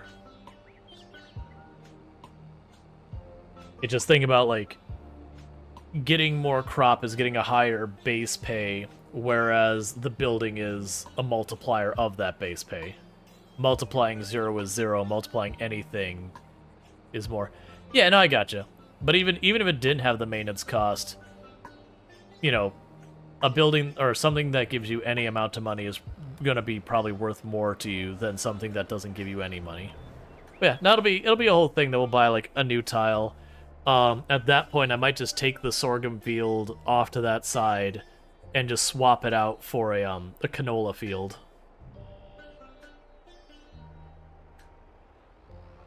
Because that'll work for oil production pretty well.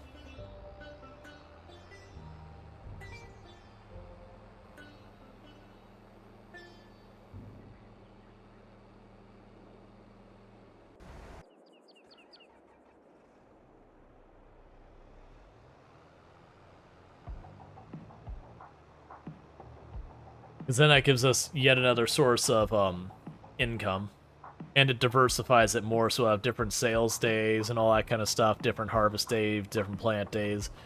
So, you know, instead of having we get to the end of the year, January, February, March hits, and we get our giant payout, and then we just have this whole, like, dead spell for the rest of the year income-wise where we're waiting everything to process.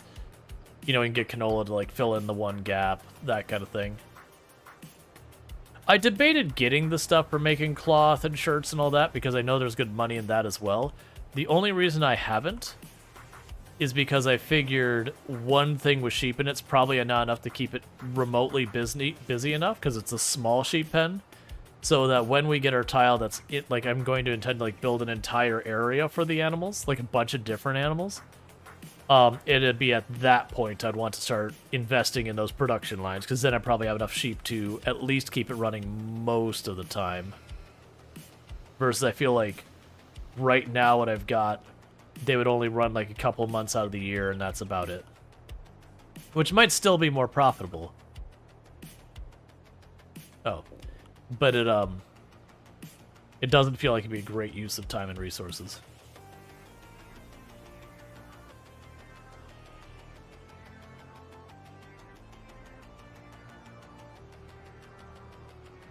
Okay. Alright, so we got our auto baler thing here that just picks up the bales. This isn't a mod item, this is like literally just the base game. I only mention that every time because people know I have the universal autoloader and they'll be like, oh, I need that mod to make picking up the bales to CC. Like, nah, they've got a thing.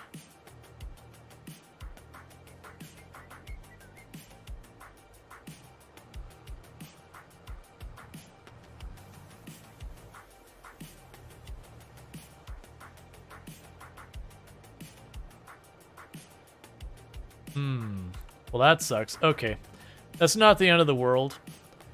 Basically, because I accidentally switched sizes in the middle, it's basically saying, hey, I can only do one size at a time. I can't mix and match. That's fine.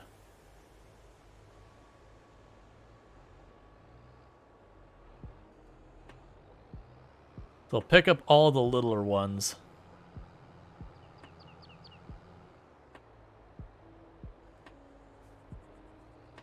Let's see, just that you have a field, so it's thinking start canola with the one field to process it. Oh yeah, no, I mean, I could do that right now, is literally just grab one of those fields, and switch it over to canola. And that wouldn't be the worst thing to, like, do the canola, spend the money, get the oil processing. Okay. Alright, so that answers that question. I didn't realize that was still a small one. Alright, so that does mean I need to sell this batch first, because it's the wrong, like, it's the smaller size by mistake.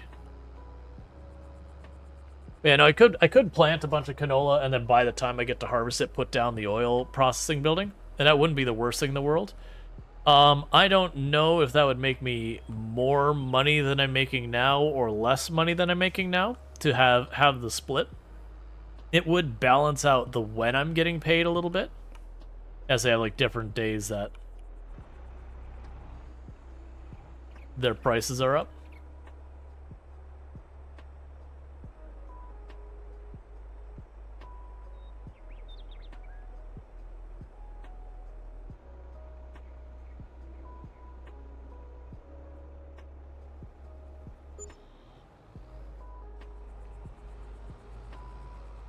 Yeah, so that's only $2,000.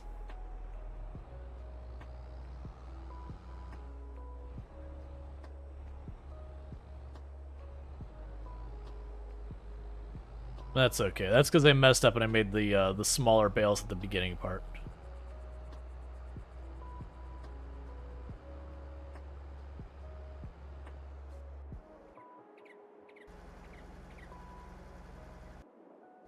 I was not expecting you to run out of space right there. It's fine.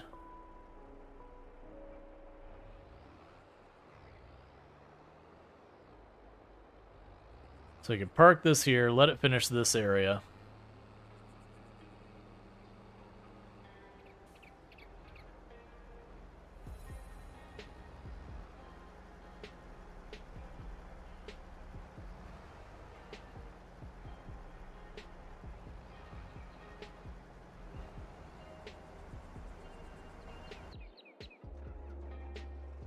Alright. Yeah, now the thing is, I still will get mostly the same money in the long run. It's just where it should have all been one load for... You know, this will be... Most of a load would be there, because we had, was like 6 or... I know it's 8 bales of the smaller size. Normally... I would have, between all of these fields, about 1.5 of this trailer full. So I'll probably get roughly the same amount. Time to start working on cows? No, cows are very involved. We need silage, we need, I think we need hay, silage, and straw for cows? And water? Like, they're a whole thing. They're the most complicated animal, I believe. So that's not going to be anytime soon. My plan is we'll get to that. We'll get a tile dedicated just for animals, and that's when we'll start looking at like pigs, cows, chickens, and all that.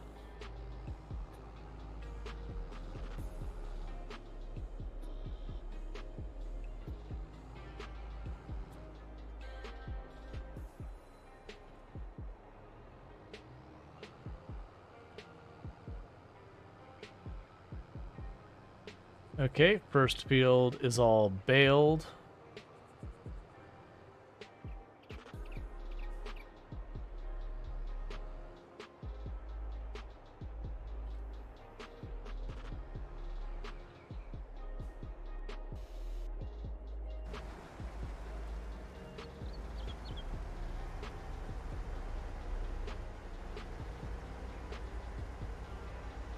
Alright, and we can drop this off here. Get the harvester working on the next field. So we've got our 2 largest fields done.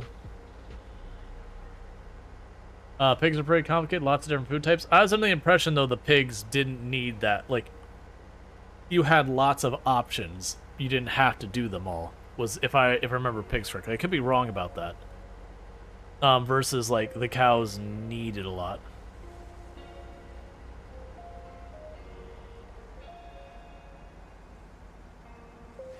Oh yeah, no, it'd need a harrower and a wrapper. It's just more... That would be... I'd do those, and then it would be... You know... At the expense of getting the cedar. Why did the engine... There, I was gonna say, like, for weirdly, like, the engine in the game stopped making sound for just a moment there.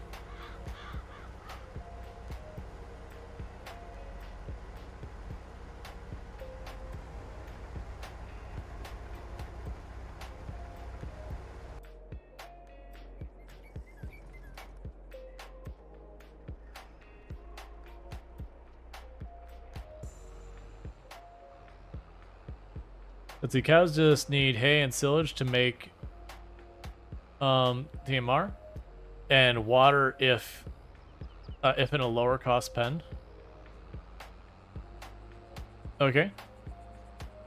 But nevertheless, like, we have more immediate priorities before we start worrying about grabbing a whole bunch of animal types.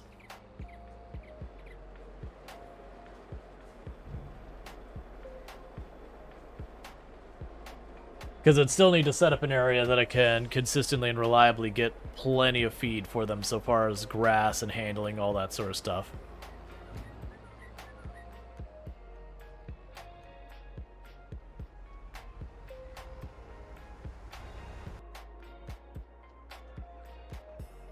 Are the piped-in pens vanilla or mods?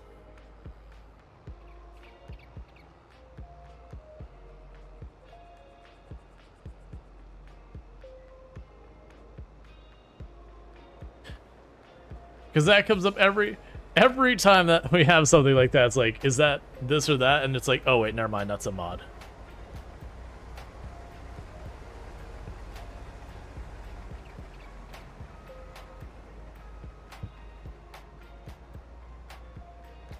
Because if it's a mod, I'm not really running, like, other than the universal autoloader, I'm not really running any mods.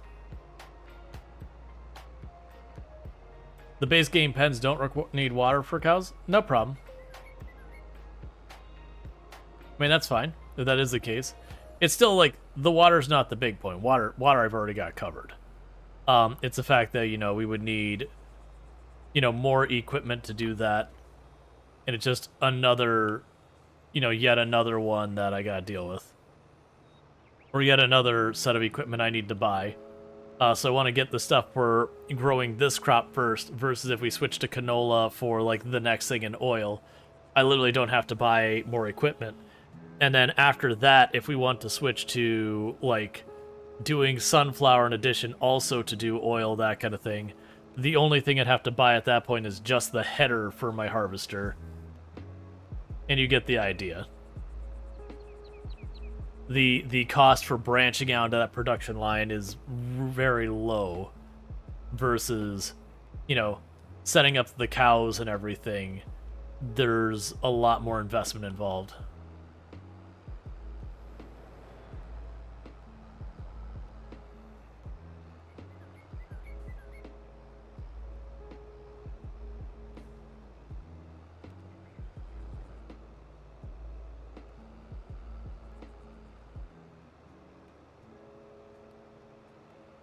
Straws and food. Straws like bedding. Hay is food.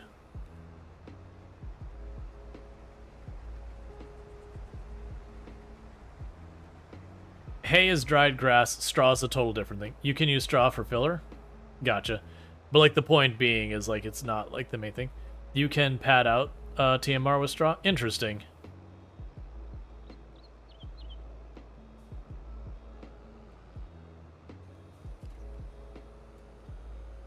But still, the bigger point is cows don't make sense right now.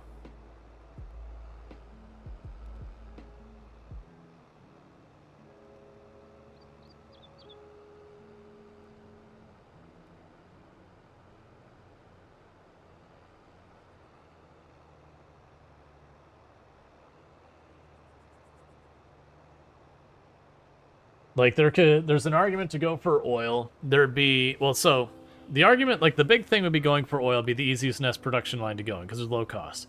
Versus if I tried to branch into, like, vegetables or potatoes or olives or sugar cane or any of those other kind of things, that all of those are going to require major investments in equipment.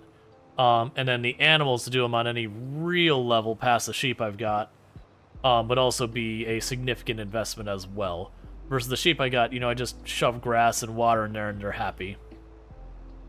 It doesn't make me that much. But it's like an extra 10,000 and it's at least something other than plants.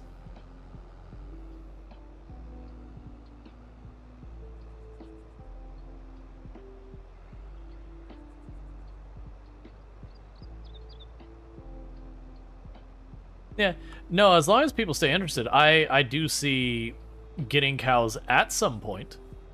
But I think my next production line will probably be oil. And then once that starts to get kind of established, I could realistically see the next production line being getting a tile and setting up with all the animals. And then once I have all the various animals, taking the time to like put the various production lines related to that, like building the dairy, building the building the various other buildings, because then we could get everything we need for cakes, because we also need the eggs for cake as well. Now the last thing we would need is we'd need sugar, which means they need to be growing like the sugar beets, or I would need to be growing sugar cane. And I'll be down for trying the sugar cane and the olives and the grapes. I've heard nothing but bad things about them. That's like people do it once or twice just out of the interest, and they go, this is terrible, and they never do it again. That'll all be after the harvest. Oh yeah, all of that's after the harvester. The only one that'd be a maybe with the harvester would be potentially the oil, but realistically I should probably do it after the harvester. That I should save up for the harvester and try and make that happen.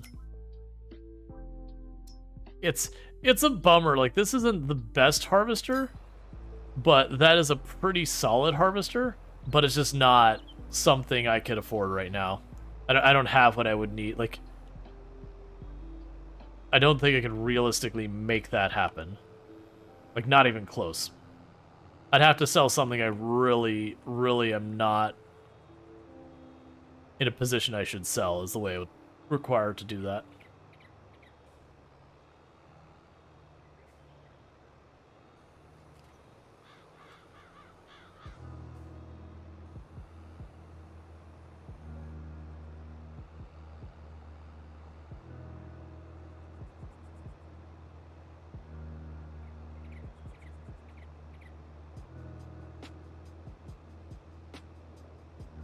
Yeah, 195k is not happening. Nope.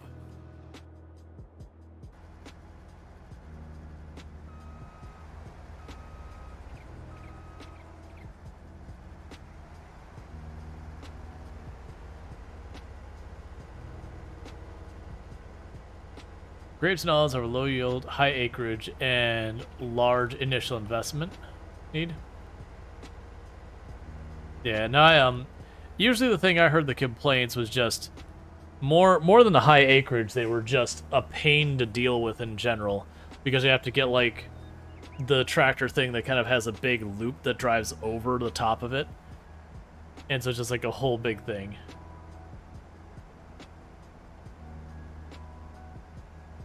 We saw the $500,000 harvester we had. This harvester with all its equipment was $100,000. It's the cheapest one. That the header was 25 and the harvester itself was 75,000. So I could buy a second of the same harvester, but that said, I'm only gonna get like,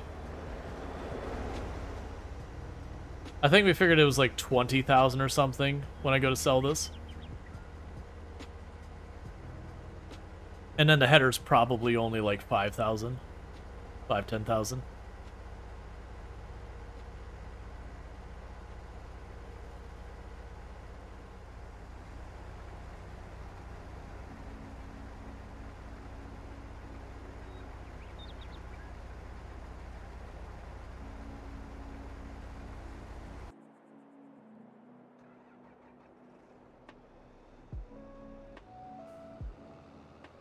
Alright. So roughly 60,000 for the harvester? Oh, I mean, if I was going to try and do it right now, the problem is, we just did our sale month not that long ago, so I don't have much to sell. And then also, we'd be selling at like the worst time of year to sell a bunch of this stuff as well. You need the header too? Yeah, the good news is the headers aren't that expensive compared to the rest of it. But still, the point doesn't, like, none of it matters because I can't afford it. Like, it's just not even in the realm of being able to afford it.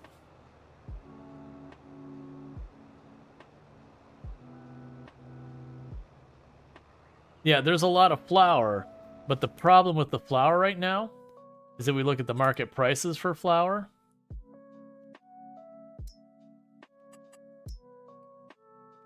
We are here. We're here. That's the problem with selling the flour right now. It's not the worst. Barely.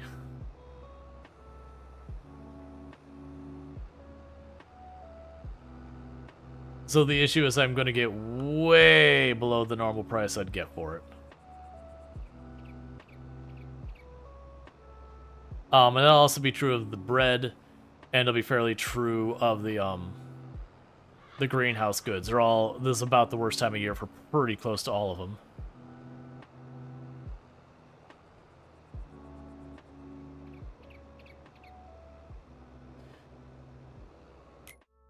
I really wish I could tell this thing to drive this. Sometimes sacrifices are needed. Well, right, but the point is I would sell all that stuff and I'd still come up short, and then I go, okay, do I sell my plow? Well, if I start growing sunflowers and all that, I have to make that decision. Do I plow it to get the proper, the proper amount of yield from it, because you're supposed to plow some of those plants? Or do I sell the plow to make that extra couple $1,000 or whatever? And then even then, I don't think we'd have enough.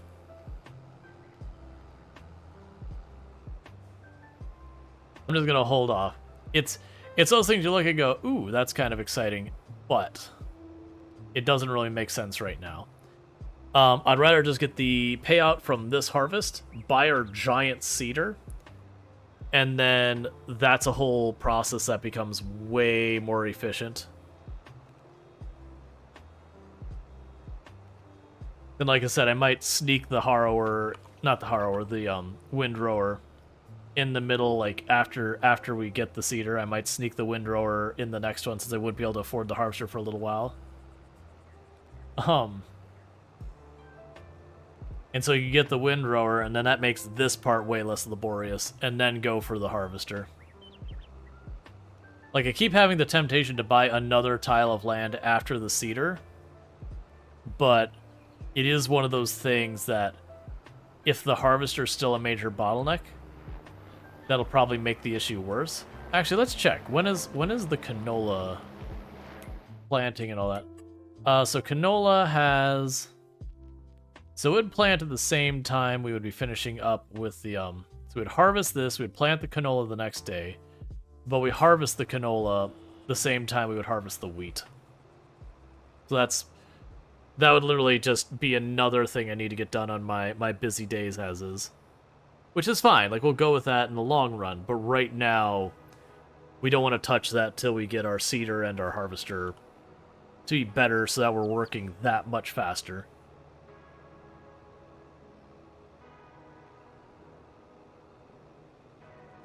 What about sunflowers? I'd have to buy more equipment. I have to buy a different header for the harvester. But I do believe sunflowers are on a slightly different schedule. Sunflowers? Yeah, so sunflowers are on a much different schedule, so those won't be bad in the long run.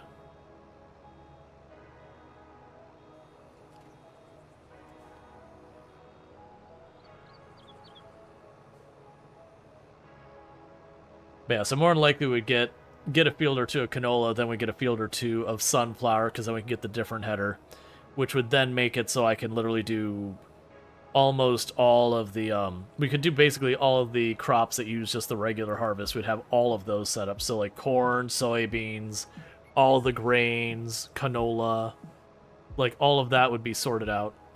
And then after that, branching out into another type of crop, then it becomes a significant investment again. Like if we were going to get potatoes, we've got to, get the thing to plant potatoes, get the thing to harvest potatoes, and then the production line.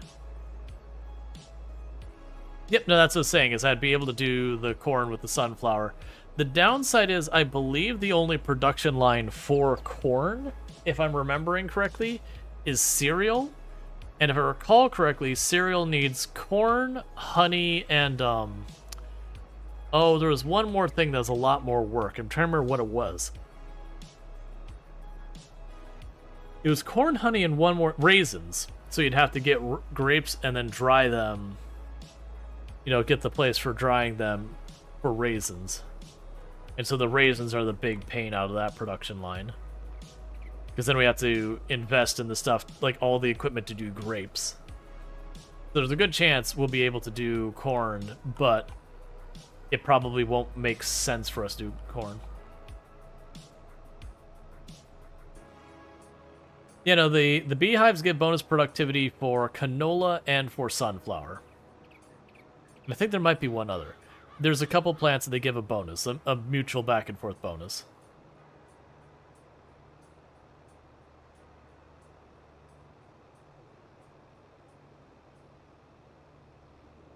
But then again, like I said, the problem is that production line, before you get anything out of it, you've got to get the raisins going, which means you need all of the equipment for doing the grapes. But yeah, so we just get the header for the sunflowers. Like that we're gonna do. Well, the header for the sunflowers. Like that we're gonna do. Because I don't see a reason to not go ahead and knock that out as well, since we're already doing oil. Like at that phase. It's just we wouldn't have a justification to do corn.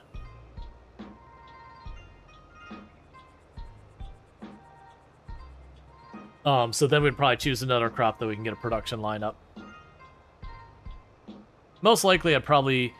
Honestly, I think after we go for the sunflower and canola and all that, I might go for the beets for making sugar.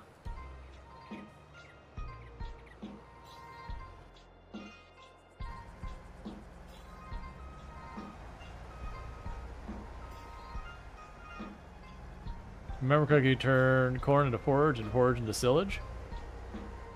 Maybe, but I could also turn grass into silage.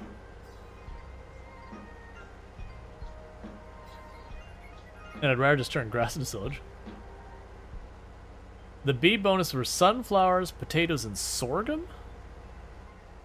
Interesting. I thought it was sunflowers was on that list. I mean, that would be... because we're using a lot of sorghum. I also don't know, like, it's... they have a whole thing... I didn't even think potatoes flowered that much.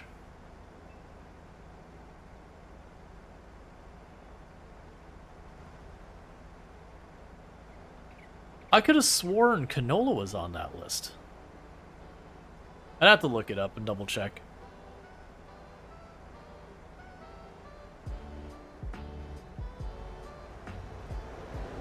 Because I was trying to remember, I thought it was canola, sorghum, or sorry, canola, sunflower, and like one other one.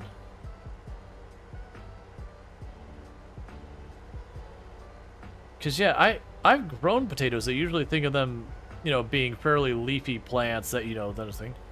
And our site says canola. Yeah, canola I'm like 99% sure, and I'm pretty confident about the sunflowers. After that, I have no idea.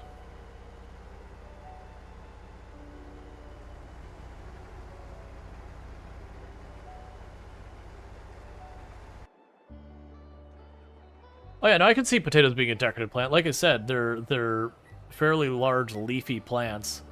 They definitely look decent. They're like just broad leafy plants kind of thing. If they had flowers, they might have had like the little yellow flowers. I don't remember them being particularly flowerful, because you know potatoes don't reproduce using flowers and pollen and all that in the same way. The tubers they grow get knots, and then those knots grow out new potato plants, and so they just kind of spread a little bit across the ground over time. You know, various animals will dig up the tubers and leave parts of them behind, and the bits that leave behind potentially have those knots that can grow new potato plants, and yada yada. They probably do flower. I just don't remember. I don't remember seeing them flower. Not that I remember. It's been a long time since I've grown potatoes. Like in real life, grow potatoes.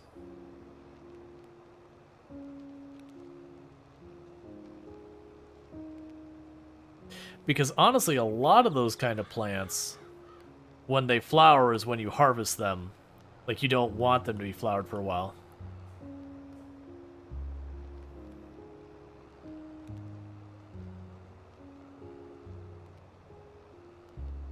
But you don't have to worry much about anything with bees. Place of the hive next to a field, and the bees will increase the yield of some crops. For example, the yield of sunflowers increased by 5%, potatoes, sorghum, yield is increased by 2.5. And then you place the pallet station somewhere on your farm.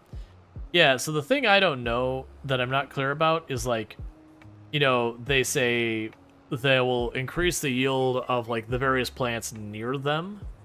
And then what near them is, like, being able to visualize that. Like, if I have a giant field like that and I put bees on one end of it, does it help the whole field, or is it going to help, like, a quarter of the field? Like, getting that range kind of set up in my head. Depends on the size of the hive. I mean, that makes sense.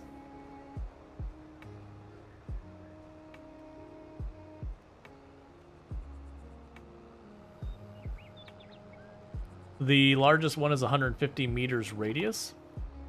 Okay. And if we go by, our sprayer has a width of, I think it's 32 meters, so 5 widths. So then I would probably have to put the bees like halfway across that field to reach most. Like, I'd probably miss the far corners, but it'd cover most of that.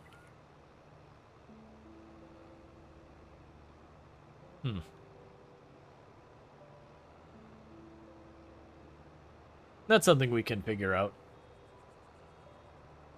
And then the other question is, for the pallet thing, I assume that needs to be quote-unquote near the hive, but I don't know how near is near in that case either.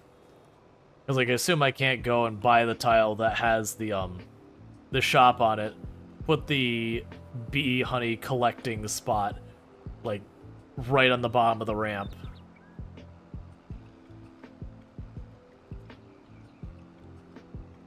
And then just all the honey appears right there. You place it on both sides. Bees don't need anything. They spawn the honey where you place the pallet station anywhere in the map. Oh, weird. Yeah, no, I've messed with bees before.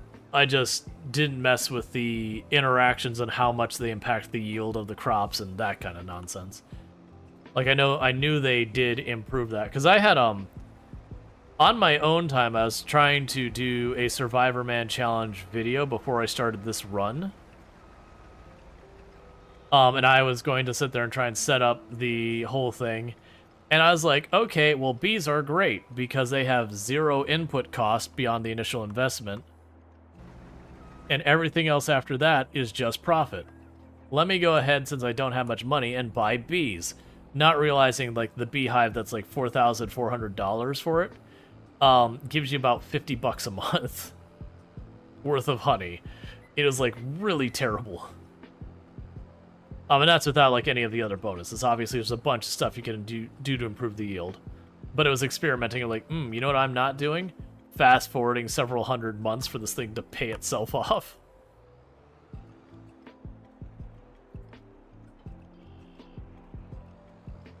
Like, and plus, if you're gonna do that kind of thing, you get enough money to buy a solar panel.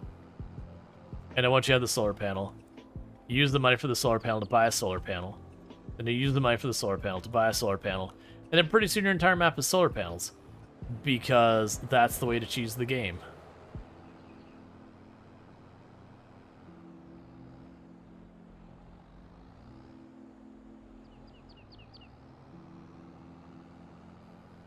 Because, yeah, we had, when I first started this run, we had a couple people who were, they're kind of pushing me on min-maxing kind of stuff. They're like, why are you growing this? This other thing will definitely give you more money. It's like, that's fine. That's not the point. We're having fun. It's not about setting some record or something. And that's usually my response, like, okay, hear me out. I could do all the things that you're saying to, like, do more crops, like, you know, get the soybeans and the place and all that, which you're not wrong. But then I could just solar panel. Let's see, would the payoff of the bees be only the honey? The other crop bonus you too? Right, but you would include that in the actual math. What I was messing with, though, that was another run of this type of TEPTA. I was messing with off stream. That I was just kind of going into. It's like I could use the bees for the honey, and use that to, like, bootstrap up, because I didn't know the amount of money you got out, and so as well as things, I didn't have crops yet. So I managed to, like, use the honey to save up enough money to mow grass, and I decided, it's like, I'm not putting this on. Like, that run got scrapped. I was like, I'm not putting this on YouTube. This is... No one's going to watch it. This is obnoxious. Oh, I see we missed a strip. Of course we did.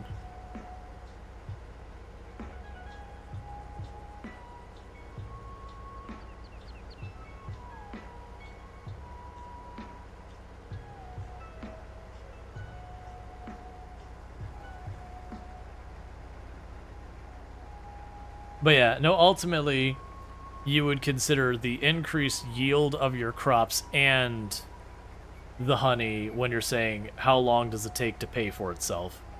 It's just in my case, there weren't crops to be included in that math. So it was just the honey.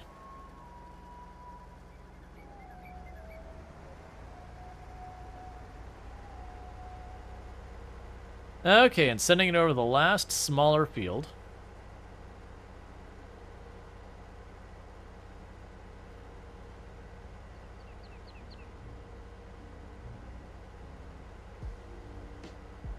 And then with that, we'll have all of our fields harvested. And then as far as like cultivating and baling and all that, that all doesn't have to happen in this in-game day. The cultivating and all that will honestly primarily happen tomorrow, which shouldn't take us that long. Because we'll be around to cultivating and then spraying. And then, like, each field, that's all it'll take to be done.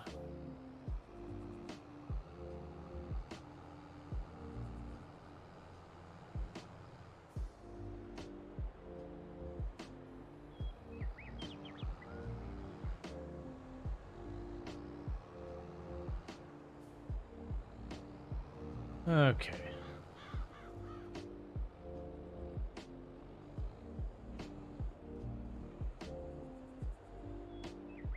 If you remember correctly, the first field of sorghum gives north of 100,000. So it would be better. Oh, well, so I assume you mean 100,000 liters, not $100,000, because I definitely know it's not $100,000. But 100,000 liters, absolutely. I could definitely see that. Let's see, would be more than 2.5 thousand more sorghum per sorghum? Yeah. No, it's definitely worth considering getting the bees. That wouldn't be a problem. I just didn't realize it worked with sorghum. Like I said, my understanding is I knew it worked with canola and sunflowers, and like after that, I didn't know what else it worked for. But yeah, no, if it works with sorghum and potatoes and all that, there's definitely an argument to be said to drop off some beehives near the sorghum.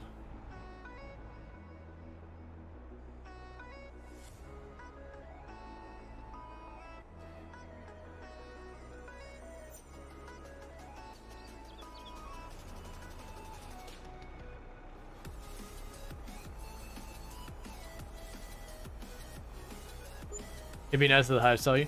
Yeah, that's kind of the same complaint I've had with a lot of stuff in the game. There's just a lot of stuff that the game just does not tell you. And you're like, okay, but, you know, really it should. Like, I would argue the bees should, because they do tell you it's like, okay, this makes honey, and you need to put down the thing for the pellets to show up on. That's on the beehives. And I think it mentions having a benefit to crops, but it should actually have, like, here's the crops that benefit from it. I don't care if it tells me the percent it benefits, but it's like, here is the list of crops that benefit from it.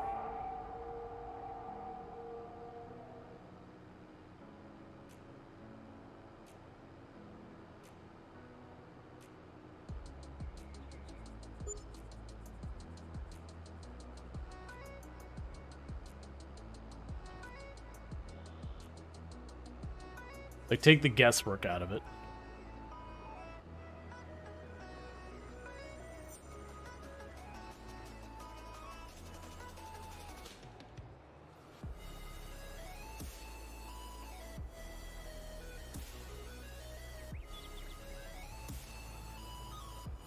But that is feedback I've had with this game in general. This is one of those games that is unfortunately a bit in the area of they give you a couple basic things, And you're going, okay, but where else can you figure it out? And they're like, okay, well, you can read what's effectively like an instruction manual that goes on forever, but like it's just each page tells you something, but not in any organized like tutorial type manner. And that doesn't even contain half the information. That if you want the rest of it, they've got a link to a website where you can watch videos that also doesn't have all the information for the game. So from there, you just gotta like pull up wikis and YouTube, channels and stuff like that. And to me, I don't mind a game being complicated. Thumbs up for that. But if basic mechanics of the game that shouldn't be hidden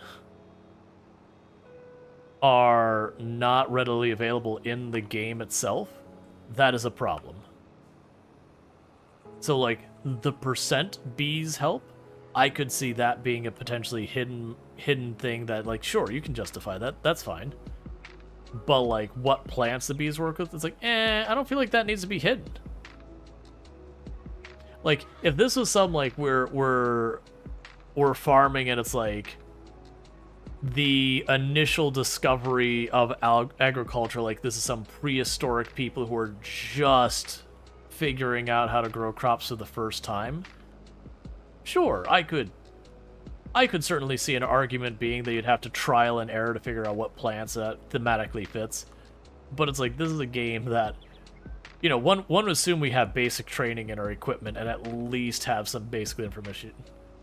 Albert says, if the game doesn't have a tutorial that tells you pretty much everything about the game, it should have a wiki where you can find out everything you need. Well, I mean, there's that. But what I'm saying is basic game mechanics. Like, this is, like, fertilizer does this. Beehives work with that. Like, those basic mechanics, those shouldn't even be on the wiki. Those should be in the game. Like, I should be able to look at the UI right now and go, okay, beehives, construction, animals, bees. And I should be able to click on this and right down here, it should tell me, because it just says certain crops will also have slightly increased yield. Okay, what is certain crops? Or, okay, you have a 150 meter radius. This doesn't tell me anything. Like, there's no zoom out, you see like this circle. It's just, maybe this works here? Like, that shouldn't be left to guesswork. And you can say, well, real farmers don't know how, how far bees can travel. Like, I think they will. I think they would look that up. But this is also a video game. And I don't want to spend my time having to pull up the wiki and then trying to figure out how I can, like, pixel math it out of how far 150 meters is. Like, just give me a ring and say, this is the area of coverage these bees have. Okay, cool.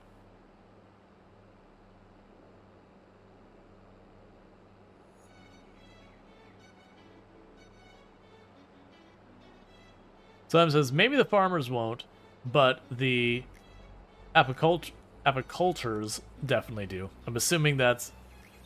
because I know an apiary is beehive, for all intents and purposes, and all that. Or like beekeeping, whatever. But yeah, it'd be like one of those things. Or you'd have like, yeah, this is good for this many acres. Sure, that doesn't really define it correctly, but it gives you an idea. Yeah, this beehive can cover 100 acres. Okay, 100 acres. Cool. I know my field's 50 acres, so it's fully covered, or whatever. But yeah, no, it's stuff like that. That's stuff that I feel like we shouldn't have to hunt for.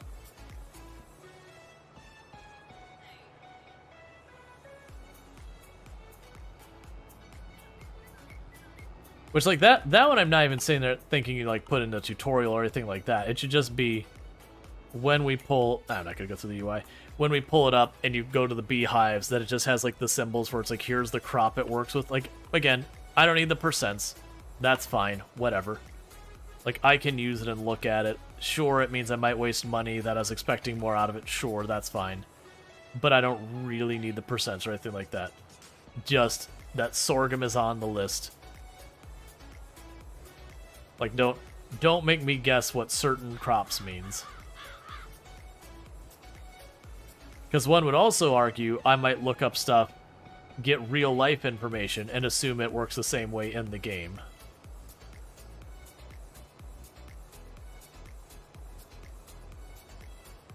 Let's see. Median potential foraging ranges 1.29 kilometers, typical 1.35 kilometers maximum for highly eusocial species. Yeah, so it'd be one of those things. I might look up how an actual beehive works because I might not know the right place to look on third-party websites to find out my information and be like, oh, 1.2 something kilometers. Okay, so if I'm looking at this giant area of land, sure, I might need more than one beehive, but 1.29 kilometers, if I plunk down a beehive right here where I'm at now, that'll cover everything, you know, that is currently growing, which is just not how the game mechanically works. And it's fine that it doesn't mechanically work that way. I'm not complaining about mechanically how the game works. It's just, you know... But that is something that when people ask me my thoughts about the game, is I will usually point out that one of the big negatives is that you kind of just have to look up everything or have someone tell it to you because the game doesn't give you a reasonable means to discover the information in game.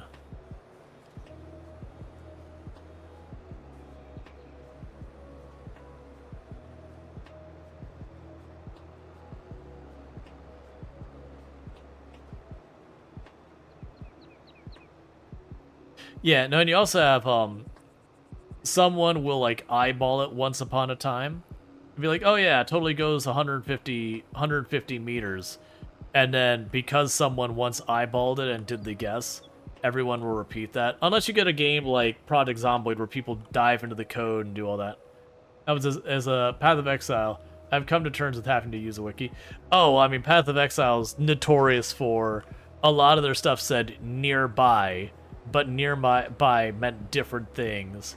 And then you have, you know, the whole, you know, increased versus extra versus more and what they mean. Yeah, no, Path of Exile is absolutely notorious for that. And granted, they've been putting a lot of effort in making that better. For the most part, they've gotten rid of nearby, and now it says, like, this far away. They actually use units. But that's taken them a decade to do. 1.29 square kilometers is roughly 319 acres. With only one hive, you're definitely good for the whole map.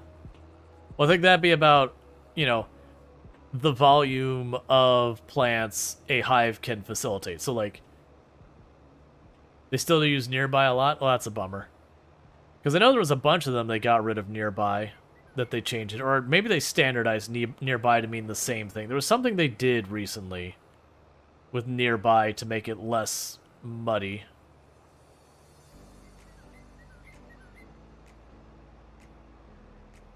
Yeah, no, and that's the counter. Alpin mentioning, but what Path of Exile does is where nearby isn't defined, and you put the gem on your character, it does, like, draw a little circle while you have your mouse over. It's like, oh, that's how far it goes. And then a whole bunch of them have a graphic that's very clear how far it goes. Not everything, but a lot does.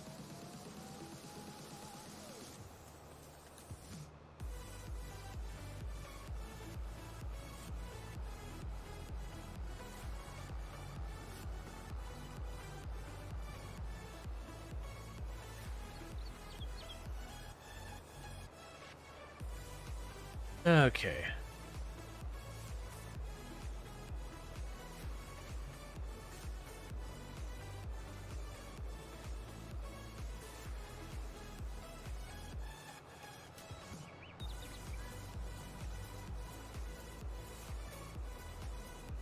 When that field over there is done, we'll advance the day, because then I could take the big tractor we've got now, have it cultivating and doing all that stuff in-game tomorrow, and we can have the little tractor, like, zipping around, picking up whatever still needs to be picked up out of the straw, getting the baler done. Yeah, no, and that's not me trying to single out farms. There's a lot of games who have the problem of making it that very important information isn't transparent. It's very obtuse. That important information you just have to find everywhere else.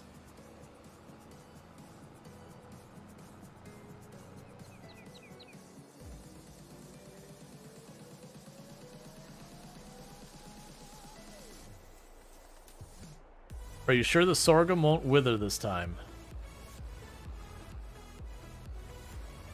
Is the sorghum today as well? No. The sorghum's not today. The sorghum's planting day. Sorghum's planting day. Sorghum's not harvest day. You did make me think about it for a minute. It's like, wait a second. No, sorghum's planting day, not harvest day. Because otherwise it'd be like harvest literally all of it at the same time. So we're good.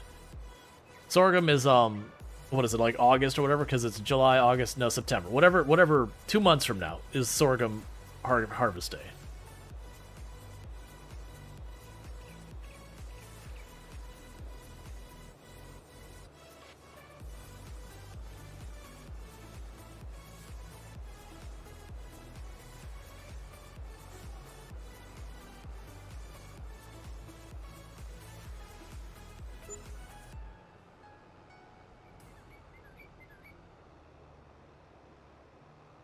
Sorghum has lost all meaning? I don't know what you mean by that.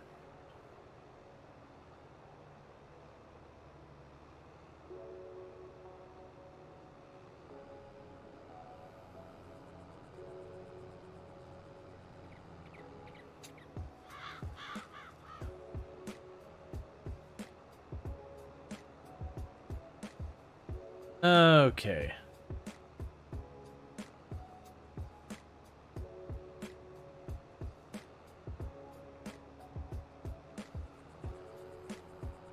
So bring this over here and drop it off.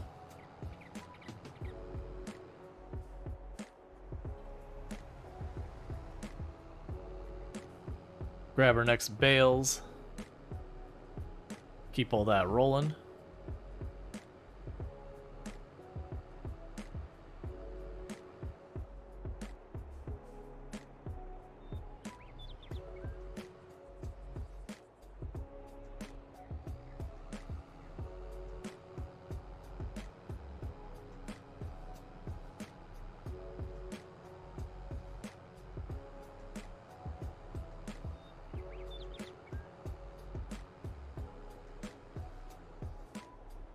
How can you sorghum the sorghum if the sorghum is sorghuming with the sorghum?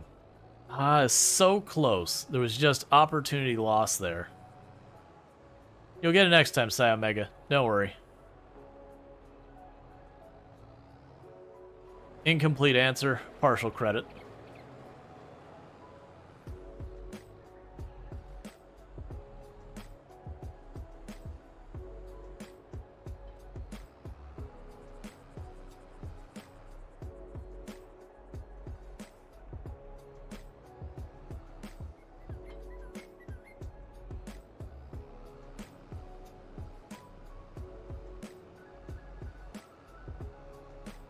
Okay.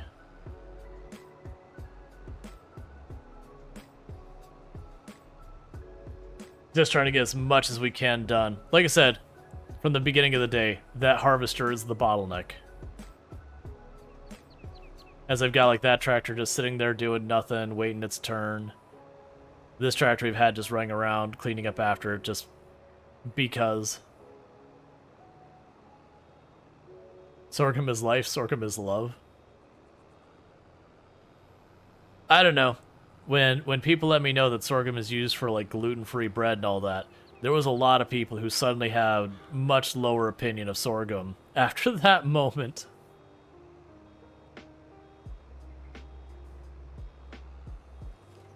I personally don't mind, because honestly there's a lot of the bread that gets into like the flatbread territory that just by the nature of how it's made is gluten-free. It's not that it was made gluten-free for the sake of being gluten-free, it's just happy chance it ends up being a thing. That seems like such a niche thing to be bothered by. There are a lot of people who they're like, oh, vegetarian, I'm upset. oh, gluten-free, I'm upset. This doesn't align with my personal identification of bacon. And it's like, look, man, it doesn't hurt you. You don't have to order it. But also, you don't need to be upset about other people wanting it or needing it.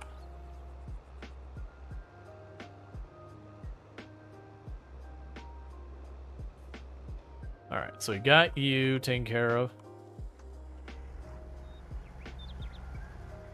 It's basically, that's different. I hate it. Is pretty much the way that mentality goes.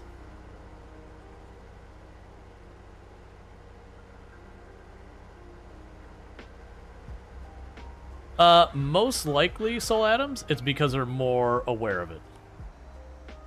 Because a lot of people have a gluten allergy. It's not the kind of allergy where they get a little gluten and they need to be hospitalized and, you know, get their EpiPen out kind of thing. Like it's not like someone who's allergic to bees where they get stung and it's a life-threatening situation. Usually it's a lot more in the really bad indigestion, really bad, you know, headaches, really bad other stuff. So it's just one of those things that because we've got a lot more awareness now, we're looking for it, and therefore we're finding it. What's the worst that could happen? It's like you'll hear the people who will make the whole thing, it's like, neurodivergent, it's just the trendy thing. And it's like, no, we are getting better at identifying it. And now that we know what to look for, you know, we now know how to identify it easier. We're also screening it for more.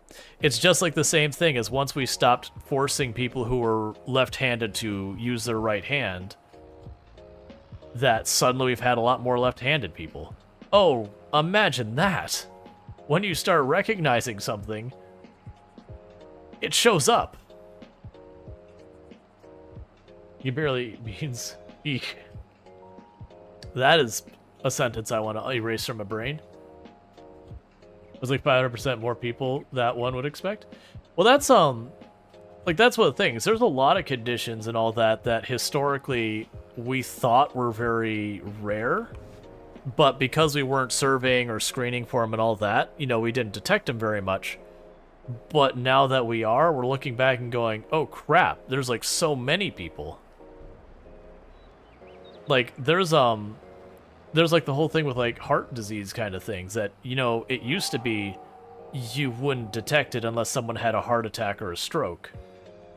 But nowadays that we've got, admittedly still not great, but much better early screening stuff to try and detect those much earlier, we're finding way more people with heart issues. But we're finding them before, you know, someone goes to the hospital or the morgue. You're doing great. You have no idea if it's good or not. I don't know this game, but encouragement. Yeah, no, it's going well. But yeah, so it's just stuff like that, yeah, when you look for something, you have a higher tendency of finding it. At least one would hope. Otherwise, you're really bad at looking for it. What was it? Okay. I need to drop that. Grab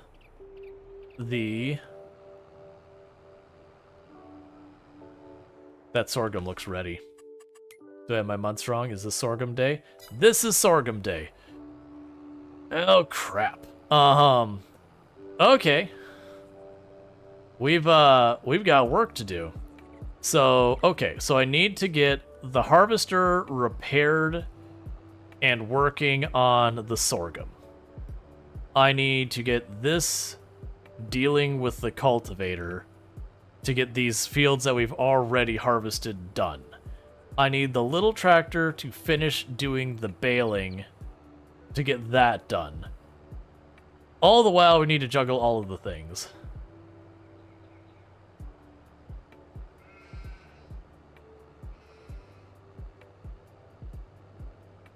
But yeah, so sorghum is ready. You like the bus home? Absolutely. It was affordable. It's a little bit of a fixer-upper.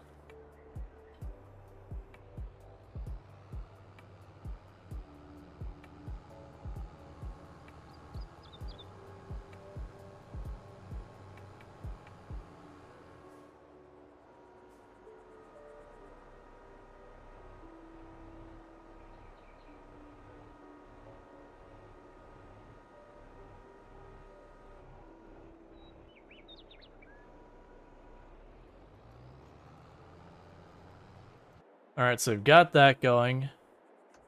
You need to be fixed up and gassed up before you're doing anything. Any good sales? I mean, that is a nice tractor, but not really what I need right now.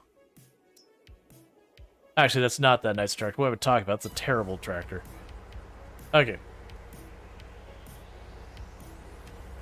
So we've got to get the harvester on the sorghum. That'll be today's bottleneck for time. And then we need to get the yellow-green tractor wrapping up the baling of the hay and all that. Get that all sorted.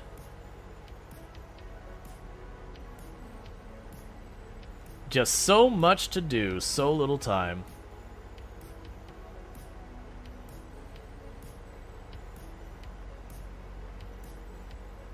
All right, Luxray, you sleep well. It's also 3:16 in the morning here. But I definitely, like, I basically work third shift hours. It's just strategically made sense for me to do that.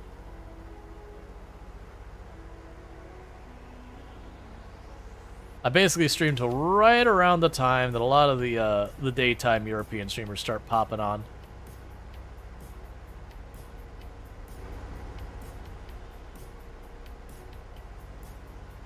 You have physical, not treatment, therapy. Physical therapy to worry about? Yeah.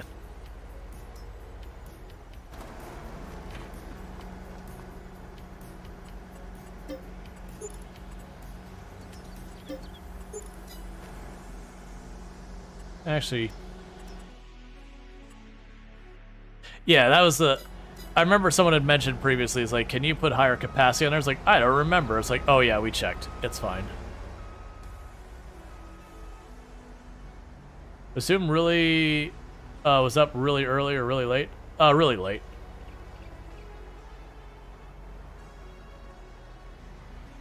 Streamers like me.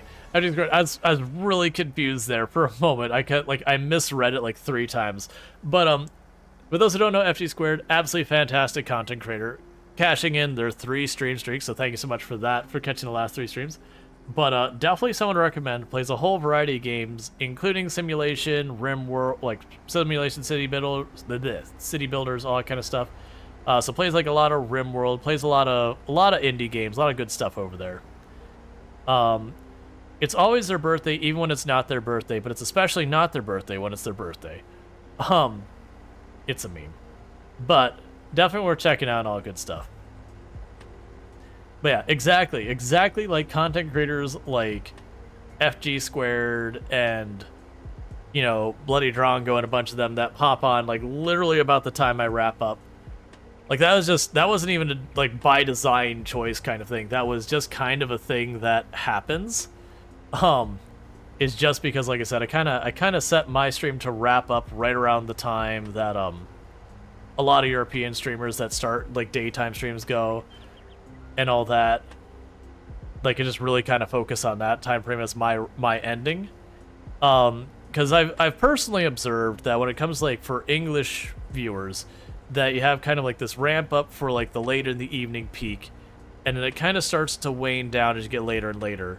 But the European, like, you know, and you've got like New Zealand and Australia and all that, you got a bunch there, but it's less that when they start dropping off, that's when my numbers start like kind of crashing so far. Viewer, there's like an hour or 2 near the end of stream that usually my viewership starts to decline, and then like right then is when it starts to come back up for the daytime people who watch in Europe. But you watched a clip of about 12 billion boom rats exploding simultaneously, followed.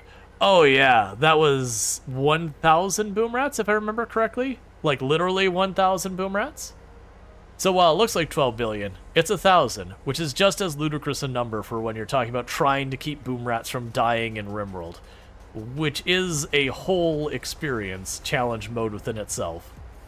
Because when one goes, they go. They all go. Alright, I'm going to take 2 seconds. I need to use the restroom and grab myself a new drink, so I'll be right back.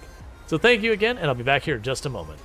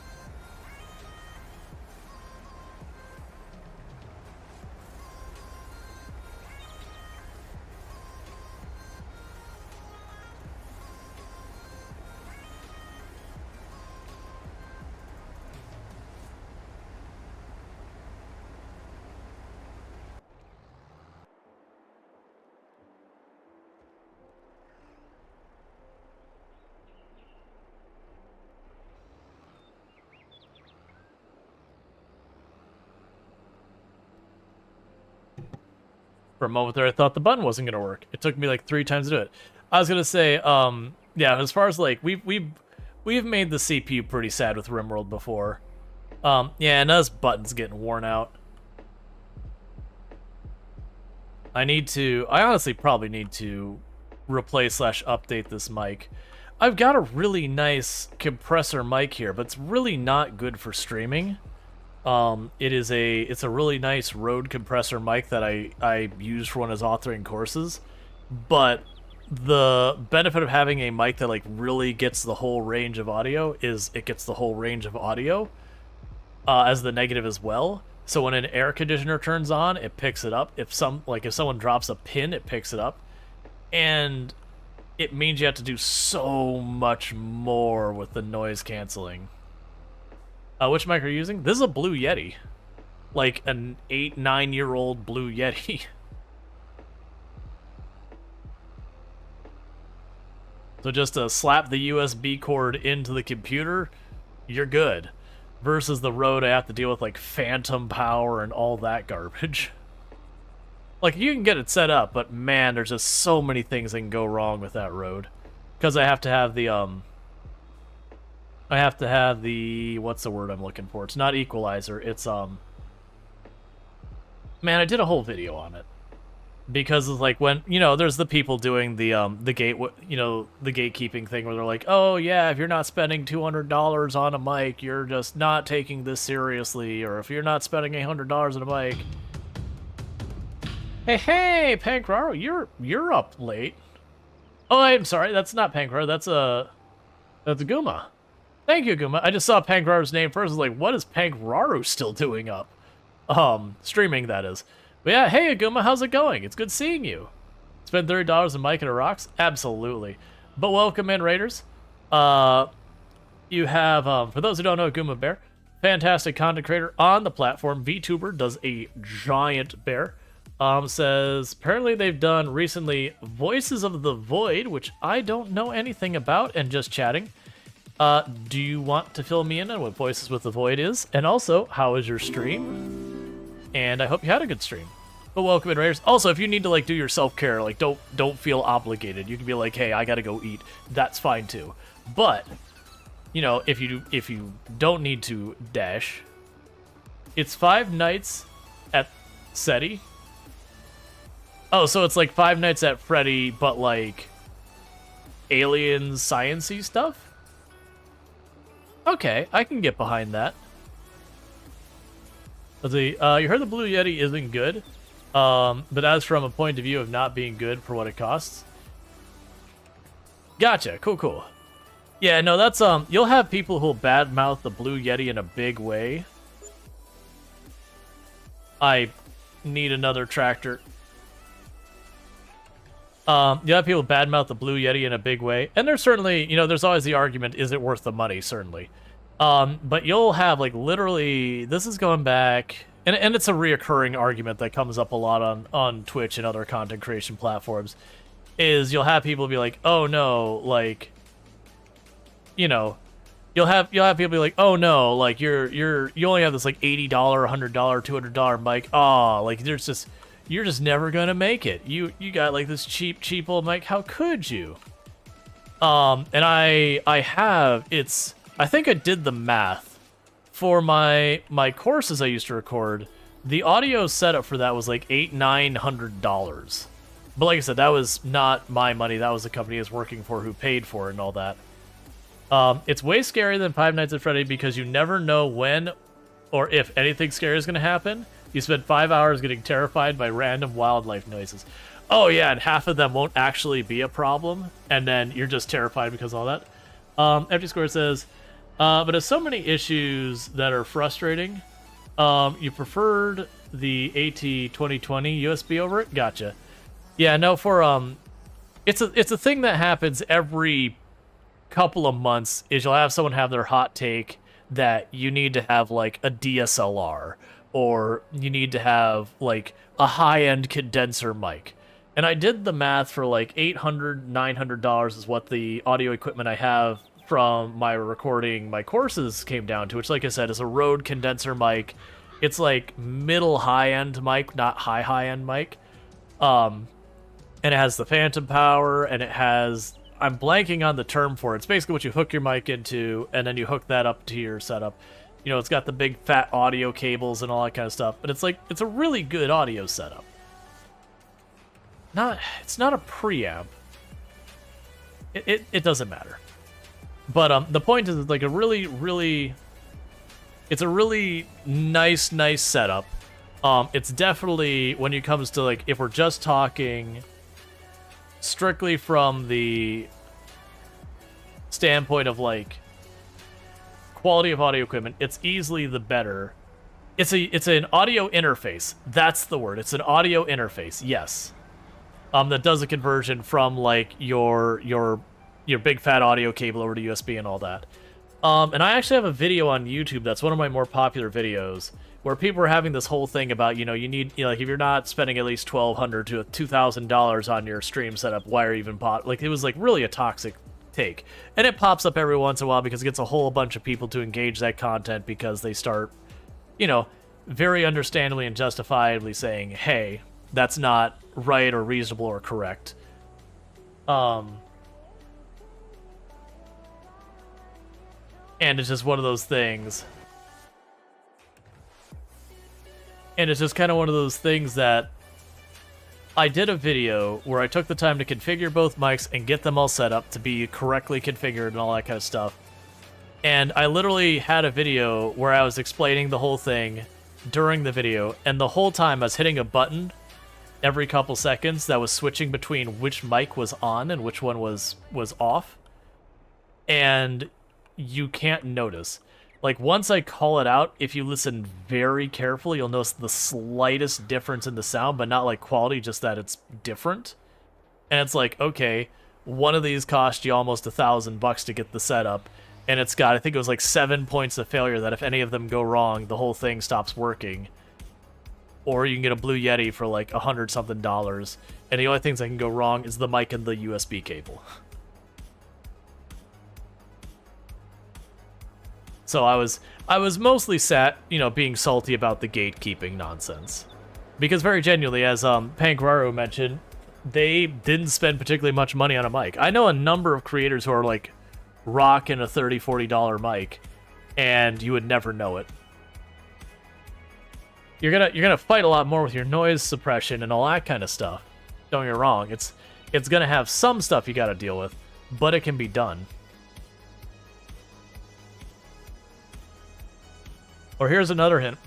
The microphone isn't what's going to hold you back unless it's like a legitimately busted microphone that's not working correctly. Or you don't have your audio configured correctly. That can hold you back a little bit. But generally, the thing that's going to hold you back is the quality of your content so far as, are you interesting, fun, engaging, that kind of stuff.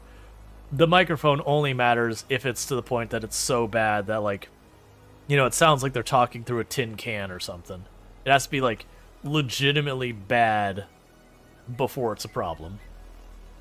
And that's not really a dollar figure issue. That's more, hey, your dog got to your microphone cable, and you probably need to throw that in the garbage kind of problem.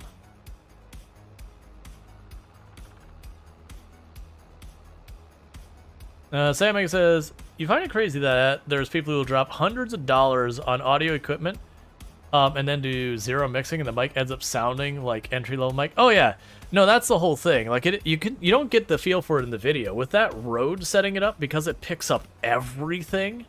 Like the sheer aggressiveness you have to do with like your noise canceling and all that. Any benefit you get is just eaten up by all the extra stuff you have to do to make it not awful, because like, it picks up everything. It can pick up a much deeper, more resonant range than this mic can, but that means it also picks up a much deeper and resonant range than this mic does, which means I gotta filter a bunch of that out. As he calling Riley says, one thing you dislike about the Yeti is the same oddity as your mic has, is that there's a weird shock mount that no one seems to sell anymore. Yeah, I've got my shock mount. I've also seen some really fantastic budget shock mounts over the year, and I'm talking by like major productions who realized they didn't have a shock mount on hand. And so someone would glue together a handful of PVC and then take like pantyhose and use that and like tie the mic to get like onto it with pantyhose. Because it still serves the same purpose. It's flexible, it's bouncy, so the vibration doesn't go through. I've seen a lot of pretty scuffed stuff in professional recording.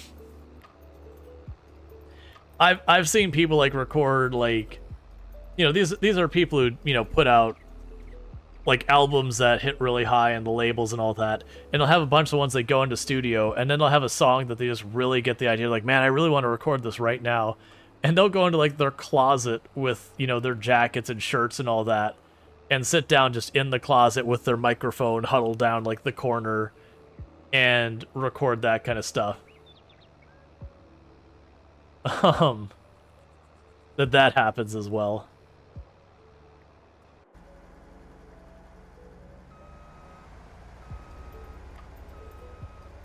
Like that was like for very famously, like people are familiar with MatPat, you know, big name YouTuber, Game Theory. For the longest time, most of his recordings were literally just in their house closet. It wasn't until like way later that they got like a proper recording studio and everything.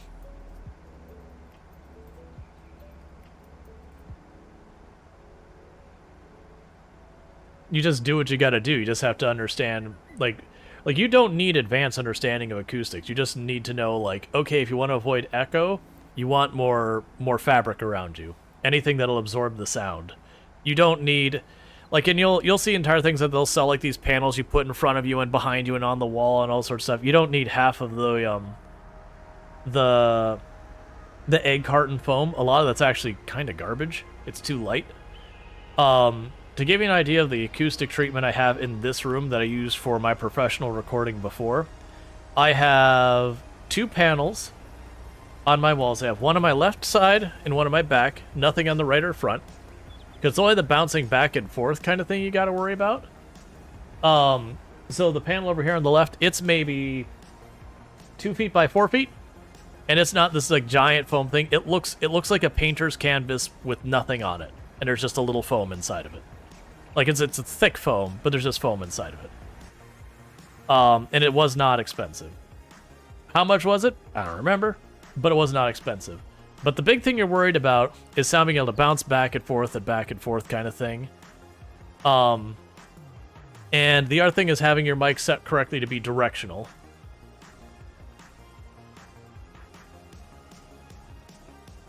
You've heard that basically all drummers in recording settings will forego the expensive gel dampener pads and just use the sticky gel hands. You get a bubble machine instead. They're basically the same thing. Oh yeah, well that's half the thing. The moment you put like gamer, professional, streamer, like whatever, you know, it's a big thing that becomes like a whole issue. Also called the dynamic mic. Yeah, so the 2 primary types of mics you have, well, 3. There's hybrid, there's dynamic, and there's condenser. Dynamic and hybrid, I don't remember the specifics around them, but they're very similar in the way they behave. That it has to do, if I remember correctly, it has to do with the way the diaphragm in the microphone, that there was one that when the microphone is charged, a magnet pulls it down, and then the sound pushes it away from the magnet. And I want to say the other one was when it's charged, is push away kind of thing. I can't remember exactly, but there's a difference in the way the power is handled, and they have pros and cons. Yeah, no, the condenser mics capture a larger range of sound. Highs, lows, all that. I think that's the attribute. I was thinking more mechanically how it works. It's been a long time since I've had to worry about it.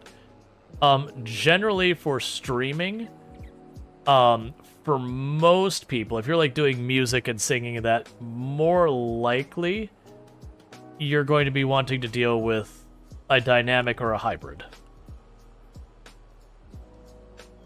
Because you don't care about capturing the the widest range of frequencies of sound. You're mostly dealing with human voice, and pretty much exclusively human voice. Now, if you're doing, like, music stuff, then that's a different animal. But, for just conversation, a condenser mic's not going to give you anything you really need. Like, any additional thing you really need.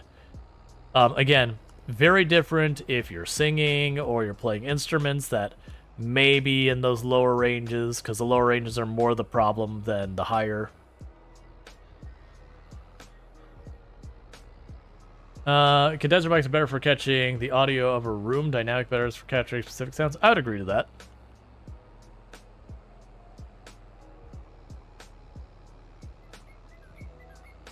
But yeah, so half the time when you hear these people, you know, saying, "Oh, you need this expensive setup," they're talking condenser mics.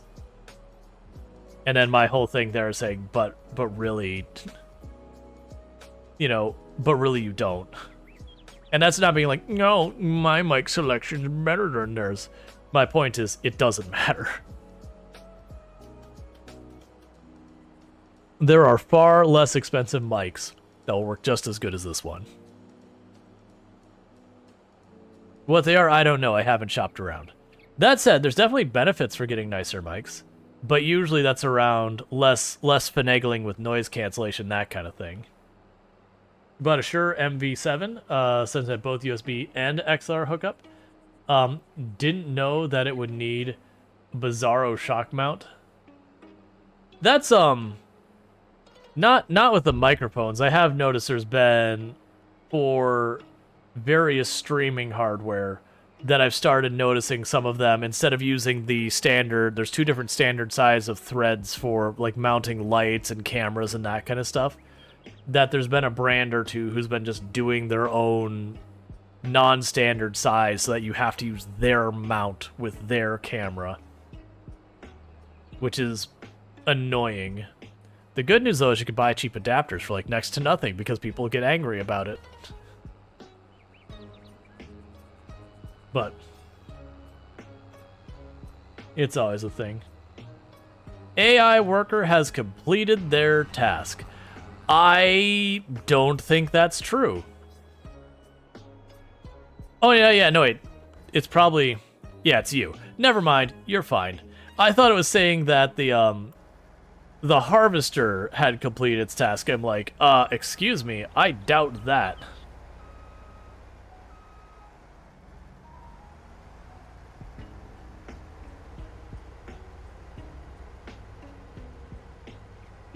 Well, no, when they're stuck, it'll say, like, I'm obstructed. You will have occasionally they'll say complete their task when they haven't, but that's usually something like they went across the field in a weird angle or something, or, like, instead of, you know, continuing to harvest the way that the field needed to go, they went the other way. So they just, you know, instructions unclear, that kind of thing. AI misunderstood the task.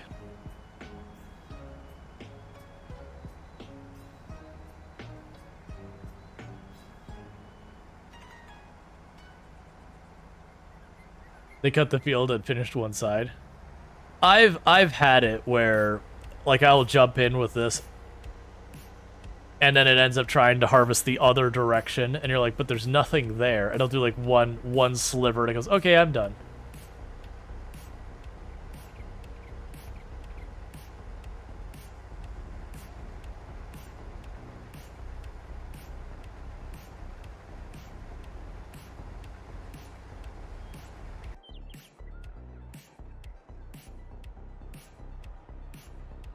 Okay, next field.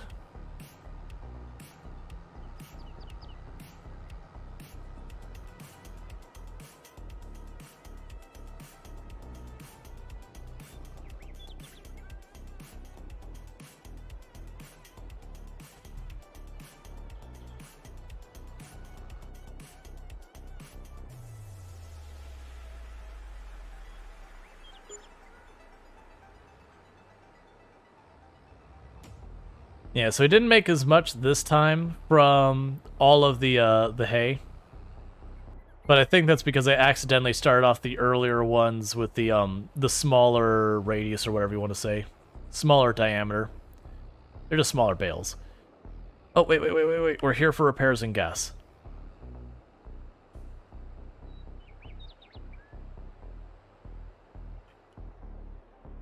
Or not hay, straw. Yeah, so we finished with the straw.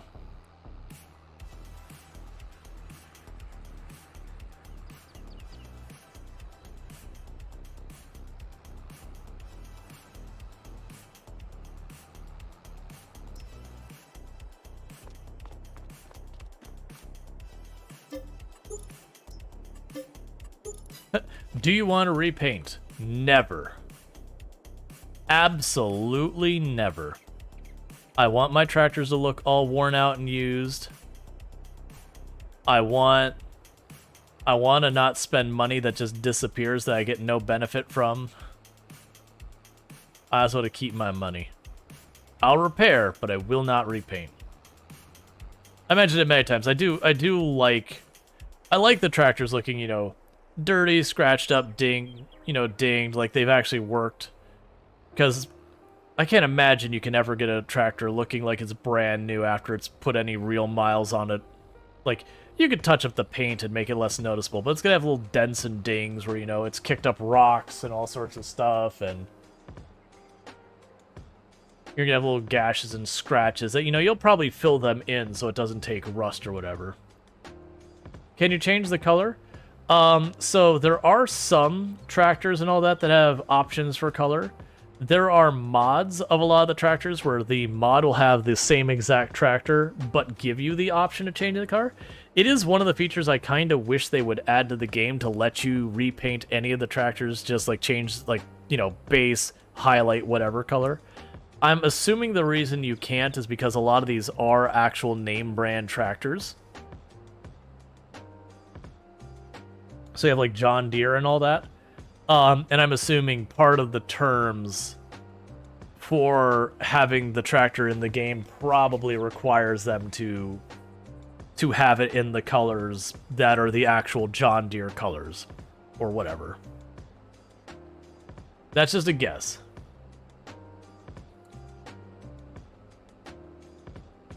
Yeah, it is weird. Like, the repaint cost is so much higher than the repair cost. Like, really way higher than the repair cost.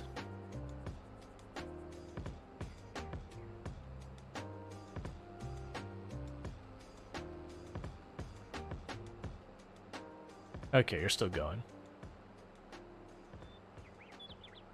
Alright, so we're gonna drop off our bale trailer. We're gonna go grab the baler and drop that off.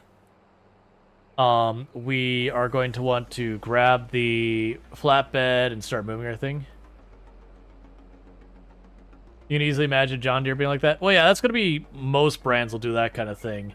Where, like, they're like, okay, if you're going to let me have my car in your game, you know, you need to adhere to X, Y, Z. Like, the damage can't be worse than this. You have to have it, like, you know, adhere to our, what's the word? Our branding, colors, and all that kind of stuff. That absolutely happens. It's one of the reasons why, if people remember Need for Speed back in the day, they would use a lot of, like, the name cars, and they wouldn't show damage on the cars. And then later, when they did show damage, it was just like you'd scratch the paint is kind of what would happen. They wouldn't show them, like, actually properly get damaged. Meanwhile, you'd have games like Paradise City where the car would basically disintegrate around you as you took damage. It's the same thing that GTA ran into, that they did add in, like, they were faux brands, so it wasn't like the actual brand. It was something like, instead of a Dodge Viper, it was a Banshee. But it was effectively a Dodge Viper.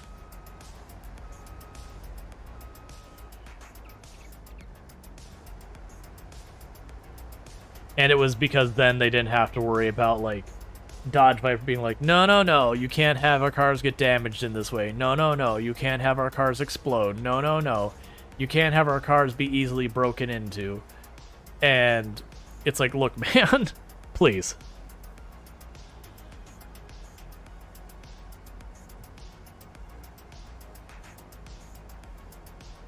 getting all that sweet, sweet sorghum. I have no idea what sorghum tastes like. I imagine it's very much in the same spectrum as like wheat and barley and all that. So if it looks like a duck, it quacks like a duck, and waddles like a duck, it's a goose. No, what you mean is if it looks like a duck, it quacks like a duck, it waddles like a duck, it is a copyright safe duck. It's not a duck though. But it is a copyright safe, you know, free use variation of a duck, i.e. the Banshee versus the Dodge Viper, which I have no problems with that at all. I don't mind parody of actual things. I think that's 100% A-okay and hilarious.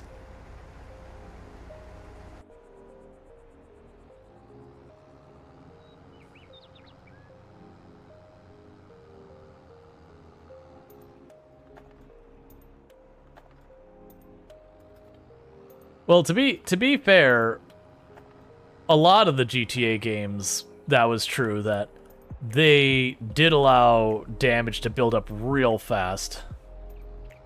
But I mean, part of what let them do that is, from my understanding, they originally were trying to include like actual cars in there, and then just went never mind, because they just didn't like the things that are getting access. Like, this is too much effort. And then plus also the danger you run into with stuff like that is, let's say GTA as a brand gets like a super bad reputation behind it. So far as like the company being like, nah, we need to distance ourselves from Rockstar and GTA. Like this is real bad PR for our company. A lot of times they can either not renew or revoke their licensing. There's different ways. It all depends on how the contracts are written. But like a lot of those games, what they'll do is they'll have, you know, a 5 or 10 year contract that says, okay, you may use John Deere in your games for 5 years. And then after that, they can say, okay, you're not allowed to anymore. Like, you know, the license has expired. And there's been times that there's been games that have been perfectly functional, they've been out for 10 years, and that the company they were licensing with is like, you know what, we don't want to renew this license. And they have to delist the game now because they no longer have permission to continue to do that. Again, it depends on every contract. You'll have contracts that are like, okay, for purposes of this game, we can use your licensed stuff in this game up to this date. After that date, like, whatever's already there, we can continue to keep using, but we can't add new stuff. Like, they can do stuff to, like, lock it in where it's like, yeah, once it's in there, you can't make us take it back. But a lot of companies won't sign off on that.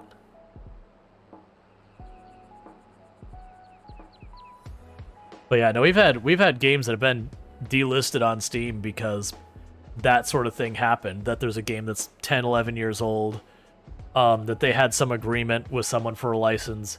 It came time to renew it after 10 years. They're like, no thanks. And they have to delist their game because they're no longer allowed to use that license for any new sales. Which is a crappy way for a game to disappear, but, you know, it is what it is. It's one of the reasons if I was making a game, I wouldn't use any actual brands. I wouldn't want to deal with that headache.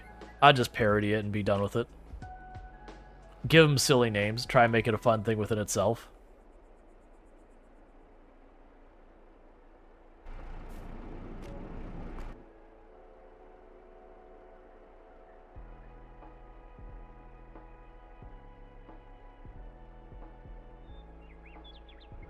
You know, get like the really, really giant truck or SUV and call it like the compensator. Those kind of things.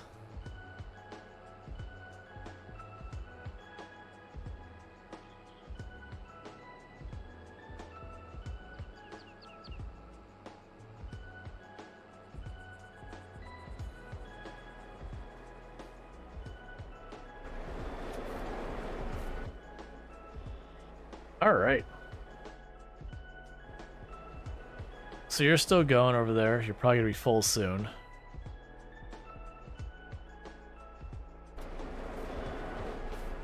Okay, so you get a couple more out of here.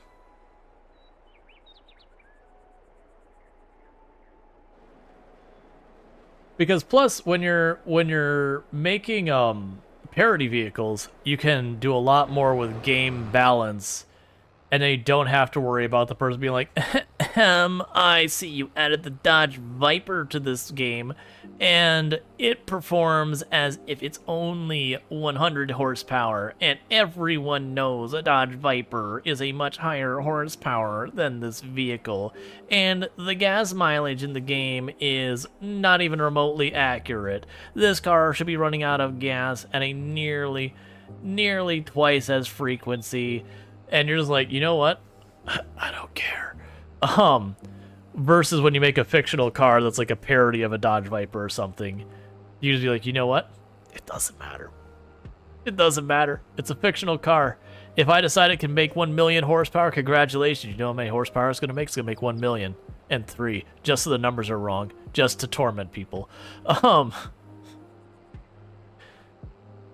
And you can make like balanced decisions that make the cars not realistic or whatever.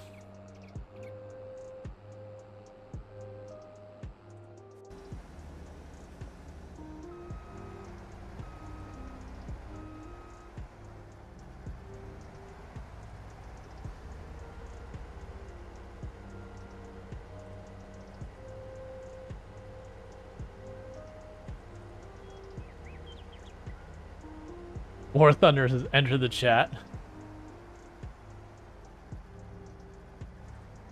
Yeah, people getting upset that the game side of, things isn't the same. Let's see, if we're milling both sorghum and wheat at the same mills, how do we guarantee no cross-contamination? Hey, you wanna know a secret, Soul Atoms? Literally both come out as flour in ours. We are absolutely cross-contaminated. We just dump them all in the same vat. Oh. That's full. Well, that's not particularly helpful, I guess. It's just all popping out. That way you go to make your bread on the other side, and you have like this weirdly lumpy bread where parts of the bread wants to rise and the other part of the bread doesn't. Part of your bread is gluten-free, but not the other part of it. It's just like your super budget bread. Your super budget flour.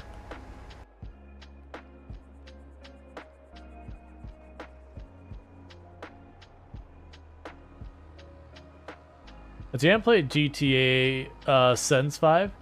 Did they have gas consumption now? Oh, no, they don't. At least I don't believe they do. I have to remember because my problem is I've done GTA RP, where gas consumption is a thing. But, I don't think the base game had gas as a concept.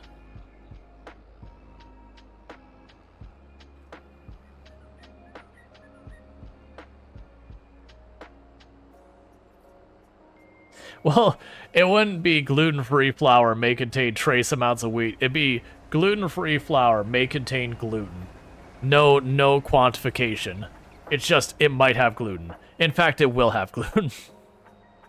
Because it's all going into the same mill, into the same thing, and popping out the other side from the same packaged product.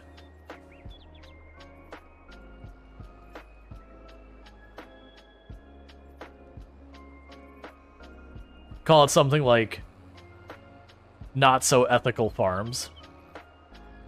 That's actually has a way worse implication that I'm going for. What did we name our farm? I remember our farm had, it was something like Helpless Farms or something like that. What was the name of our farm? It's here on one of these screens. Like, it's one of those things I don't notice very often. I pop it, I was like, oh yeah, we named it that, didn't we? It's something like I think it was Hopeless Farms or Hopeless Pastures or something like that. Why am I going this way? This needs to go into the grain mill, not to the sell right now place.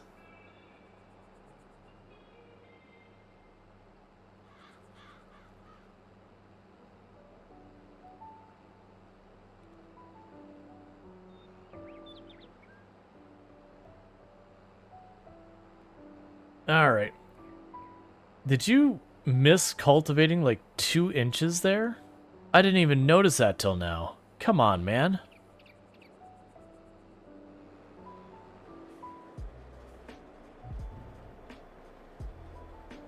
You wonder if traces of nuts can actually harm an allergic person? Oh yeah, it takes...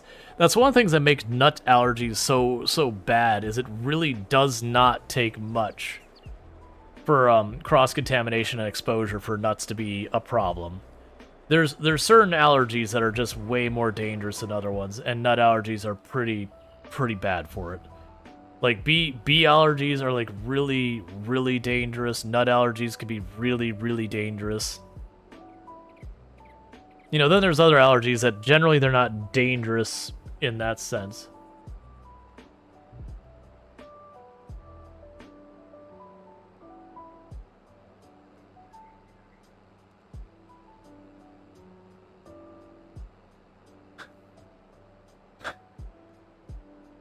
That means saying like get out, and Automata was like bullying. Stop it. That's like, you know what? Fair. It's like, fair. It was in comedy in the moment. But yeah, outside that context, yeah, it would be bullying just to tell someone to get out.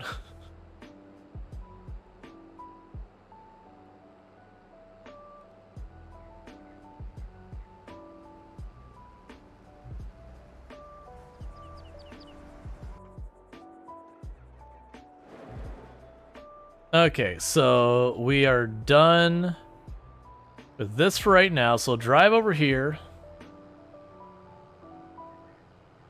and get this all repaired and gassed up and all that. And that would be us done with the cultivator for right now. Then we can get the sprayer, and I only need to do a round of fertilizer for now, because we can't do the the second round of fertilizing or the herbicide till we plant.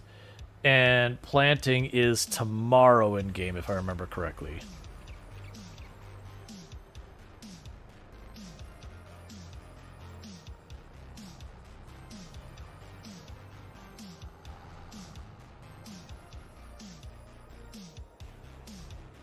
What are we told to get out of the closet? I mean, that could still be very much bullying. It could be. Again, context matters. Will you be trying Enshrouded or Palworld? I have played Enshrouded on the channel. I had a good time. I think I'm going to wait till it has a couple of updates before we revisit it. Palworld, I did not get a key from the devs, and I don't think it's something I want to necessarily buy. It also is another game that doesn't really make sense for me to stream right now. The categories is very oversaturated, which means I could play it at my own detriment. It's the unfortunate reality of when you have a game that blows up that big, for a creator my size, it's very hard to get any kind of footing in the category. So you tend not to get any real net new viewers on a meaningful capacity, because no one's finding your channel because you're like 10 pages down, you're not showing up in the recommended or anything. But Enshrouded interests me way more than Palworld does, personally. Like, Pokemon with guns, that's like Arc, which is the description people gave me. I'm like, okay, you've said 3 things that don't excite me. Which again, I think Arc paid for the fact that I was burnt out on survival games when Arc came out. I don't actually think it had anything to do with Arc itself. It just, I had gotten really tired of Punch Tree. I had done a lot of Punch Tree, so I was pretty Punch Treed out by that point. I did play a little bit, and I wouldn't say like I had a bad time or anything. It just didn't grab me. Yeah, and that's the same thing as well, is for a lot of those games, I kind of just want to play on my own. I didn't really have a community that was big into survival at the time, so games that didn't really go great if you were solo playing tended not to be stuff I got too into.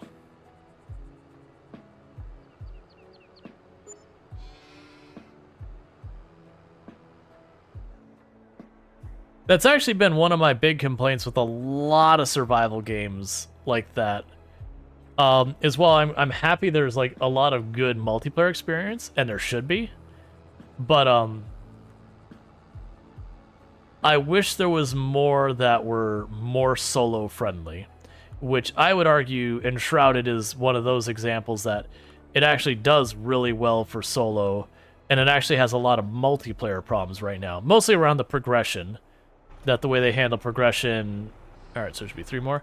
Progression multiplayer is a whole bunch of pain points. Because like if I progress the world and people aren't there for it, some of the stuff you just can't progress with me anymore.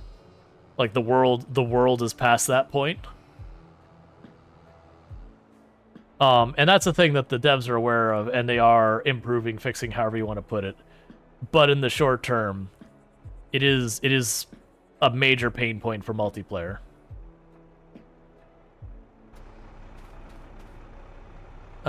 Three more popping out.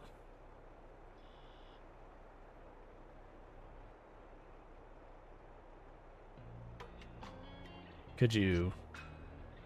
There you go.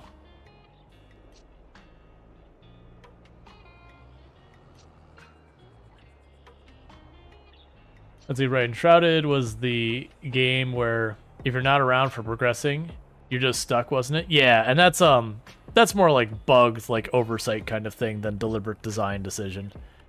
And it is a thing that the devs are aware of, and they've already said they're going to deal with, fix, and all that, because it's a small team that made Enshrouded. Or is making Enshrouded, I guess is a better stance. But yeah, no, it is a thing that it's really well suited for solo, but it's got some pain points. That my understanding was the devs expected you to, be playing with a handful of friends, that you're going to be doing the same things together, and hadn't really factored in that consideration.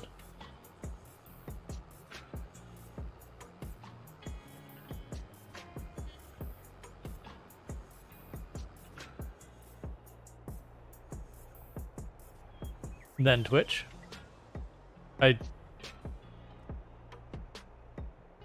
Oh, as far as, like, things exploding for him? Oh, you're positioned that I have to do this. But yeah. But no, I could definitely see playing Enshrouded at some point. I'm not sure if I will end up playing Pal World at all, to be honest. Like, not that I have, like, this hard stance against Pal World or anything else. But, like, it's got good building mechanics from what I've seen. But, like, the whole catching the Pokemon and, well, the pals and a lot of the other stuff it includes, and I'm like, eh. I mean, it's cool that they have it. Not really my jam. Blam says, Minecraft, Sevtech, join a server late. Be stuck in the Stone Age. Your neighbor has AE systems up. Yeah. And that does happen in a lot of games. Like, that's actually a big problem that does happen in the survival game genre. Like, Valheim. Valheim has a problem, and Shroud has the problem. Ark has the problem. A lot of things you run into in those games is if you join a run that's already well on its way, usually it's you're doing your own thing and don't get to really play with the group, or they just hand you the gear, and that kind of ruins the whole experience. So you have to kind of play with people who are going to play, roughly the same amount to at least be within some distance of each other. That it can be very hard to enjoy those games if you have a group that's a big discrepancy of how much they play when they play, that kind of thing. Versus I find games like Minecraft, unless you're doing kind of weird survival stuff with that one's a little bit more merciful, because you can hop into where like people have already started building a city and just, keep adding to it. It's got a lot more leeway in that regard. But yeah, like a lot of the games like Valheim, it's really hard to jump in. Coming says, it feels weird that AAA studios can't make fun games with hundreds of people. So yeah, we've had the conversation a number of times. One of the things you got to keep in mind with AAA studios is, you have a studio, they make Call of Duty. And people love Call of Duty. So what people expect from that studio is Call of Duty. And it's not that they can't do other things. It's just very difficult for them to branch out a lot, because they do something that's very not Call of Duty, then everyone gets upset that they didn't make Call of Duty.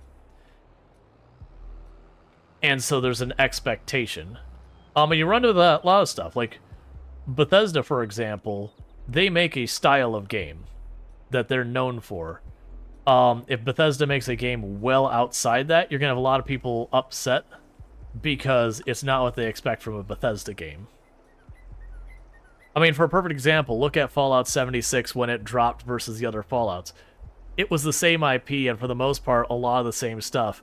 But because it was different than what people expected, they were really upset about it. And it had problems, to be clear. Let's not be unfair. Like, it did have problems. But it was one of those things that a big part of it was there was an established expectation for that company as well as that particular IP that's very hard to pivot. It's just a big thing with big, established names and all that. It's real hard to do a whole thing. But because modders couldn't fix 76, that flopped. Well, that's the thing. Like, apparently nowadays, Fallout 76 is supposed to be, like, really good now that they've got it in a really good spot. I've had a lot of people sing its praises nowadays who, I played it when it came out. I'm like, this is an okay game. It's not a good game, but, like, I'm not angry or unhappy about it. It's just, it's all right. I do feel it's one of those games that was one that got punished from bad PR more so than it really deserved. Like, again, it had problems, to be clear. I'm not saying it didn't. But I feel like a lot of the problems were kind of exaggerated. Like, to me, the big complaint I had... The big problem I had with it was they had so many storylines that were like, oh, you've gone out here. Hey, there's this story where there's a person. Oh, maybe they're alive, but you knew that there were no human NPCs in the game, so you knew they weren't alive. Which kind of ruined the whole story, because you'd find the story like, well, I know this person's dead, so like I'm chasing around their inside. Oh, look, their body, cool. I already knew the result of that because I already knew there were no human NPCs, which is a whole big thing.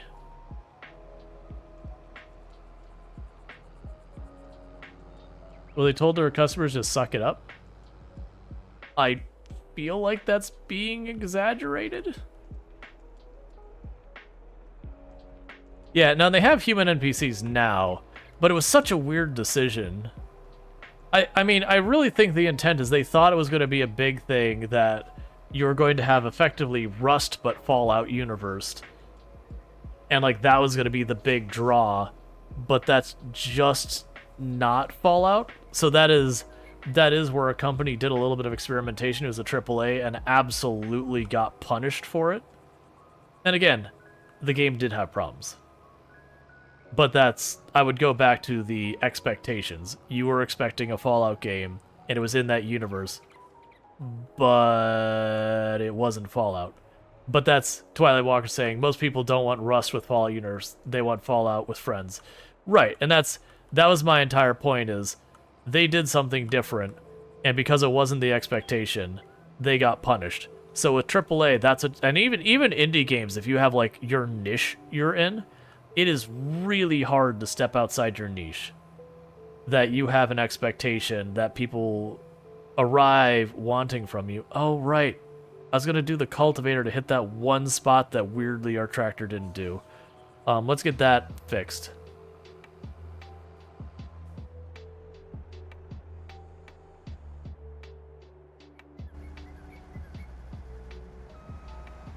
But yeah, so it's one of those things. And that's just, it's a problem, and it's not even in just gaming.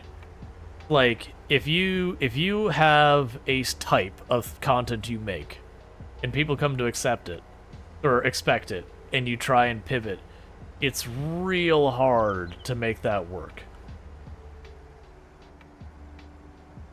Like, if you tune into Cartoon Network, and you're expecting, fun cartoon things... Well, actually, here's a better one.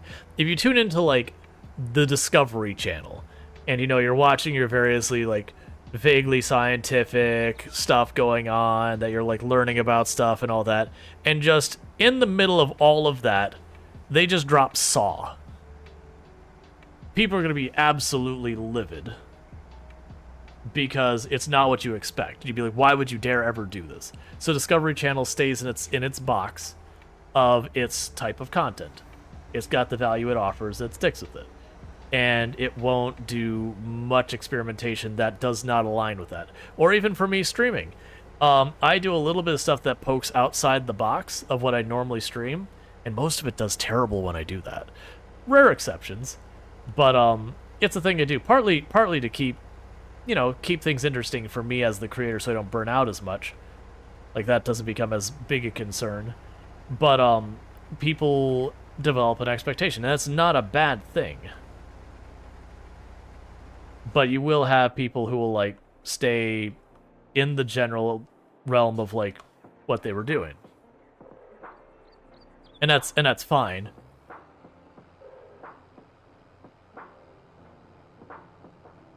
Let's see.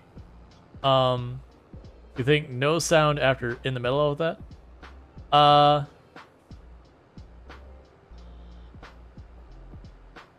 Morning Farm Simmer Riot. Now there's, yeah, I don't know if it was on your end. Did anyone else have the audio drop? I don't see anything on my end that is implying we had an issue.